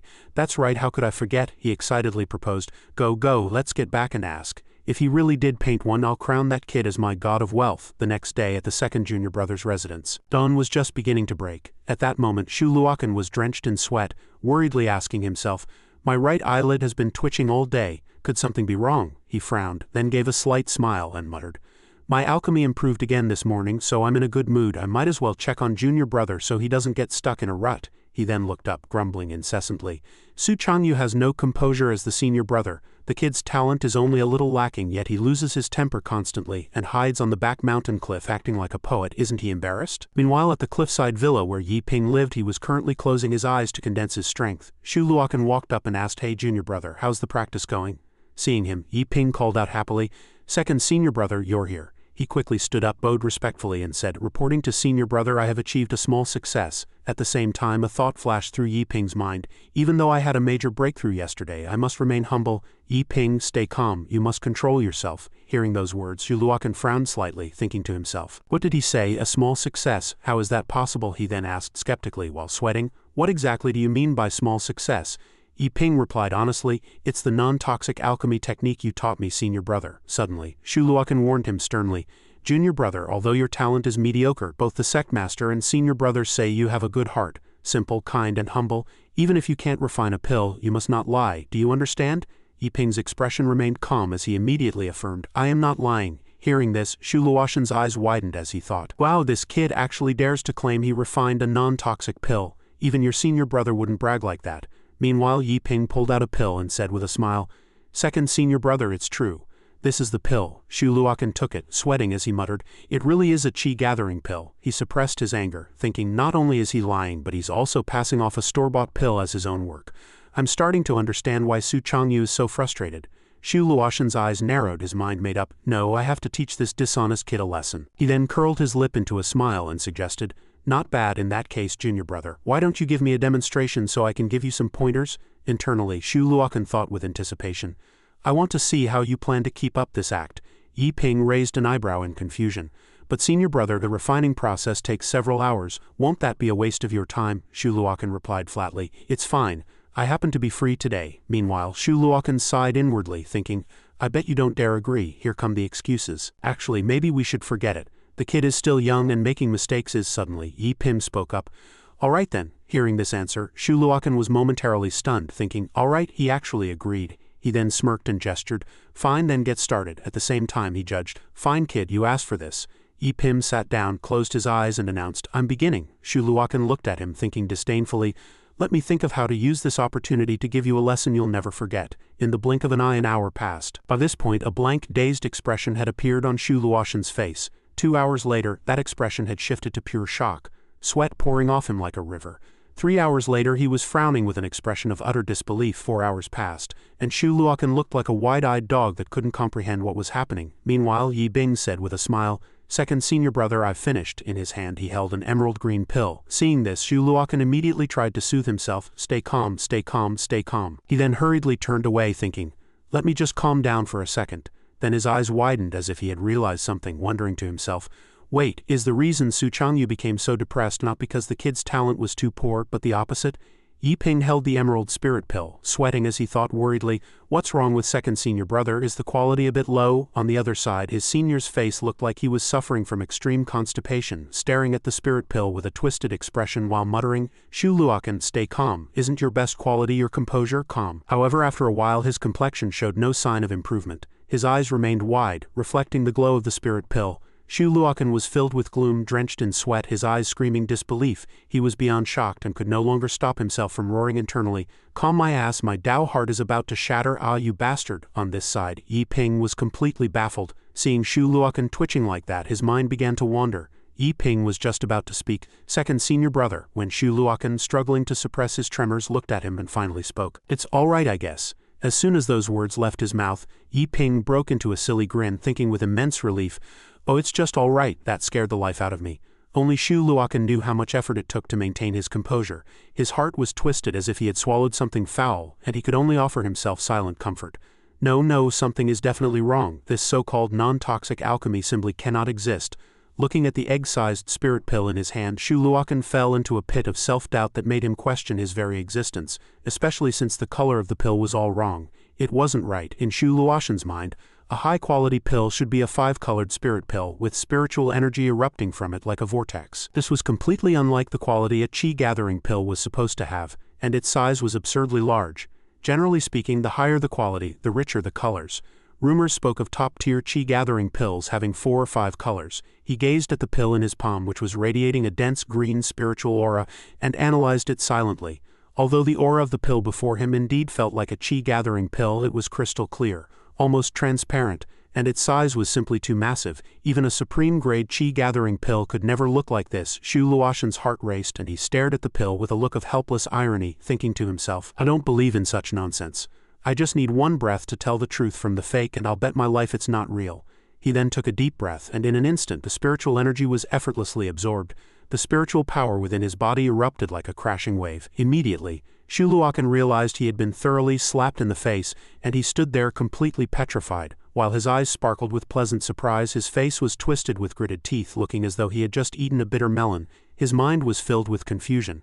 This really is a chi-gathering pill. Damn it, is this a super chi-gathering pill? Is this transparency because it has reached a state of returning to true essence, not knowing how to face Yi Ping? Shu Luokan turned his head away to avoid eye contact, cold sweat pouring down as he thought uneasily. "Before leaving, Master clearly warned me not to blow our cover, but given the situation, it's getting impossible not to." He put on a dazed, empty expression and began to self-hypnotize. "Empty your mind, empty your mind. Think of nothing for now or you'll definitely blow it." He intended to leave, but his steps were exceptionally stiff. Shu Luokan managed to say, "Junior brother, continue your cultivation. I have other matters to attend to, so I'll be taking my leave." Seeing this, Yi Bim replied in confusion, "Oh, okay." Left alone, Yi Bim scratched his head, completely baffled, wondering to himself, "Didn't he say he was going to give me some pointers?" He sat cross-legged on the ground, feeling somewhat dejected, and speculated, "Perhaps second senior brother isn't feeling well. I should just keep practicing my alchemy." Suddenly, Yi Ping's train of thought shifted, and he quickly snapped out of it, his eyes lighting up as he gasped inwardly, "That's right, speaking of which, I haven't even told second senior brother about my breakthroughs in body tempering and breathing techniques. If he knew, he'd probably be shocked too." Then another thought occurred, and he clutched his chest with an expression of painful self-reproach. "What are you thinking, Yi Ping? You've only achieved a tiny bit of success and you're already getting conceited. Only by remaining humble at all times can one make progress. Besides, these people are hidden experts. What does this small breakthrough even count for?" Following that, Yi Ping straightened his back and threw himself into his cultivation, warning himself in his mind, "Cultivate, cultivate. Focus your attention and stop thinking about useless things." Time passed, and the scene shifted to the second senior brother's residence, where the dim sunset was slowly sinking into the valley. Shu Luokan had returned, but he stood in the courtyard, his body stiff and his expression desolate. Suddenly, tears streamed down his face. He gritted his teeth, suppressing his emotions as he sobbed, "Damn it, 10 years. I have practiced alchemy rigorously for 10 whole years, and in the end I haven't even refined a single mid-grade pill. Yet that little junior brother, it hasn't even been a month." Overcome with shame, Shu Luokan began to wail loudly, "Shu Luokan, oh Shu Luokan, what face do you have left to live in this world? If I were you, I'd find a place to bash my head in right now." His emotions then exploded as he violently flipped a table and roared with a distorted expression, "I'm not refining pills anymore." Afterward, Shu Luokan threw his head back and cried, howling like a wronged child, "Just what kind of monster is he?" After a while, he curled up on the ground, covering his face as he whimpered, "Wah, I clearly tried my best to stay calm and strong, but this isn't a genius, this is a straight-up freak, this is too much. Damn it, he actually refined a pill without even using medicinal herbs?" he cried as if his heart were being torn apart. A long time later, Shu Luokan lay prone on the ground twitching, his eyes rolled back and his face bloodless. Just then his will to survive suddenly surged. Although his head remained bowed, his unfocused eyes began to sharpen. After struggling for a bit, he muttered to himself, "I can't just die like this, it's too embarrassing." In the dead of night as dark as ink, another figure appeared on the peak of Qingyun Mountain. Shu Luokan sat on the mountaintop, gazing into the distance while tears slid down his cheeks. He clutched his chest and let out a long sigh to the heavens.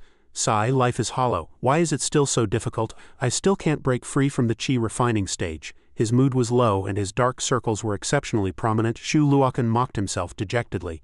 And you, bright moon in the sky, why do you always look so miserable? He sat at a table and spread out the painting Yi Bum had done for him, whispering softly, I might as well take advantage of this current state of mind to write a poem on my junior brother's painting. Shu Luokan picked up his brush and closed his eyes in deep thought, thinking it would be better to channel the sorrow in his heart into poetry. Surely the great poets of ancient times did the same.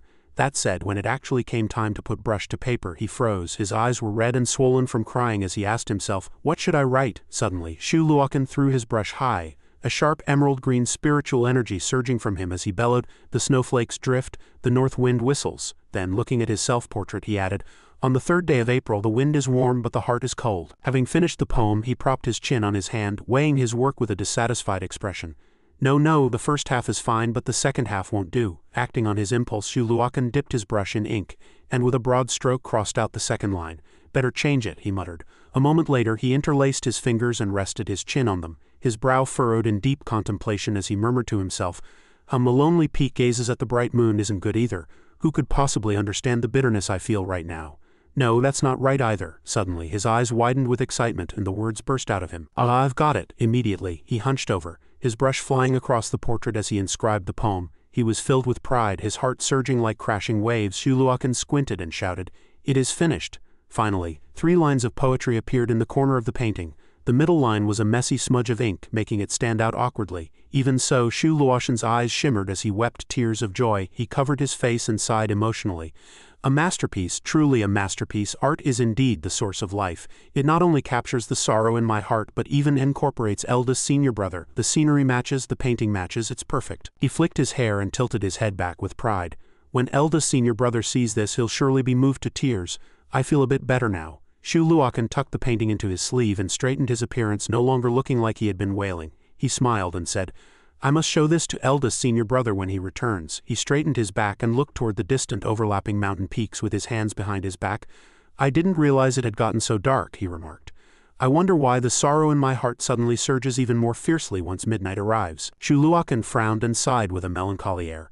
Alas, I should linger a while longer in this night air, this bitterness in my heart, only senior brother can truly understand. He sat down, propping himself up with one hand while the other rested on his knee, dazing off under the clear moonlight. Not far away, Chen Lingru watched Shu Luokan's lonely figure sitting on the mountain peak. Munching on a cucumber, she gossiped, 3rd senior brother, why has 2nd senior brother become just like eldest senior brother? Does he also like sitting alone on the mountain peak staring into space? Hearing this, the person beside her walked over and sighed. Who knows? Don't let 2nd senior brother's calm exterior fool you. He actually loves secretly imitating eldest senior brother's behavior. 3rd senior brother Wang Zhouyu said, looking toward Shu Luokan. He thinks he looks incredibly cool. Chen Lingru turned her head and retorted, I don't think that's it. When I saw brother Luokan today, he seemed to be crying. It might have something to do with our junior brother. As soon as she said this, Wang Zhouyu frowned, asking in disbelief, crying, junior brother, how could those two things be related? Chen Lingru pointed toward where Shu Luokan was sitting and speculated, could it be that junior brother's talent is so poor that eldest and 2nd senior brother just can't take it anymore? 3rd senior brother, why don't you try teaching junior brother some arrays over the next few days? However, he refused. Not me. The array formation assessment is coming up soon. You'd better ask old 4th or old 5th, but Chen Lingru said that was impossible. 4th and 5th senior brothers have been down the mountain for a long time. They probably won't be back for a while. Should I go get eldest senior sister? Wang Zhouyu didn't think that was a good idea at all. He explained, eldest senior sister, that won't do, even though she has the highest cultivation among us. Her logic is too bizarre. It's better to let brother Luokan keep teaching him. Chen Lingru looked helpless, left speechless with sympathy for Shu Luokan. Seeing the state 2nd senior brother was in, she felt he was at his breaking point. Before she could finish her sentence, Wang Zhouyu took off saying, do whatever you want. If it causes trouble, deal with it yourself. This has nothing to do with me. You know me, I hate trouble more than anything. I'm going back to rest. Furious, Chen Lingru shouted, 3rd senior brother, you're doing it again, running away the moment something happens. Despite her anger, she didn't chase him. Instead, she looked at Shu Luoxan's lonely silhouette and worried, should I really go ask eldest senior sister for help? Meanwhile, Shu Luoxan sat quietly, observing the sky, the earth and the clouds. Suddenly his brow twitched slightly, and he cast a scrutinizing glance to the side. His face fell into a pout as he complained innocently, it's already past midnight, why is my right eyelid still twitching incessantly? Is there more bad luck coming my way? But soon Shu Luoxan chuckled and shouted, ha ha ha, how could that be? What could be unluckier than yesterday? Perhaps I'm just about to be praised for no reason again. He then skipped back toward his room, singing to himself, impossible, time for bed, time for bed. Time flew by and a new day began. At the Qingyun Dao sect, the celestial cranes had already left their nests to forage in the early morning. At the foot of the mountain, two people collapsed onto the ground, staring at the familiar stone steps of the ascent. Taoist Taihua of the Qingyun Dao sect spoke weakly, his eyes brimming with tears and his hair a mess. We're back, we're finally back. It feels so good to be home. I swear I will cherish every penny from now on. Su Changyu was physically and mentally exhausted. With disheveled hair he cried out, Master, next time you go to the Silent Forest Mountains, please don't bring me along. I'd like to live a few years longer.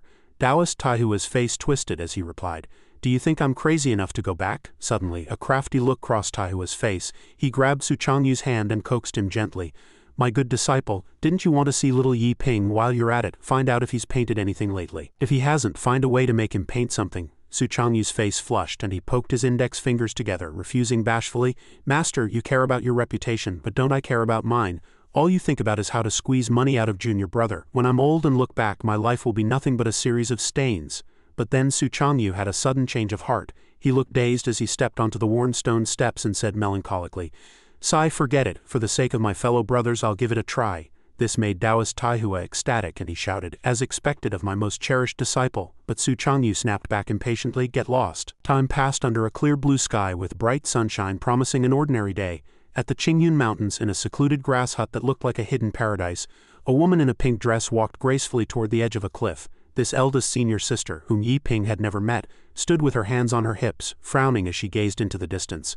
I'm finally out of seclusion. The air outside really does smell sweeter. Suddenly, a loud shout caught her attention.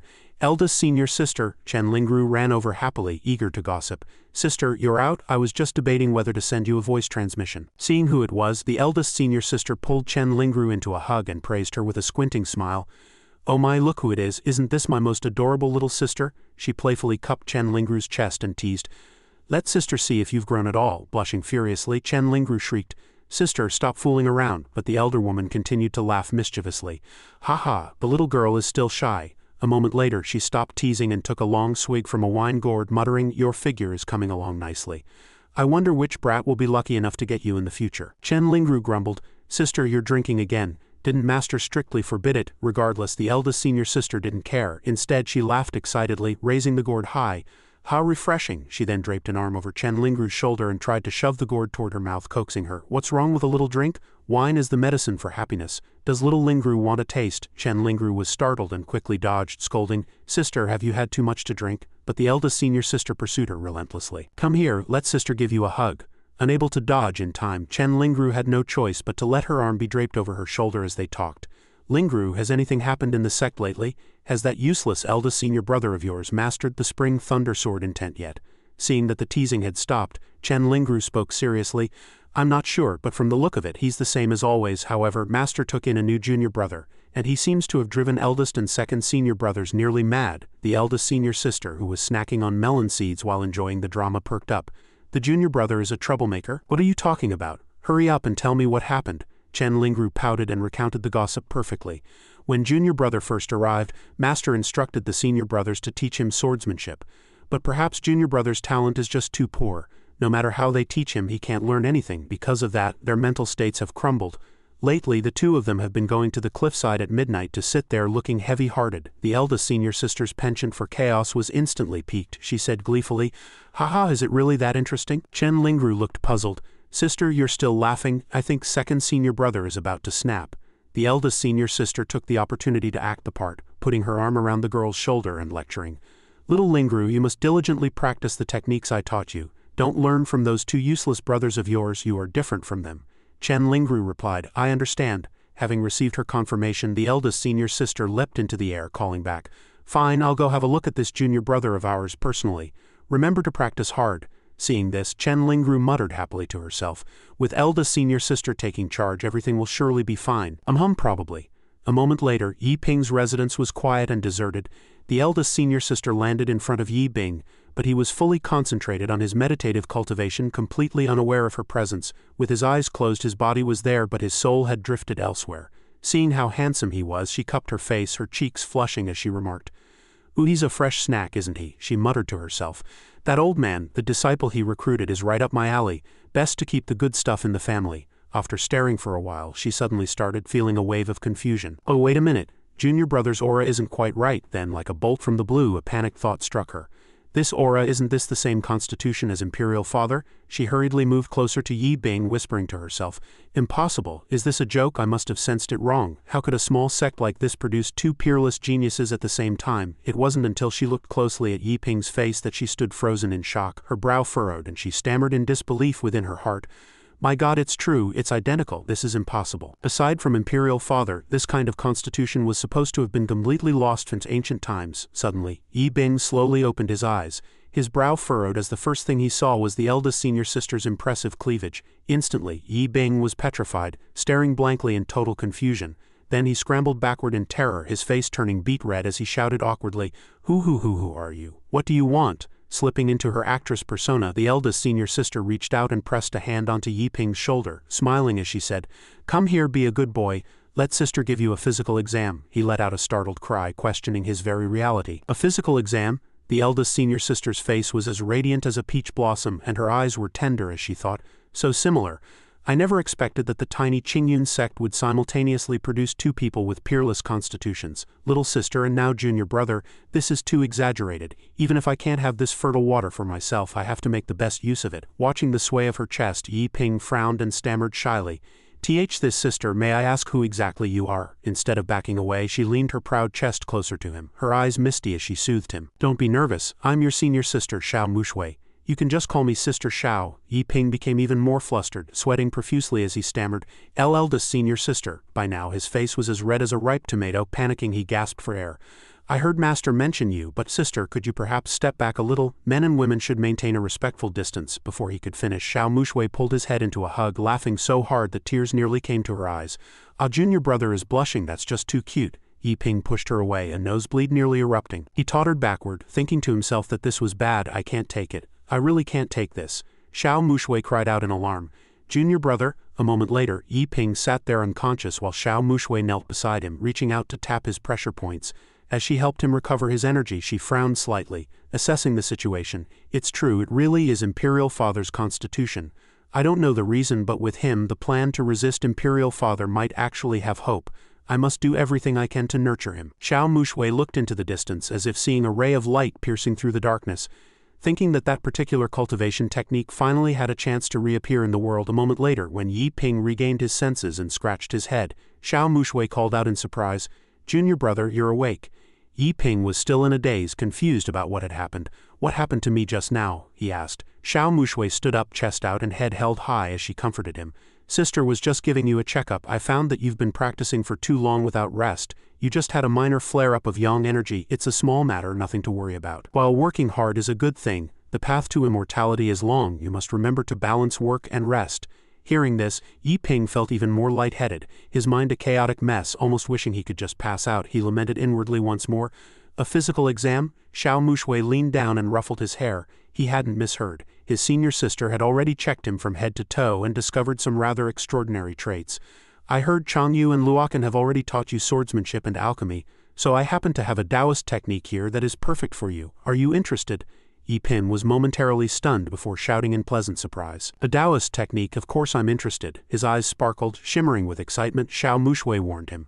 "However, my teaching is extremely strict. I wonder if you can handle it."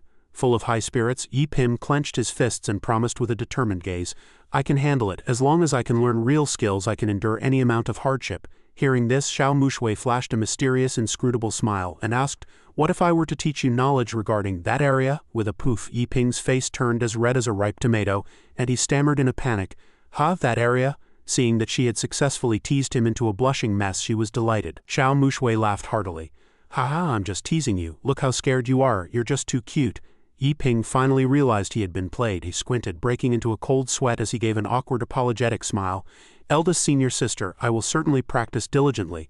I only hope you won't look down on me for my dull aptitude." Hearing this, Xiao Mushui raised an eyebrow and glanced at the sweating Yi-Ping, thinking to herself, "Dull aptitude, if this Teodi spiritual power constitution is considered dull, that old man is likely playing clever tricks again." She then crossed her arms, narrowing her eyes as she scrutinized him. "Little junior brother, I see your physical body has likely been reshaped no fewer than 10 times already." Yi-Ping was startled by her question. "Ah, eldest senior sister, you can even tell that?" Xiao Mushui's gaze was sharp as she assessed him, saying, "I've had the fortune of undergoing it a few times myself. The pain is something even I don't wish to recall. You truly are a madman," she continued, looking at the dazed and innocent Yi-Ping. "Little junior brother, although I know you can endure hardship and I'm not worried about your willpower, I must still remind you, you must work twice as hard. Imagine a surge of spiritual energy descending from the heavens, enveloping the entire universe and extending from the plains to the distant mountains." Xiao Mushui cautioned, "Most people in this world don't realize that the great trend of the world is hard to resist. This world is not as peaceful as it appears on the surface. Before long, it will reveal a side of cruelty never seen before." Images of various races and all sorts of spiritual demons and monsters surfaced in her mind as she instructed. "Furthermore, in this era where eternal crisis and opportunity coexist, we humans are not the strongest existence. Demons and spirit beasts could oppress and slaughter us at any time." With a solemn expression and a cold gaze, Xiao Mushui added, "No matter how poor your senior brothers or masters say your talent is, you must remember, as long as I am protecting you, I will surely help you reach the summit of this continent." The breeze ruffled her hair as she looked at Yi-Ping and emphasized, "With great power comes great responsibility, therefore you must work even harder to be worthy of this era and yourself." Yi-Ping felt her words ring in his ears like thunder. His eyes shone as he thought, "Reach the summit of the continent," as expected of words spoken by a hidden sect. Immediately, a blazing fighting spirit ignited within him. He replied with full confidence, "All right, senior sister, I will definitely work hard and not let you down." Suddenly, a small spirit flew across the sky, letting out a crisp chirp that startled the two into looking up. It landed on Xiao Mushui's bare shoulder, speaking in a language only she could understand. After listening, Xiao Mushui's eyes widened, and she burned with fury, thinking, "Those pests from the demon god palace again. They certainly know how to pick their timing. This time, I'll make sure none of them leave a whole corpse." Subsequently, Xiao Mushui manifested a spiked spear and turned back to Yi-Ping. "Little junior brother, I have a few bad kids to discipline, so I won't be able to teach you in person." Yi-Ping was scared out of his wits by her murderous aura, shaking like a leaf as he lamented inwardly. Senior sister's vibe changed so suddenly, how terrifying. On the other side, Xiao Mushui waved a finger, and a swirl of pink spiritual energy like a whirlwind sank into the space between Yi-Ping's brows. She instructed, "I have turned the cultivation technique and related information into a seal within your body. You can begin practicing on your own." Upon receiving the imprint, Yi-Ping's jaw dropped in shock as he blurted out, "The supreme qi refining art?" Yi-Ping imagined himself dueling countless cultivators, analyzing this supreme qi refining art, which was hailed as the world's #1 qi refining method. Once mastered, never mind a foundation establishment stage fighter taking on a Golden Core Stage 1, even a group of Golden Core cultivators would be no match. He looked forward to it, fantasizing about standing atop a mountain peak that pierced the clouds with hundreds and thousands of eyes looking up at him from below. Solely in terms of cultivation level, it was no exaggeration to say that mastering this technique would place one above all other cultivators. However, the corresponding price was something almost no one could bear. Yi-Ping casually threw out a palm strike, and golden spiritual energy erupted with a roar. First, for an ordinary person, progressing from qi refining to golden core is already as difficult as ascending to heaven. Yet this supreme qi refining art actually required one to complete 36 revolutions. The more solid the foundation, the more brilliant the future achievements. If a person's energy foundation could reach 36 times that of a normal person, the outcome against an enemy was obvious. Second, and the most difficult point to resolve, was that this technique relied entirely on self-enlightenment. A colorful and intricate maze seemed to appear in his sea of consciousness, with guidance and descriptions that were extremely vague and abstract. In other words, a person's level of cultivation depended entirely on their own luck and comprehension. The higher the comprehension, the more that even becoming an immortal would not be the end. Thinking of this, Yi-Ping collapsed to his knees in despair, thinking, "If my comprehension is low, I might not even reach foundation establishment." Imagining a scene where everyone reached out toward the scorching sun high in the sky, he realized, thus, although this technique is the strongest cultivation method of the current age, those two nearly impossible rules block everyone's path. To this day, no one has succeeded. Yi Ping stared blankly, turning as still as a stone statue as he cried out, "Ah!" He then pursed his lips and frowned, muttering, 36 revolutions is fine, I just happened to form a new immortal aperture. It can automatically absorb spiritual energy to assist me, so it's not impossible, but this fortune and comprehension, the more he thought, the more of a headache it became. Yi Ping scratched his head and wailed in terror. I don't even have a spiritual root. Doesn't this trash tier comprehension mean a direct death sentence for me? What comprehension? I don't have anything like that. Dejected, he smacked his forehead and pouted, not daring to think further. But regardless, he couldn't let his senior sister's kindness go to waste. Forget it, he would just have to grit his teeth and practice. Suddenly, Yi Ping realized that the person who was just beside him had vanished. He asked in surprise, when did eldest senior sister leave? I need to hurry up and practice too, every second counts. Suddenly a voice rang out, catching his attention. Little junior brother, Su Changyu appeared, his clothes neat and tidy, showing none of the disheveled state he was in when he first returned. He spoke, long time no see, are you well? Yi Ping cheered in surprise.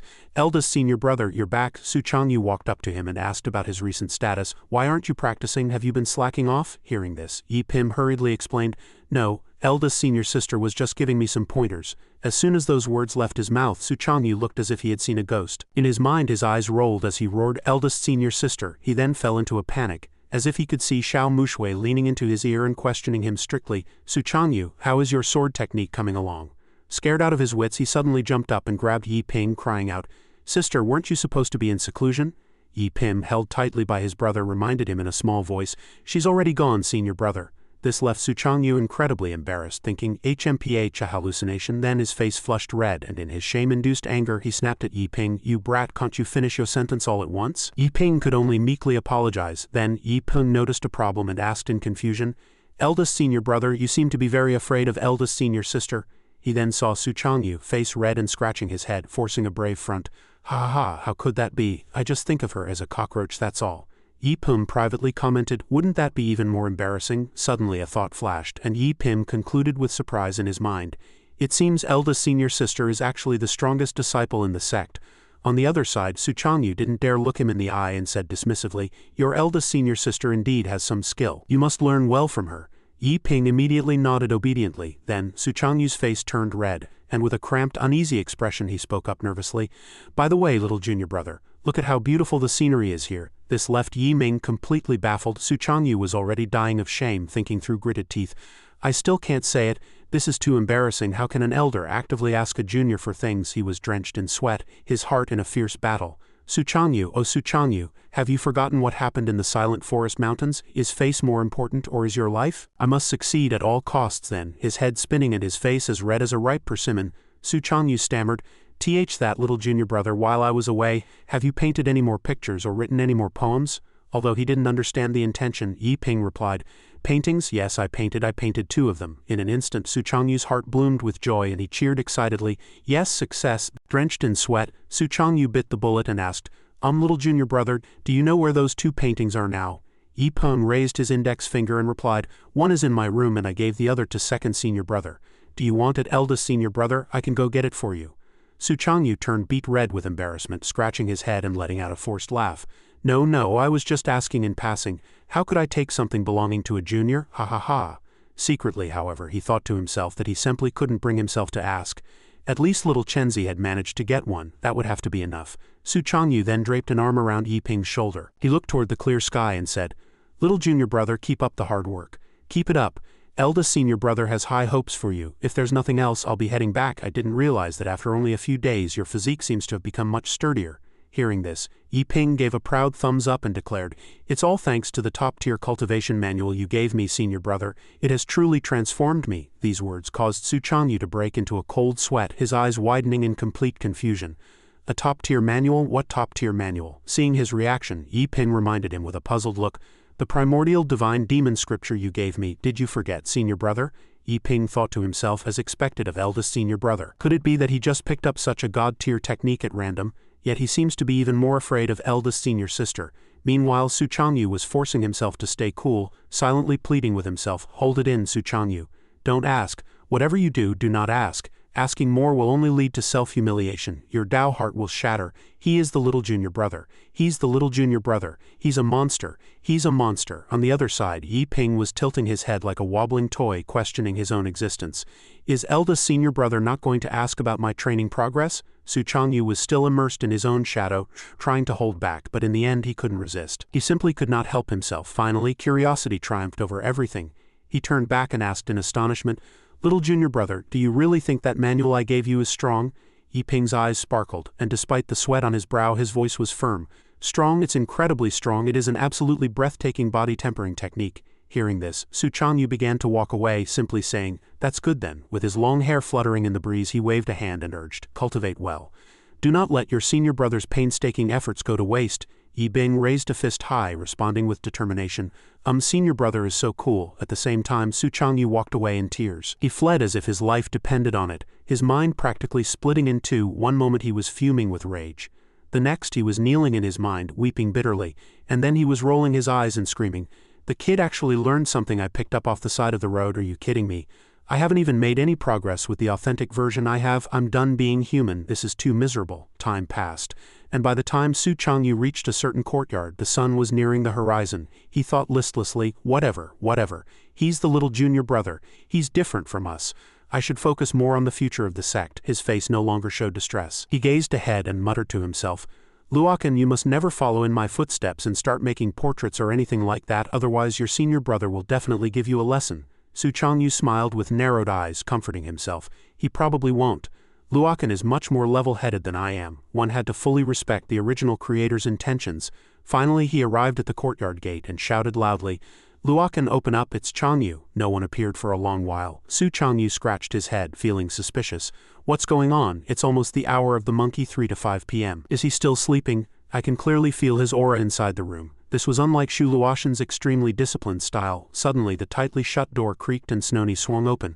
The level-headed Shu Luokan that Su Changyu had expected walked out with tears in his eyes, sobbing, eldest senior brother." Su Changyu was baffled. "Luokan, what are you doing? Why did it take you so long to—" Before he could finish, Shu Luokan lunged forward and hugged Su Changyu tightly, wailing loudly. The eldest senior brother stood there in a daze, unsure of what had happened, as he heard his junior shout, "Senior brother, don't say anything. I understand you." While hugging him, Shu Luokan stroked Su Changyu's head and wailed, "Only you truly understand me." "Senior brother," Su Changyu's scalp tingled. His face flushed red as he cursed angrily. "You, what the hell are you thinking? I've always only thought of you as a brother." Su Changyu immediately backed away, shouting in avoidance, "You, stay away from me. I'm actually starting to get scared." It was only then that Shu Luokan revealed the reason. "Senior brother, I understand you. I finally know why you stand on the mountain peak every night looking so troubled. Little junior brother, he isn't a failure. He's a super genius, isn't he?" Only then did Su Changyu close his eyes, gritting his teeth and sighing. "Sigh, so you finally found out after all. No wonder." Shu Luokan hugged him again and began to wail. "His talent is too terrifying, Hua. I have no heart left for cultivation. My Tao heart is completely shattered. Eldest senior brother, only you understand my pain." Su Changyu's temper flared and he delivered a kick to his junior's face, barking, "Enough, stop hugging me. Where is your dignity? If little junior sister sees this she'll definitely spread rumors." Hearing this, Shu Luokan stammered, "I understand, I just felt like we were brothers in misfortune. I got too emotional." Su Changyu leaned over slightly and asked with a thin smile, "Setting that aside for a moment, let me ask you, did junior brother give you a painting?" Shu Luoshan's eyes widened as he asked in surprise, "Ah, how did you know, senior brother?" He immediately reached into his sleeve to rummage around. Yes, that's the one. Come, eldest senior brother, I've been waiting for you to come and appreciate it." Shu Luokan then unfurled his portrait, looked up and shouted excitedly, "What do you think? Tell me, senior brother, how is it?" As the painting unrolled to the very end, revealing a line of text that he had personally altered, he showed it off with immense joy. "Look at this inscription. Only you, senior brother, would truly appreciate it." However, Su Changyu's expression froze.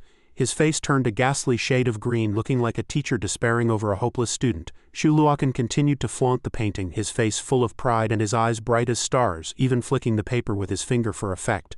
"What does senior brother think? Come on, how is it?" Inside he kept chanting, "Praise me, hurry up and praise me." Su Changyu, however, looked as if he were suffering from a severe bout of constipation, standing frozen with his mouth agape. Seeing this, Shu Luoshan's smile grew even broader. He thought to himself, is his reaction really that exaggerated? Could it be that the poem I wrote is even more brilliant than I imagined? On the surface he boasted, "Eldest senior brother, please don't be polite. You must use your most serious attitude to critique this work of art. Do not hold back." Su Changyu still hadn't recovered from his shock. Staring dead-eyed at Shu Luoshan's ethereal appearance and posture in the painting, he looked at the portrait, then at the neat handwriting at the end. He suspected the poem was written by Shu Luokan himself, and there were even visible corrections.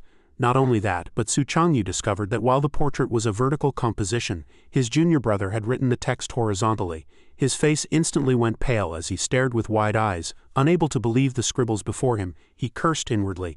The poem is written backwards and goes right across the middle of the painting. Good heavens, even if the painting were bad, it shouldn't be desecrated like this. However, in Shu Luoshan's eyes, Su Changyu's expression meant something else. Senior brother's reaction is just too shocked. It's not that big a deal. Shu Luoshan's ego swelled and he closed his eyes, talking incessantly. Critique it, eldest senior brother. Give me your critique. Scold me if you must, don't hold back. I don't need your praise. Actually, this poem hasn't even reached my peak state yet. If I had been a bit more serious, but where Shu Luokan couldn't see, Su Changyu's gaze turned murderous. And he had already unsheathed his long sword. His fury, which had nowhere to go, surged as he raised the sword high. A thunderous roar erupted, nearly scaring the soul out of Shu Luokan. He looked at his senior brother, who had transformed into a vengeful spirit with bloodshot eyes staring at him as if he were a mortal enemy, and blurted out in confusion, "Ha!" Shu Luoshan's eyes went blank, and tears began to stream down his face as he asked, "Say, senior brother, what are you doing?" Su Changyu's eyes burned with the fires of hatred. His hair standing on end, he growled, "What am I doing? I should be asking you that." Shu Luokan, usually a level-headed junior, suddenly twisted his face into a grimace and pointed a finger, yelling back, "I get it, you must be jealous of my talent, you can't stand that I write better than you." Su Changyu went ballistic, raining down punches and kicks while screaming, "I can't stand your nonsense, you're nothing but a spendthrift brat." Shu Luokan was beaten without knowing why. Shu Luokan also exploded in anger, his eyes turned red and he gritted his teeth. "Su Changyu, you're playing for keeps, you really think I'm afraid of you? Don't think that just because I usually yield to you." Before he could finish his sentence, Su Changyu pinned him to the ground and delivered a barrage of heavy punches. Shu Luokan wailed in pain. Daddy Su, I was wrong, okay?" Without stopping, Su Changyu suddenly grabbed Shu Luokan by the waist and slammed him into the ground with a suplex. Shu Luoshan's face turned pale as he begged loudly for mercy. "I really know I was wrong, spare me, stop hitting me, you're going to kill me." Su Changyu followed up the beating with kicks, stomping on his back with a majestic fury, ignoring Shu Luokan as he screamed himself hoarse. "Wah? Help, someone help me, help!" Su Changyu had gone mad. Seeing the other run away, the eldest senior brother's rage reached its peak. He picked up a stone and hurled it, striking his junior brother squarely. He cursed under his breath. "Shu Luokan, you brat, making a portrait is one thing, and I could even tolerate you writing your own poem." With bloodshot eyes and clenched fists, he was consumed by anxiety. Even the corrections, "I could have endured that." Su Changyu gritted his teeth, chasing Shu Luokan with the intent to silence him forever. He was as furious as a wild beast, locking his arm around his junior's neck from behind until the other's eyes began to roll back. He thought to himself, "The most important thing is, how dare you sign your name? Doesn't that just ruin everything? Who do you think you are, the sage of painting or the sage of poetry? Look at yourself, do you even deserve to leave your mark?" Su Changyu's eyes rolled back as he roared in despair. "What a waste, such a total waste. With just a few strokes you've completely ruined your junior brother's technique." Despite Shu Luokan fleeing in terror as if his soul had left his body, Su Changyu continued his frantic pursuit. "I have to give you a thrashing today on behalf of everyone." The beating made Shu Luokan question his very existence. He argued back, "On behalf of everyone, for whose sake?" Afterward, Shu Luokan was beaten so badly he was looking for his teeth on the ground. Having no strength to fight back, he could only wail, "He's crazy, he's completely lost it. Help!" After a long time, covered in bruises and bumps, he complained loudly through a stream of tears, "Curse you, Su Changyu, for a whole chapter. You beat me for a whole chapter." Shu Luokan covered his mouth, sobbing with teary eyes. "Just you wait. This isn't over. This is absolutely definitely not over." Inside Su Changyu's residence, a warm orange lamp flickered, but his heart was ice cold. Su Changyu knelt on the floor and couldn't help but start sobbing. What a waste, what a total waste, it hurts just thinking about it. A moment later his anger flared again, and he trembled as he muttered to himself, "I really want to go and hit that kid again." Su Changyu's brow furrowed and he pursed his lips, looking like a disappointed elder. He grumbled, "Sigh, forget it. Since things have come to this and I've vented my anger, Master must never find out about this." He scratched his head with a look of severe discomfort, thinking listlessly, given Master's attitude toward money, Luokan probably wouldn't see the sun tomorrow. If Master asks, I'll just insist the junior brother never sent a painting. After all, he is my second junior brother. Suddenly, Chen Lingru poked her head in and called out, "Eldest senior brother." This made Su Changyu suspicious. "What is little junior sister doing here?" With a worried look in her eyes, she asked softly, "What happened between you and second senior brother?" Chen Lingru then pointed in a certain direction. "I just saw him running toward Master's place, crying his eyes out, and he kept shouting that he was going to file a complaint." These words filled Su Changyu with sheer terror. His eyes widened as he yelled, "What, to Master's place?" Chen Lingru was completely confused, asking with innocent curiosity, "Yes, why? What's wrong?" Su Changyu felt dizzy and leaned his head on his hand, sighing deeply.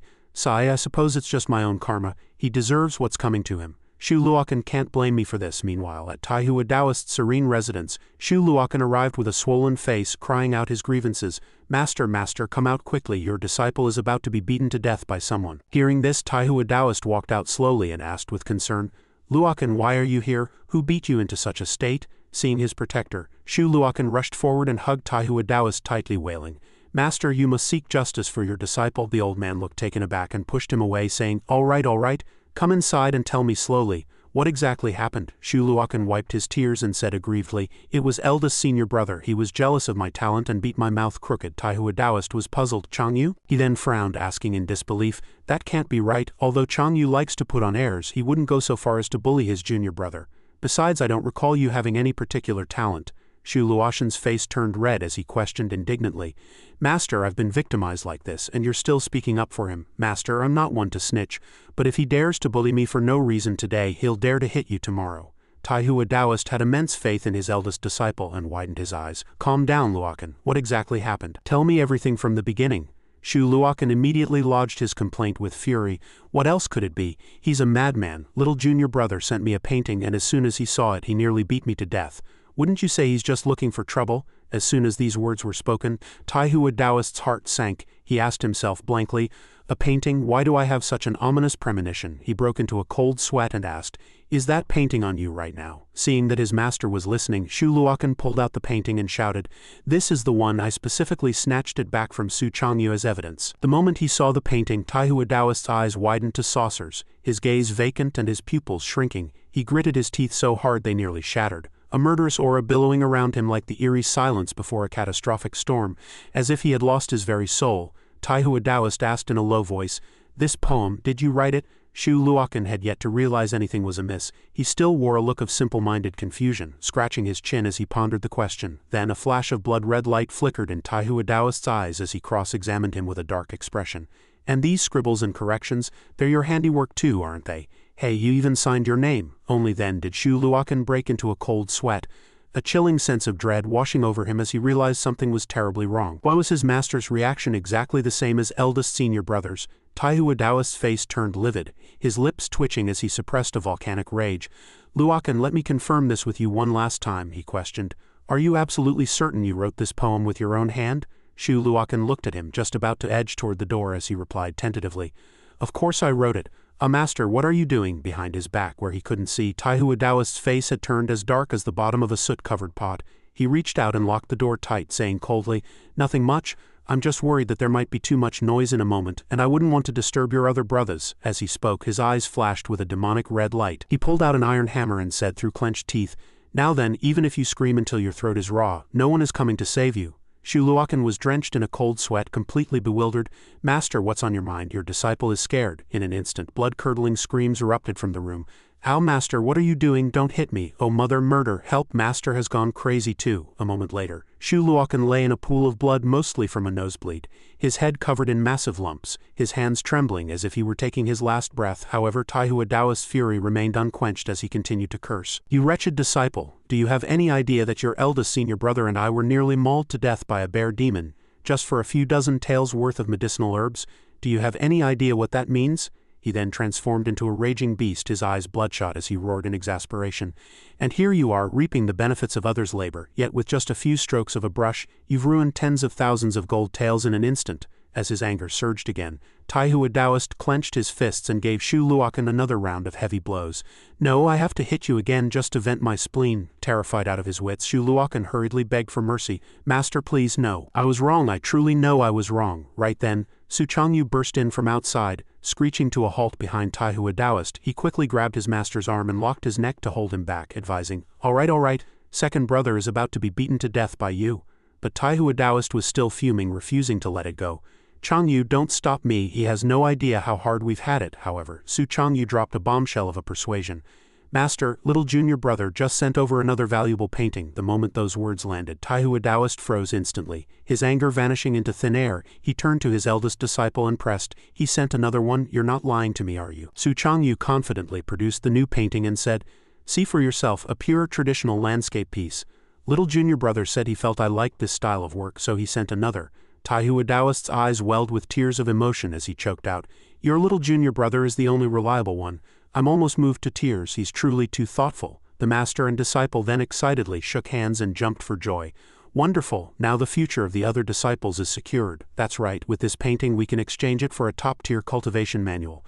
Our hardships in the Silent Forest Mountains haven't been in vain. Only Shu Luokan was left ignored in the corner, clutching his face which was now swollen like a pig's head. He looked on blankly, still unable to grasp the situation, and muttered to himself, exchange it for a top-tier manual? Is it you guys who have gone crazy, or is it me? Suddenly, Taihua Taoist turned back to Shu Luokan and said, for the sake of your little junior brother, we'll let this matter slide for now. Remember, you are never allowed to meddle with someone else's work without permission again. That painting of little junior brother's was worth a fortune. However, hearing this made Shu Luokan explode with rage. He craned his neck and bellowed, slide? You've let it slide, but I haven't. Shu Luokan was so angry that spittle flew everywhere as he shouted, you hit me whenever you feel like it, and you even have the nerve to frame me with some ridiculous charge like ruining a masterpiece. He threw his head back and covered his face, wailing as if appealing against a grave injustice. What kind of painting could be worth tens of thousands of silver taels? If you're going to make up an excuse, at least make it a plausible one. Master, I know you usually favor eldest senior brother, but I will absolutely not accept this blatant partiality toward Su Changyu. Wah, it's not fair. You must give me an explanation today, or this isn't over. Su Changyu, smiling thinly and feeling a bit guilty, pressed down on Shu Luokan's shoulder to soothe him. All right, Luokan. Master already said it. The past is like smoke, let it drift away. But he continued to roar. No, it can't just end like this. Shu Luokan then leaned into his eldest senior brother's face and cursed. Su Changyu, stop playing the nice guy here. The debt of you beating me hasn't been settled yet either. Seeing that his junior had completely lost his mind, Su Changyu waved his hands and shouted, Luokan, calm down, little junior brother's paintings are really worth a lot of money. But he didn't believe it for a second. Instead, he raised a fist in threat and snarled, worth a fart. I suggest you shut up right now, stay out of my business and get lost. Su Changyu immediately agreed. Fine. I'm staying out of it. Shu Luokan let out a smug cold laugh and waved his hand saying, since you both insist on being stubborn, do you dare to make a bet with me? If this painting is really worth tens of thousands, you won't even have to lift a finger. I'll go and slap that artist myself until his face is crooked, but if it's not worth it, then you two will stand there and let me hit you, and you're not allowed to fight back. Hearing this, Taihua Taoist asked helplessly in return, are you sure? Despite the warning, the foolish Shu Luokan grew even more arrogant, holding up a middle finger as a guarantee.